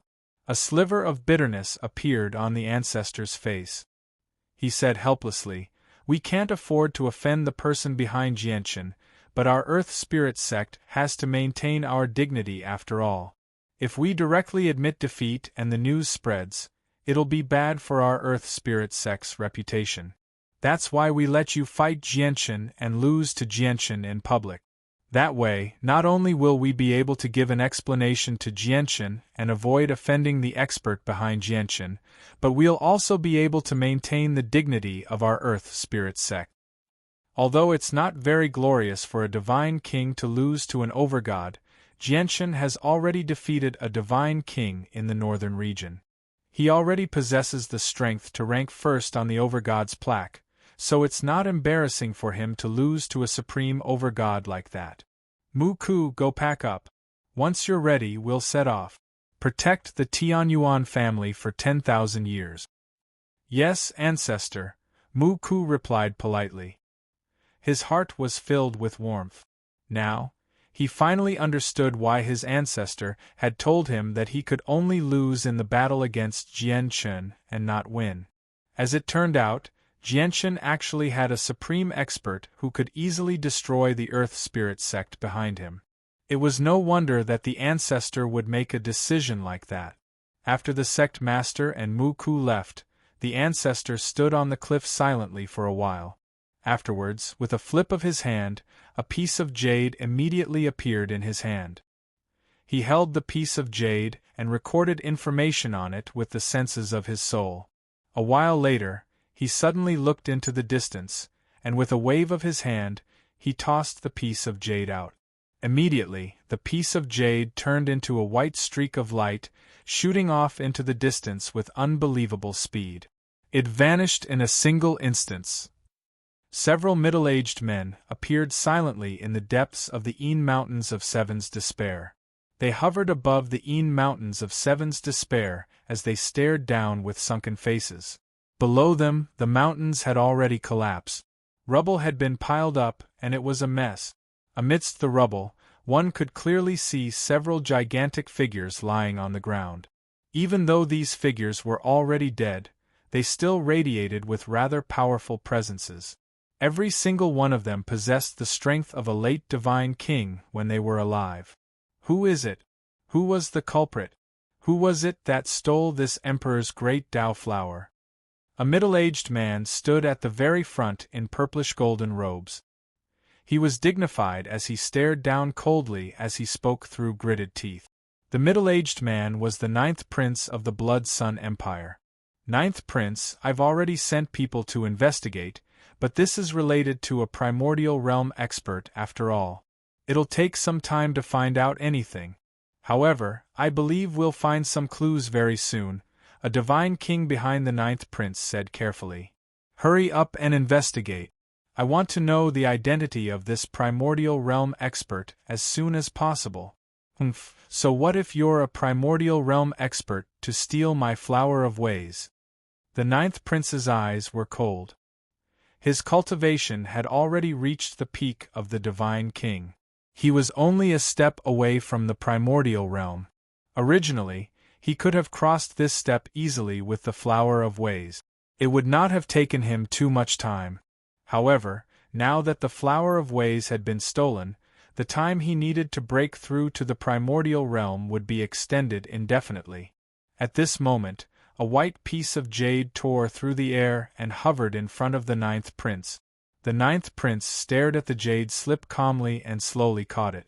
He said, "This item should have come from a primordial realm expert, but there are only a few primordial realm experts in the Heavenly Moon Empire. Looking at the direction the jade slip came from, it should have come from the person from the Earth Spirit sect." 9th prince, does the ancestor of the Earth Spirit sect know anything about the jade slip? A person behind the 9th prince asked. I hope so, the 9th prince said coldly. He immediately sent the senses of his soul into the jade slip. Very soon, he read through the contents of the jade slip. A cold light flashed through his eyes, and he crushed the jade slip to pieces. He said emotionlessly, "Let's go. To the Dong, a province of the divine kingdom of Pingtian." Jianshan directly returned to the Tianyuan family. As soon as he returned, he could clearly sense that the atmosphere of the entire clan had become extraordinarily lively. It was enveloped by a heavy atmosphere of joy. "Patriarch, you've finally returned. Xiu has successfully broken through and become an overgod." Mo Ling saw Jianshan from afar and immediately ran over excitedly. The Tianyuan family had gained an overgod. This was definitely something worth celebrating. This was because overgods were still the rulers of a province in the current divine kingdom of Pingtian. Shiyu.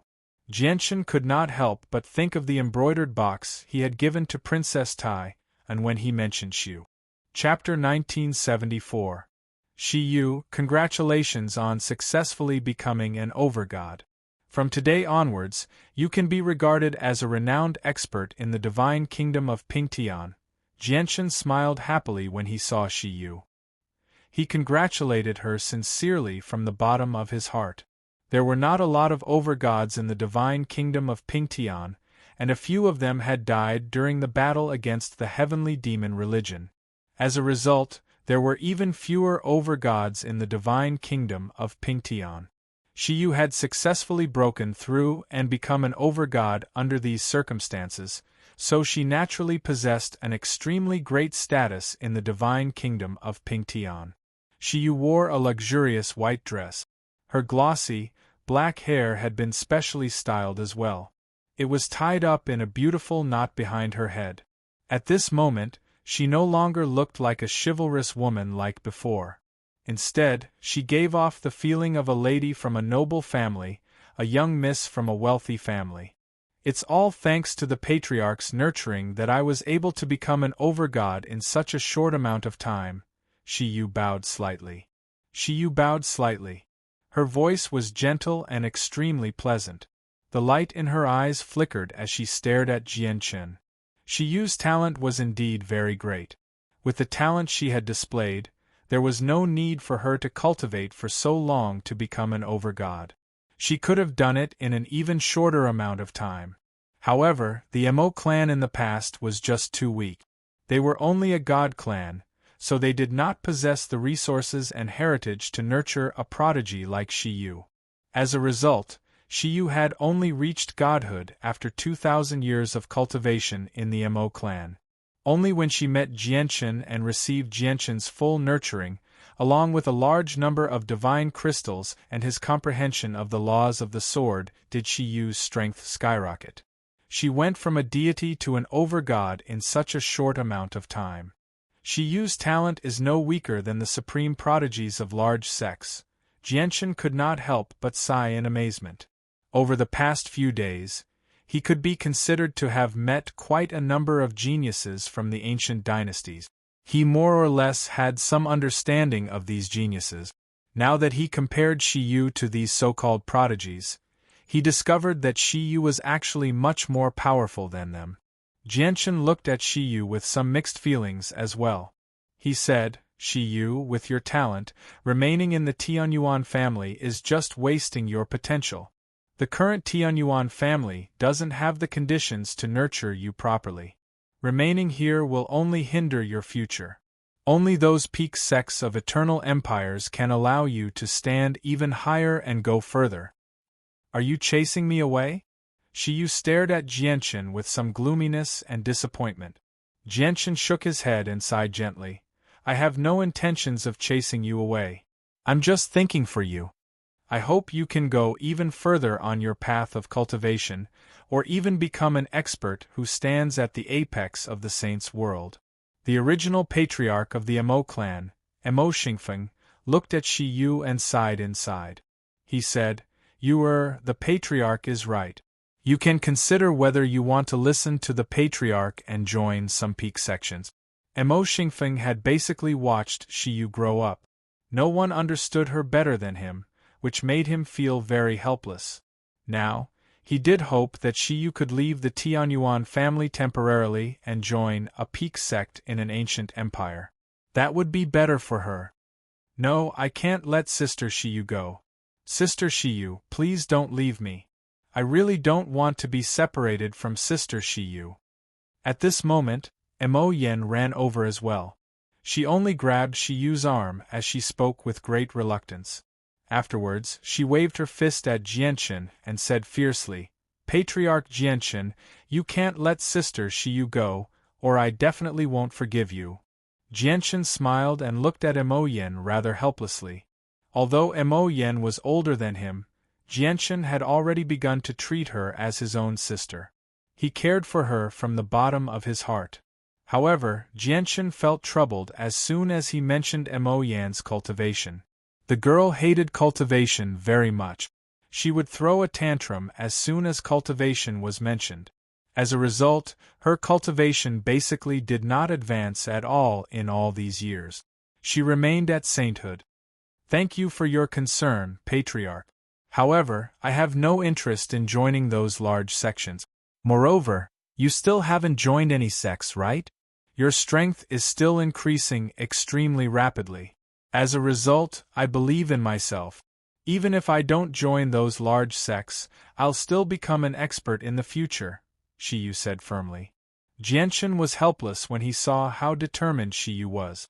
He could only sigh gently inside and turn around to leave. Unknowingly, Jianchen had already entered the forbidden grounds of the Tianyuan family. The forbidden grounds were enveloped by a powerful formation. The number of people in the Tianyuan family who had the right to enter the forbidden grounds could be counted on one hand. Jianchen could not help but think of Shangguan Mu as he stood in the forbidden grounds. Originally, Shangguan Mu should have been cultivating in seclusion here, waiting for his triumphant return. However, he had never thought that his trip to the northern region would lead to his parting with Shangguan Mu. May I ask if you've already arrived at the Taoist sect of Divine Sound? Have you been well there? You have to be well in the Taoist sect of Divine Sound and wait for me to pick you up. Although I don't know where the Skyfire Plain is or how far it is from the Cloud Plain, I will definitely go there. Jianchen clenched his fists tightly as his gaze became extremely determined. However, at this moment, Jianchen's eyes suddenly narrowed, and he suddenly looked back. A beautiful figure stood behind him, staring at Jianchen calmly. Kea, it's you. Jianchen was surprised. He stared at Kea in shock as his heart was in turmoil. This was because he had actually failed to sense Kea's approach earlier. He did not even know when Kea had appeared behind him or how long she had been standing there. Jianchen immediately focused his attention and studied Kea carefully. He immediately gasped when he saw her. Disbelief filled his face as his heart churned. Kea, your cultivation, Jianchen said in shock. At that moment, he even began to doubt whether what he was seeing was real. This was because he discovered that Kea's strength had directly risen to late overgod in such a short amount of time. Jianchen felt like he was dreaming. After all, how long had Kea been awake? When she had just woken up, she was only a holy emperor, yet she had become a late overgod now. Jianchen was utterly dumbfounded by how quickly her strength increased. He was completely unable to catch up. Probably only the reincarnated primordial realm expert, Fairy Haoyue, could match Kea's cultivation speed. Jianchen, thank you for the monster core and the large number of divine crystals you gave me. It's exactly because of these cultivation items that my cultivation has been able to increase so quickly, Kea said to Jianchen. From how calm she was, it was as if she had no idea just how great of an uproar her rapid cultivation would cause in the saint's world. You can increase your cultivation by absorbing a large number of divine crystals, but your comprehension of the laws of the world. Jianchen hesitated. Kea had surprised him far too much. A sliver of confusion appeared in Kea's eyes. She said, I don't know what's going on either. My comprehension of the laws of the world seems to be especially easy. I can always grasp the power of laws without using any effort at all. I've already grasped 3 laws now, and I seem to absorb the energy from divine crystals hundreds of times faster than other people. As she said that, Kea immediately used the power of laws with a thought. Immediately, 3 different laws condensed. Chapter 1975. Jianchen looked at Kea with extremely mixed feelings. Kea had shocked him far too much, and many things could not be explained with common sense. The rate at which her strength increased was unbelievable as well. She cultivated so quickly and comprehended laws so easily, which even made Jianchen wonder whether Kea was the reincarnation of a supreme expert. This was because only Fairy Haoyue, a primordial realm expert who had retained all her memories, could increase her strength so quickly. Kea, although your cultivation path has been smooth without any exaggeration, where you haven't encountered any bottlenecks at all, I still have to suggest that you don't increase your cultivation too quickly, just in case your foundation becomes unstable. Jianchen stared at Kea and said sternly. After all, Kea was not Fairy Haoyue. Jianchen became slightly worried when he saw how quickly she cultivated. He was worried that Kea's rapid cultivation would leave behind extremely great problems that would affect her future. She might even be doomed in the end. Yeah, I understand that as well. As a result, I don't plan on cultivating in the next few days. I'll focus all of my efforts on consolidating my cultivation, just in case I end up leaving behind any problems, Jianchen agreed. After a moment of hesitation, he stared at Jianchen with shining eyes and said rather eagerly, Jianchen, although I've reached late over God, all I have is strength. I haven't fought anyone yet, so I don't know just how powerful I am right now. Why don't we spar and test my current battle prowess? Alright. The Saints' world is different from the Tian Yuan continent. You didn't have much battle experience back on the Tian Yuan continent, so you need to properly temper yourself now that you've come to the Saints' world. Moreover, you've gained so much strength in such a short amount of time. You also need to experience many battles before you can use it with familiarity. Jianchen agreed in an extremely straightforward manner before leaving the Tianyuan family with Kea. As Kaya was a late overgod now, the shock waves from their battle would not be something the Dong and province could endure. As a result, Jianchen chose a desolate mountain range far away from the provincial city that was devoid of people. Jianchen hovered above the mountain range as he stared at Kea calmly. He said, Kea, go ahead. Jianchen, be careful, Jianchen said sternly.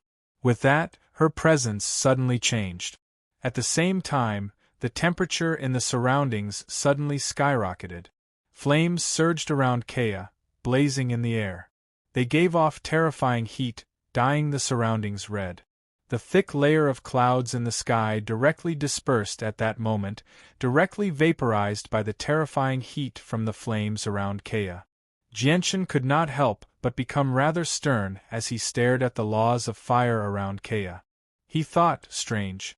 Kea's laws of fire seemed to be slightly different from the laws of fire that other people comprehend. It seems like the laws of fire that Kea grasps are even purer than the laws of fire that other late overgods comprehend. If the laws of fire that other overgods comprehend contain some impurities, Kea's laws of fire are extremely pure. There are no impurities at all. Jianchen felt extremely surprised once again. Kea was truly different from ordinary people. At this moment, Kea struck out. The flames around her surged as she controlled an endless sea of fire. She radiated with terrifying heat as she shot towards Jianchen with lightning speed. Her presence was even more shocking, surging into the clouds and shaking up the surroundings. She seemed like a goddess of war. She slapped out with her hand, and the endless sea of flames behind her danced with her palm. The majestic flames gathered in an instant, compressed into the size of a palm, and emitted a dazzling light that was like the sun, making people not dare to look at it directly. A gleam of light flashed through Jianchen's eyes, and he became extremely stern. He did not use the startling rainbow sword. Instead, he struck out with his hand as well. Chaotic force accompanied his palm strike, giving off a destructive presence. The laws of the sword coiled around his palm strike as well, causing it to be black and white. Boom! The two palms collided, erupting with a heavy sound. Terrifying ripples of energy shot out in all directions, and the mountains beneath their feet all exploded. Dust filled the air. Jianchen and Kea remained as still as mountains in the air. Their palms remained pressed together, and one of them shone with black and white light. Chaotic force and sword light surged. The other person's hand was as dazzling as the sun, like a miniature sun that had been shrunk countless times. It was dazzling and resplendent, radiating with terrifying heat. The surrounding space was dyed red, as if the air was burning. Jianchen shivered inside. Even though he had only used 70% of his strength in that strike, Kea was still able to match him, which surprised him greatly. However, in the next moment, his hand changed. It turned into a sword and shot out a 3-inch-long streak of light, which he directly slashed towards Kea's hand. Even though the sword chi had been shot out from Jianchen's fingers, Jianchen had already used 80% of his strength, causing the sword chi to be able to pierce through space. The laws of fire that had been compressed by Kea to a high degree was directly cut in half by Jianchen. However, the laws of fire that had been cut in half by Jianchen did not disperse because of that. Instead, they turned into 2 streaks of red light and shot towards Jianchen with unbelievable speed. At the same time, Kea launched a second palm strike. His hand was enveloped in flames, and it shot towards Jianchen with strands of heavenly might. Immediately, Jianchen felt like a mysterious power had permeated his surroundings. It made him feel like he had become bogged down, making his movements abnormally slow. Jianchen's eyes narrowed. Kea's attack had completely caught him off guard. Moreover, through the 2 clashes, he discovered that Kea's usage of the laws of fire had already reached perfection. He did not seem like a newbie who had just comprehended the power of laws at all. Moreover, he could clearly sense that Kea's moves seemed to contain some sort of mystery. He was clearly attacking casually, but he seemed to be in harmony with the world. It was as if every single move and strike was a battle skill, so they were extremely powerful. In the blink of an eye, when the 2 strands of laws of fire shot towards Jianchen, Jianchen extended a finger at the same time. 2 strands of sword chi shot out from between his fingers, blocking the 2 strands of laws of fire. Afterwards, he brought his hands together and chaotic force surged between his palms. A black strand of sword chi that was a meter long silently condensed, stabbing out with a devastating presence. Although Jianchen and Kea were sparring to test Kea's strength, their battle was extremely intense. Booms rang through the surroundings as the laws of the sword and the laws of fire intersected in the air, clashing time and time again.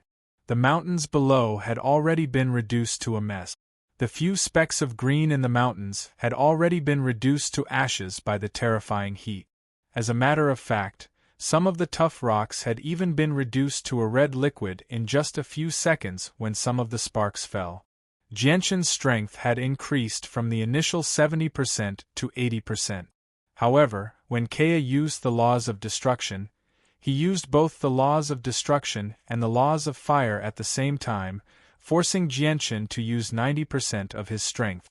He had even used the startling rainbow sword. After Kea used the laws of destruction, the battle prowess he displayed had exceeded the range of late over gods. He had basically taken a step into the Divine King's domain. It was not that the laws of destruction were too powerful. Purely in terms of ranking, the laws of destruction were only on par with the laws of the sword. However, in Kea's hands, the laws of destruction were like the laws of fire, able to unleash extraordinary might. It was as if Kea possessed an unimaginable understanding and control over both the laws of fire and the laws of destruction, allowing him to unleash power beyond his current level of cultivation. Jianchen even suspected that even though they were both overgods, his understanding and control over the laws of the sword was not as good as Kea's. This was because Kea's usage of the laws of fire and the laws of destruction had reached a level of perfection in Jianchen's eyes. It was unbelievable. Is Kea born with the laws of destruction and the laws of fire? Jianchen even wondered. However, at this moment, darkness descended, and the surroundings suddenly darkened. A huge, demonic cloud permeated the surroundings, blotting out the sun and plunging the barren mountains into darkness. Jianchen, you sure are bold. You've offended my heavenly demon religion, yet you don't hide in the imperial capital and get Ping Tian to protect you. Instead, you've come to the wilderness. A cold voice filled with killing intent rang out in the surroundings as the darkness spread. Jianchen and Kea both stopped their sparring due to the sudden development. In particular, when the rather familiar voice rang out, Jianchen's face changed drastically. Huayan! Jianchen growled as he became extremely stern. Without any hesitation, he pushed Kea far away and called out, "Run!" Jianchen had never thought that Huayan, one of the 3 vice leaders of the heavenly demon religion, would actually come for him personally. His heart immediately sank. This was a primordial realm expert. With his current strength, he did not even have the ability to flee before someone like that. Kea did not flee. She arrived before Jianchen again and raised her head, looking at the sky. Her gaze seemed to be able to pierce through the dark clouds and see the figures hidden within.